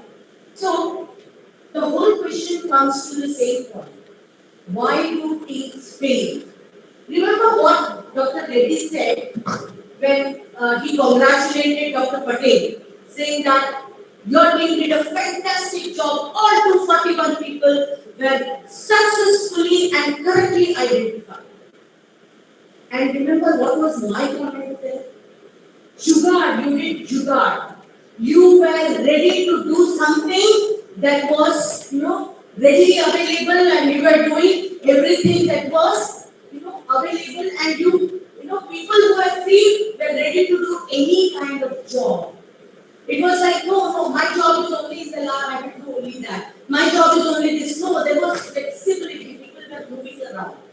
Though there were only 30 people, those 30 people were running around and getting 241 identifications done in mere 13 days. That was not specified, that was kind of it. But if I now pronounce those, in fact, I can say that it was in just mere 12 days. Because the first sample was given them on 14th June. They got the samples on 14th June, the first sample. So by 25th June, they had identified all the 241 victims successfully. Imagine that. Now look at the caliber of it. All the 241 autopsies done by 140 doctors in 12.5 hours. Now look at those things. So that can be achieved only when there is a collaboration. When people pulling together their efforts. Only that is possible. So when there is a silo, what is silo? Silos is something where there is an individual thing, like in the brain sheds and all, you have those silos which reduces the heat. It is an individual column of thing. How many of your locals here? Locals in Tally in that what is that? There was a silo there, the silo was there. It used to stand alone. That is a silo. Standing alone. So finally people got fed up of it and dissolved it. Enough of it. It was standing alone, dissolved. Such silos we don't need. I am forensic medicine. I will stand. Okay, you finish your job, after that I will take over. No. If I am free, I will join in. Whatever work I can help with. If nothing added something there. That is called as collaboration. That is called as teamwork. So that is failing currently. That is why teams are failing. 60 to 80% of trauma deaths are pre-hospital, meaning at the site. Before they even reach the hospital, deaths are occurring. That is because collaboration is not happening at the site of disaster itself. Collaborations are not happening at the site of disaster itself. Yesterday, those who were there in that tabletop, you saw whatever was happening in the tabletop. It was nice. Ambulances moving and all, EMT and all. They took Srinivas's name. It was so nice. I was feeling so good. I'm from Srinivas Hospital, and I was sitting and dreaming like, Srinivas Hospital again and again. But I know it is not going to happen. It is a far-fetched truth. Far-fetched truth. Because such things are only imaginable for that matter in an ordinary kind of medical college and an ordinary kind of an institute. Those are all far-fetched dreams. Because each of us are busy in our own departmental work. We don't have time to intermingle the departments. Conference, which department? Forensic medicine. I am general medicine. Nothing with me, nothing to do with me. I am not registered. I don't have time for it. General surgery have medical field. Why should I go and join them? Biochemistry. I don't have anything to do with biochemistry. That is pre-clinical. I am clinical subject. Imagine that. You are in the same medical college, but you are not able to relate after being a doctor, after being a specialist. You are not able to relate between the subjects. Then how can you relate yourself in the field? That is the link that is missing, which very badly needs to start right from your institute itself, right from the day one, in fact from the foundation course or from your first day of your any course that you are joining, like it be BSc Forensic Science or MSc Forensic Science or MBBS or whichever course it is. Collaboration starts from day one. If you don't do that, it is what is going to cause. So what are the three phases of failure? Now let me just start counting down, 3, 2 and 1. So silos, that is individually we work. We work as doctors, we work as nurses, policies, forensic team, and we all train separately because I have the end forensic. I don't know anything. Nursing, she is BSc nursing, she is whatever nursing, I don't even know what qualification they have. Police, I know that some of them have IPS and I don't know what qualification is required for ASI, SI and all, I don't even know what qualification. I don't bother because it is not pertaining to my field. Then any other people, I am not bothered. And then role confusion. Okay, you are police here, why are you here? I am a forensic person, I know law, I know everything, why are you here? And then the police will ask me, who told you to come here? You are a doctor, you go to the hospital. If dead body is there, I will send you there. In India, police inquest is there, there is no doctor's inquest. What are you doing here? They have a right to question. Total sanity. We are all giving importance to our own self. We are not bothered about anybody else. Role confusion, who is in charge? Who does the crime? And then finally, the ultimate confusion. We are experts in that. Confusion in communication. Somebody, this happened today at lunch. Beautiful confusion at lunch. Classic example. Where is Dr. Rashmi? Dr. Rashmi? Escape. I'll tell you what happened. One of the PGs came and the question is, the level circle. One of the PGs came to the registration desk and asked for some certificate. And before going to lunch, it was given to them. Okay? The other PG from the same institute did not know this. So they went to the registration desk asking for that certificate. This person said, no, we don't know. They called her. She said, it is already given. Fine, they went. A third PG came and asked for the same certificate. She said, cannot give. And this lady, a registration committee head, she got very worried. She said, madam, some staff has come asking for it.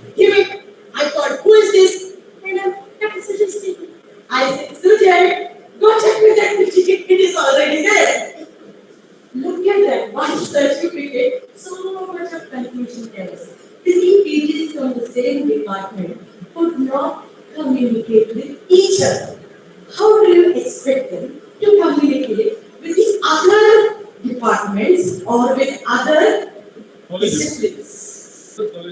Colleges could be police, everybody. I am a forensic person. Why should I talk to the police? If you want something, come and talk to me. These are chaos. So communication chaos, we are experts in that. We create more chaos than we want. We are experts in that particular, and that is why we always end up failing. So the most important thing in a mass disaster that is required is 2 phases of care. The first to 72, what they call as the minute 1 to 72 is the first 72 hours. The first 72 hours of a mass disaster are dedicated to saving lives, either on site or in the hospital. Because at that moment, they are not bothered about identification. Until and unless it becomes very, very essential for blood transfusion or for any other matter. Or for some serious kind of surgery or anything, they need some kind, because at that moment, if any vital surgery is needed, the law steps in. The law gives the consent in such emergencies. The law of the land gives the consent for undergoing the surgery. So we can just proceed forward. We need not wait and burn everybody else. So until and for some, blood materials that is required from a family member, identification is not given that much of an importance in the first 72 hours. But from the minute 73, in the 73 hours onwards, it is like most of the whatever lives can be saved would have been saved. After that, it is just identifying the dead, giving dignity. Because it becomes difficult to save lives after that from the disaster site. There have been incidents we have all seen after 5 days, after 10 days, under the debris, we have seen live child coming out, live human beings coming out. Well, that is the miracle, no one can explain, but definitely that is what is here. So, saving lives initially for 72 hours and followed by restoring the identity of the dead. There are only 2 things that are required to be done from a mass disaster site. And for that, only one thing is required. One command, one plan. That is all that is required to make everything run smoothly. Standardized structure that is called as incident command system. Simple thing. One team, only one team, multiple teams, whatever it is, there is only one team, one leader, and the leader keeps rotating. There is no fixed leader. Okay, now I am the leader means doesn't mean till the end I am the leader. For that particular time of period, I am the leader. My command is the ultimate. When the incident keeps changing, the scenario keeps changing, the leader keeps changing based on the situation. It is as simple as that. Standardized structure for who leads, who reports to whom. That is the protocol that needs to be followed. And that is exactly what Sir said. It is not a fixed protocol. It is flexible. And who decides it? Who decides it? No book decides it. No state government decides it. No central government decides it. It is the leader of that particular team who decides it, who takes the authority. I feel that yes, I am not capable of handling this situation from now on. So who is the next best person to handle the case? So you please take over. We are your team members now. That is how it is to be done. That is how a team can efficiently work. So a standardized structure. Now why do you think that will work like that when it is flexible? And I really, sir, appreciate your word, and I was pointing out to my colleagues also that you cannot practice everything that you preach. Fantastically written, sir, that everything that is preached cannot be practiced. It is good to be written black and white, but that is where the word jugaad, those who know the meaning of the word jugaad in Hindi. That means you try to change things, whatever you can, to make it feasible to get it done. Flexibility is the other word for it. Feasibility is another term for that, a synonym for that. So the incident command system enhances the, I'll just give you an example in the next slide. So incident command system enhances decision making, team adaptability even under pressure. And it will clearly show what roles, what responsibilities, hierarchies are there as the scene progresses. So, in the disaster victim identification scenario, there are some, what we call as the ICPOD. Victim identification guide. There are so many things, as I told you, the books are there, a lot of books are there, and Interpol uses all these for their following. But they found that after the wildfires of 1970, back in the States, they found that when the communication gap was the one that failed the entire disaster management system. It's that time when they brought in the incident command system and they said that yes, this is one thing that will bring back easy management of a disaster. So I'll just give you an example. What is this incident command system? Incident command system is nothing but what we call it as a closed loop communication, which takes up the S-bar communication regarding situation, background, assessment, and recommendation. 4 things. Okay, I think I missed out the recommendation part of it. Situation, background, assessment, and recommendation. So in that small communication, all the 4 components come. I have an example in the next slide. Now, I'll just show you here. Yeah. See, just see this. The example is, now I am in a particular disaster scene. I don't have enough people with me. I'm running out of supplies. I call the main center and I tell them, I'm at the site, I'm running out of supplies. I need backup. I need supplies. Please send it soon. Now, I need to know whether my communication, because I'm in a site, disaster site. And you remember that during the disaster site, the communication, the thing is not clear. So I don't know how much they have heard. So that can itself be a disaster. So close the loop by responding. I heard you. You are at the site. You need backup. You need supplies. So now, what is it? Situation. You are at the site. Situation is your background is you are at the site. Situation is you need backup. Okay, assessment is you are running out of supplies. Sorry. You are running out of supplies, and recommendation is I will report to you in 5 minutes. I will report back to you. So you have closed the loop now. That means whatever information was relayed to you, you have understood it correctly, and I am going to call you back in 5 minutes. That means this person is now assured that the supply as well as the material is coming, reaching me on time. This is just an example. This could be regarding anything. If somebody is stuck also and has an access to divulge information about a disaster space, that information could be relayed. You communicate properly. The communication needs to be done properly. If the communication is proper, speak in such a way that others hear you. Again, the word flexibility comes. Mutual respect and flexibility. Now, here is something that I have been emphasizing from the minute 1. I'm a doctor, why should I do that work? He's a police if you want system. So here, effective leadership depends on not your hashtag role. I am a forensic doctor. Once that is over, I will step in.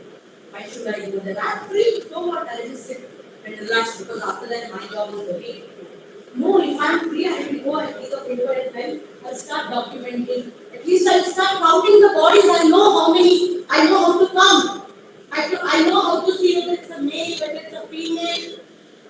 I know that at least. So I can be of some help. So doctor can be not only a clinician. We can help in postmortem, and not only I'm talking about a forensic doctor, but a doctor in general. Police can also be helpful in security in any other form. He may also do field documentation. Anthropologist, he can say, I'm an outsider, I will just sit anthropologist matter. So you cannot say that, I am going to that job. You can also help in identifying the fragments or anything that is there. You have some basic knowledge. Utilize that basic knowledge and try to help at the scene. Role is not equal to title in a mass disaster. Remember Veena Madam's talk. Humanity comes first. Everything else is later. Because here we are there to give dignity to the dead. So, as a final slide, the barriers that we ignore is professional identity silos. We can easily forget and then information back to you because I don't want to share what I have learned, right? If they want, if you get smart, let them find it out themselves. So I want to protect the information that I know. No joint training at all. You tell them all, this is what they're doing today. From yesterday, we are laughing to people, You should work together. You should be a team. You should do this. You should do that. After you go, we don't train you together. We don't even teach you together. We only teach you the subject that is only relevant to you. And then we say you are a failure in mass disaster. That means there is no joint training at all for you. Then we expect you to become a better team. I come stand here and I say interprofessional collaboration is a must. It feels good not to stand on this side and give lectures in international conferences. I get Salman, I get Oki, I get Shawn. I support it. Until and unless we make efforts towards doing a joint training. And that is why our university, and it is already proposed by our VC, that I'm so happy that the last benchers are so busy taking selfies. Love you girls. Finally come with me at the last, okay? Together, in the same pose. Okay. But remember one thing, that same team formation is required there also. And at that time, these selfies will be a memorable one because we have successfully managed the disaster. Okay. Alright. So, with that note, I would like to honestly say that we train doctors to be doctors, police to be police, and then we expect them to do anything or everything without even practicing it.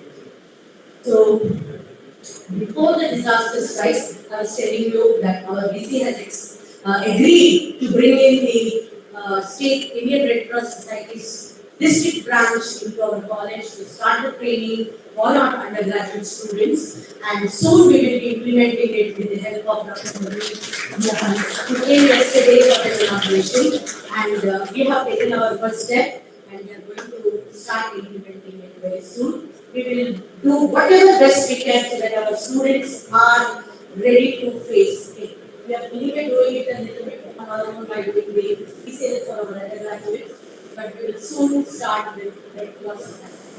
Thank you very much for this small talk. I have not really known. We will soon be moving on to the valedictory function. Thank you.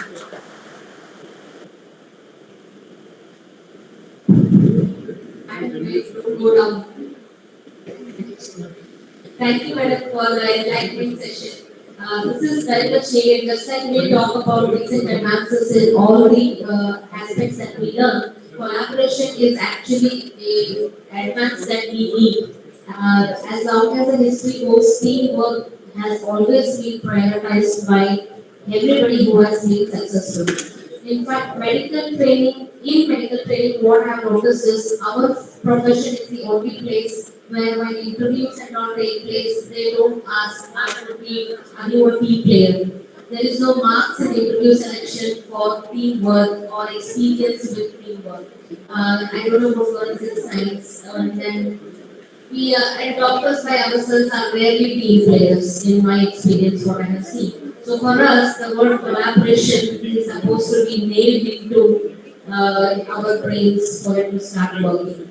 I hope we all take something home from this talk today.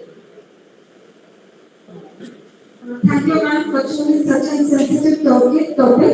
And yes, Parikita ma'am, we definitely cannot work alone in the country. We need help from doctors, we need help from lawyers and other experts as well. And the most beautiful part of this whole presentation was the ma'am has not just taken a topic just for the make of presentation, but she's actually implementing it in the department as well. So thank you, ma'am.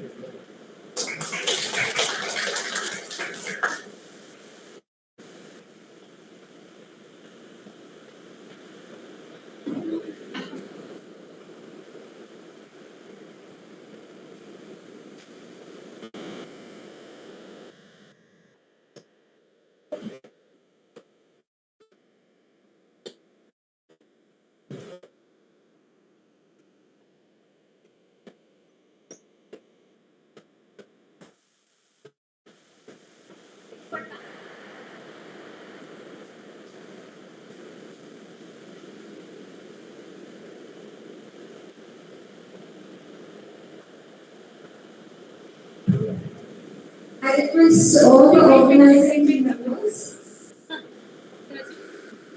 to please our speaker, Dr. Everybody, we have to put that on, you know. Yes, ma'am. Ma'am, you have to tell me what everybody I am thoroughly ready. I told you. By getting me on the stage. Yeah.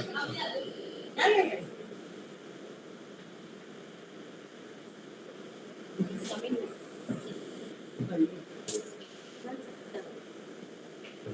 Hey, go.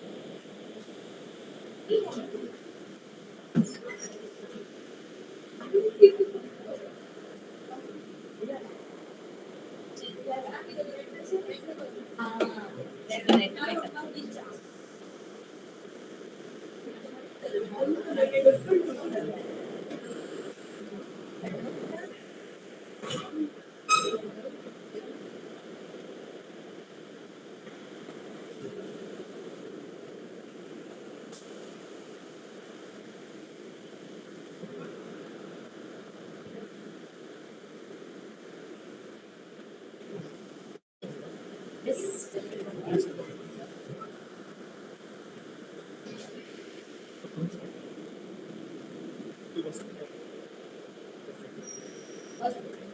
Have a seat.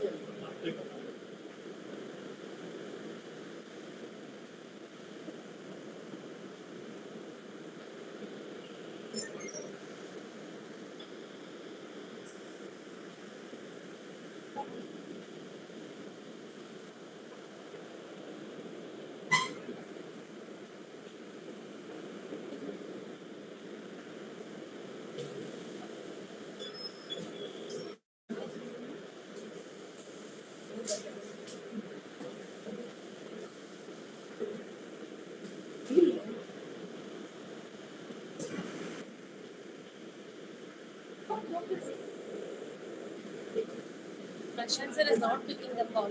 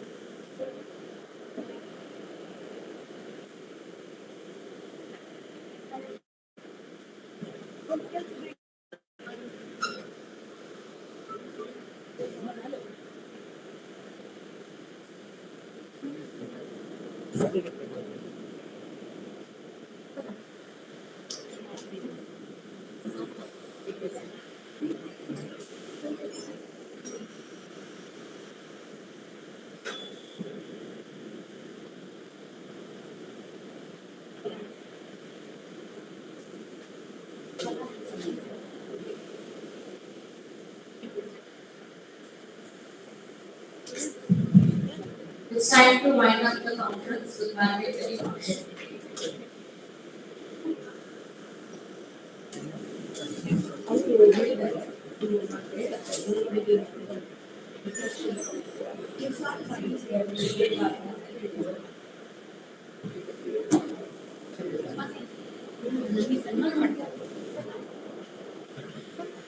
ये चप्पल तट पे कहता Yes, yes. जोर अपने.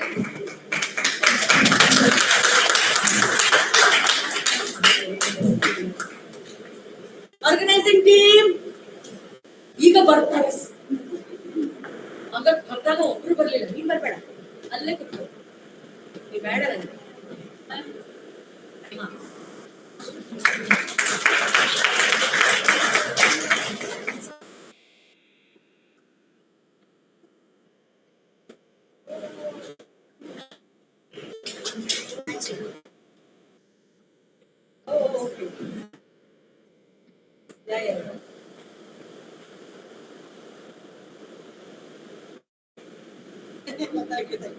Anything else?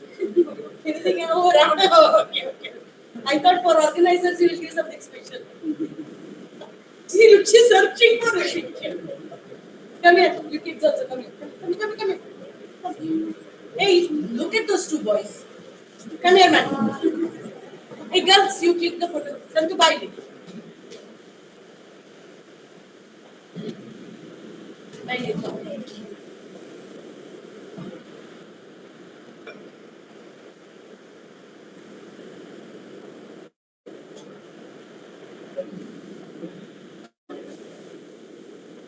Come front. Come front.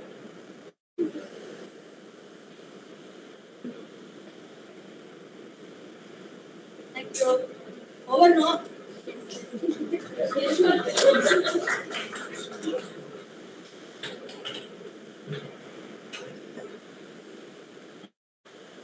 Thank you.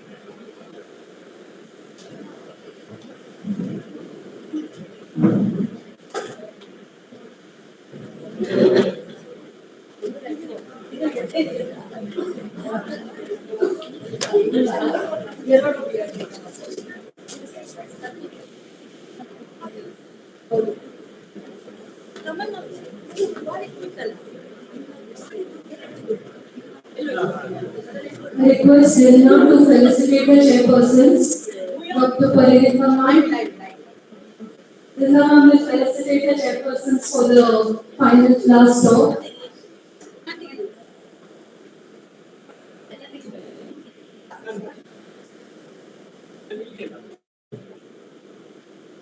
Come, fast.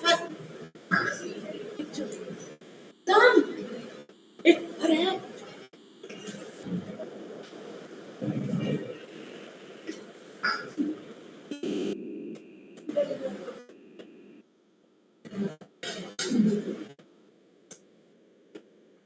They are taking it.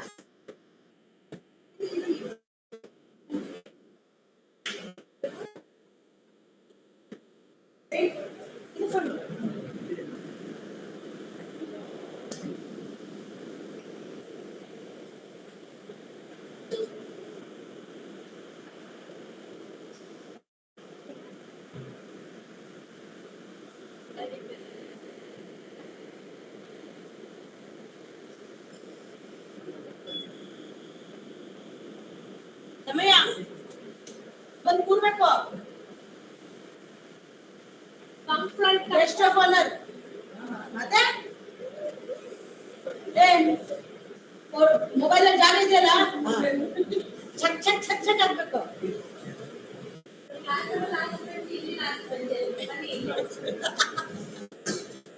Where are those 3 girls who are taking selfies? So distracted because where are those 3 girls? You 3 only. Black, white and blue and green. Yeah, come. Take a selfie with me. Come.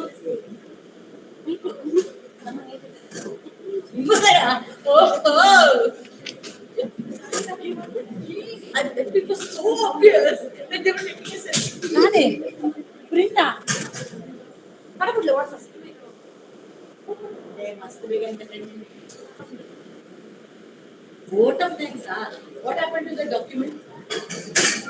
Then send it to us because we need a print.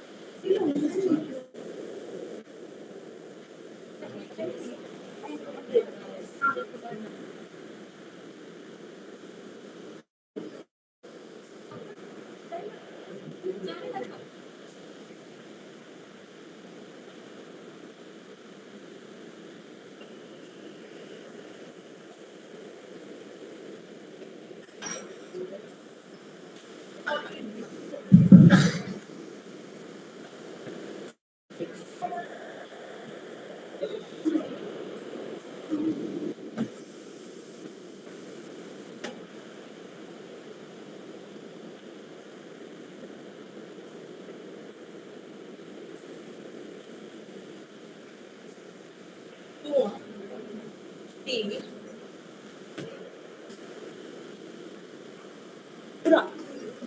You.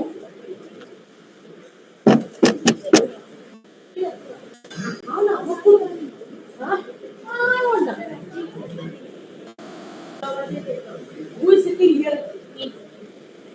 Who will give certificates? ನಾನಿದ್ದೀನಿ. ಇಲ್ಲಿ ಇದ್ದೀರಾ?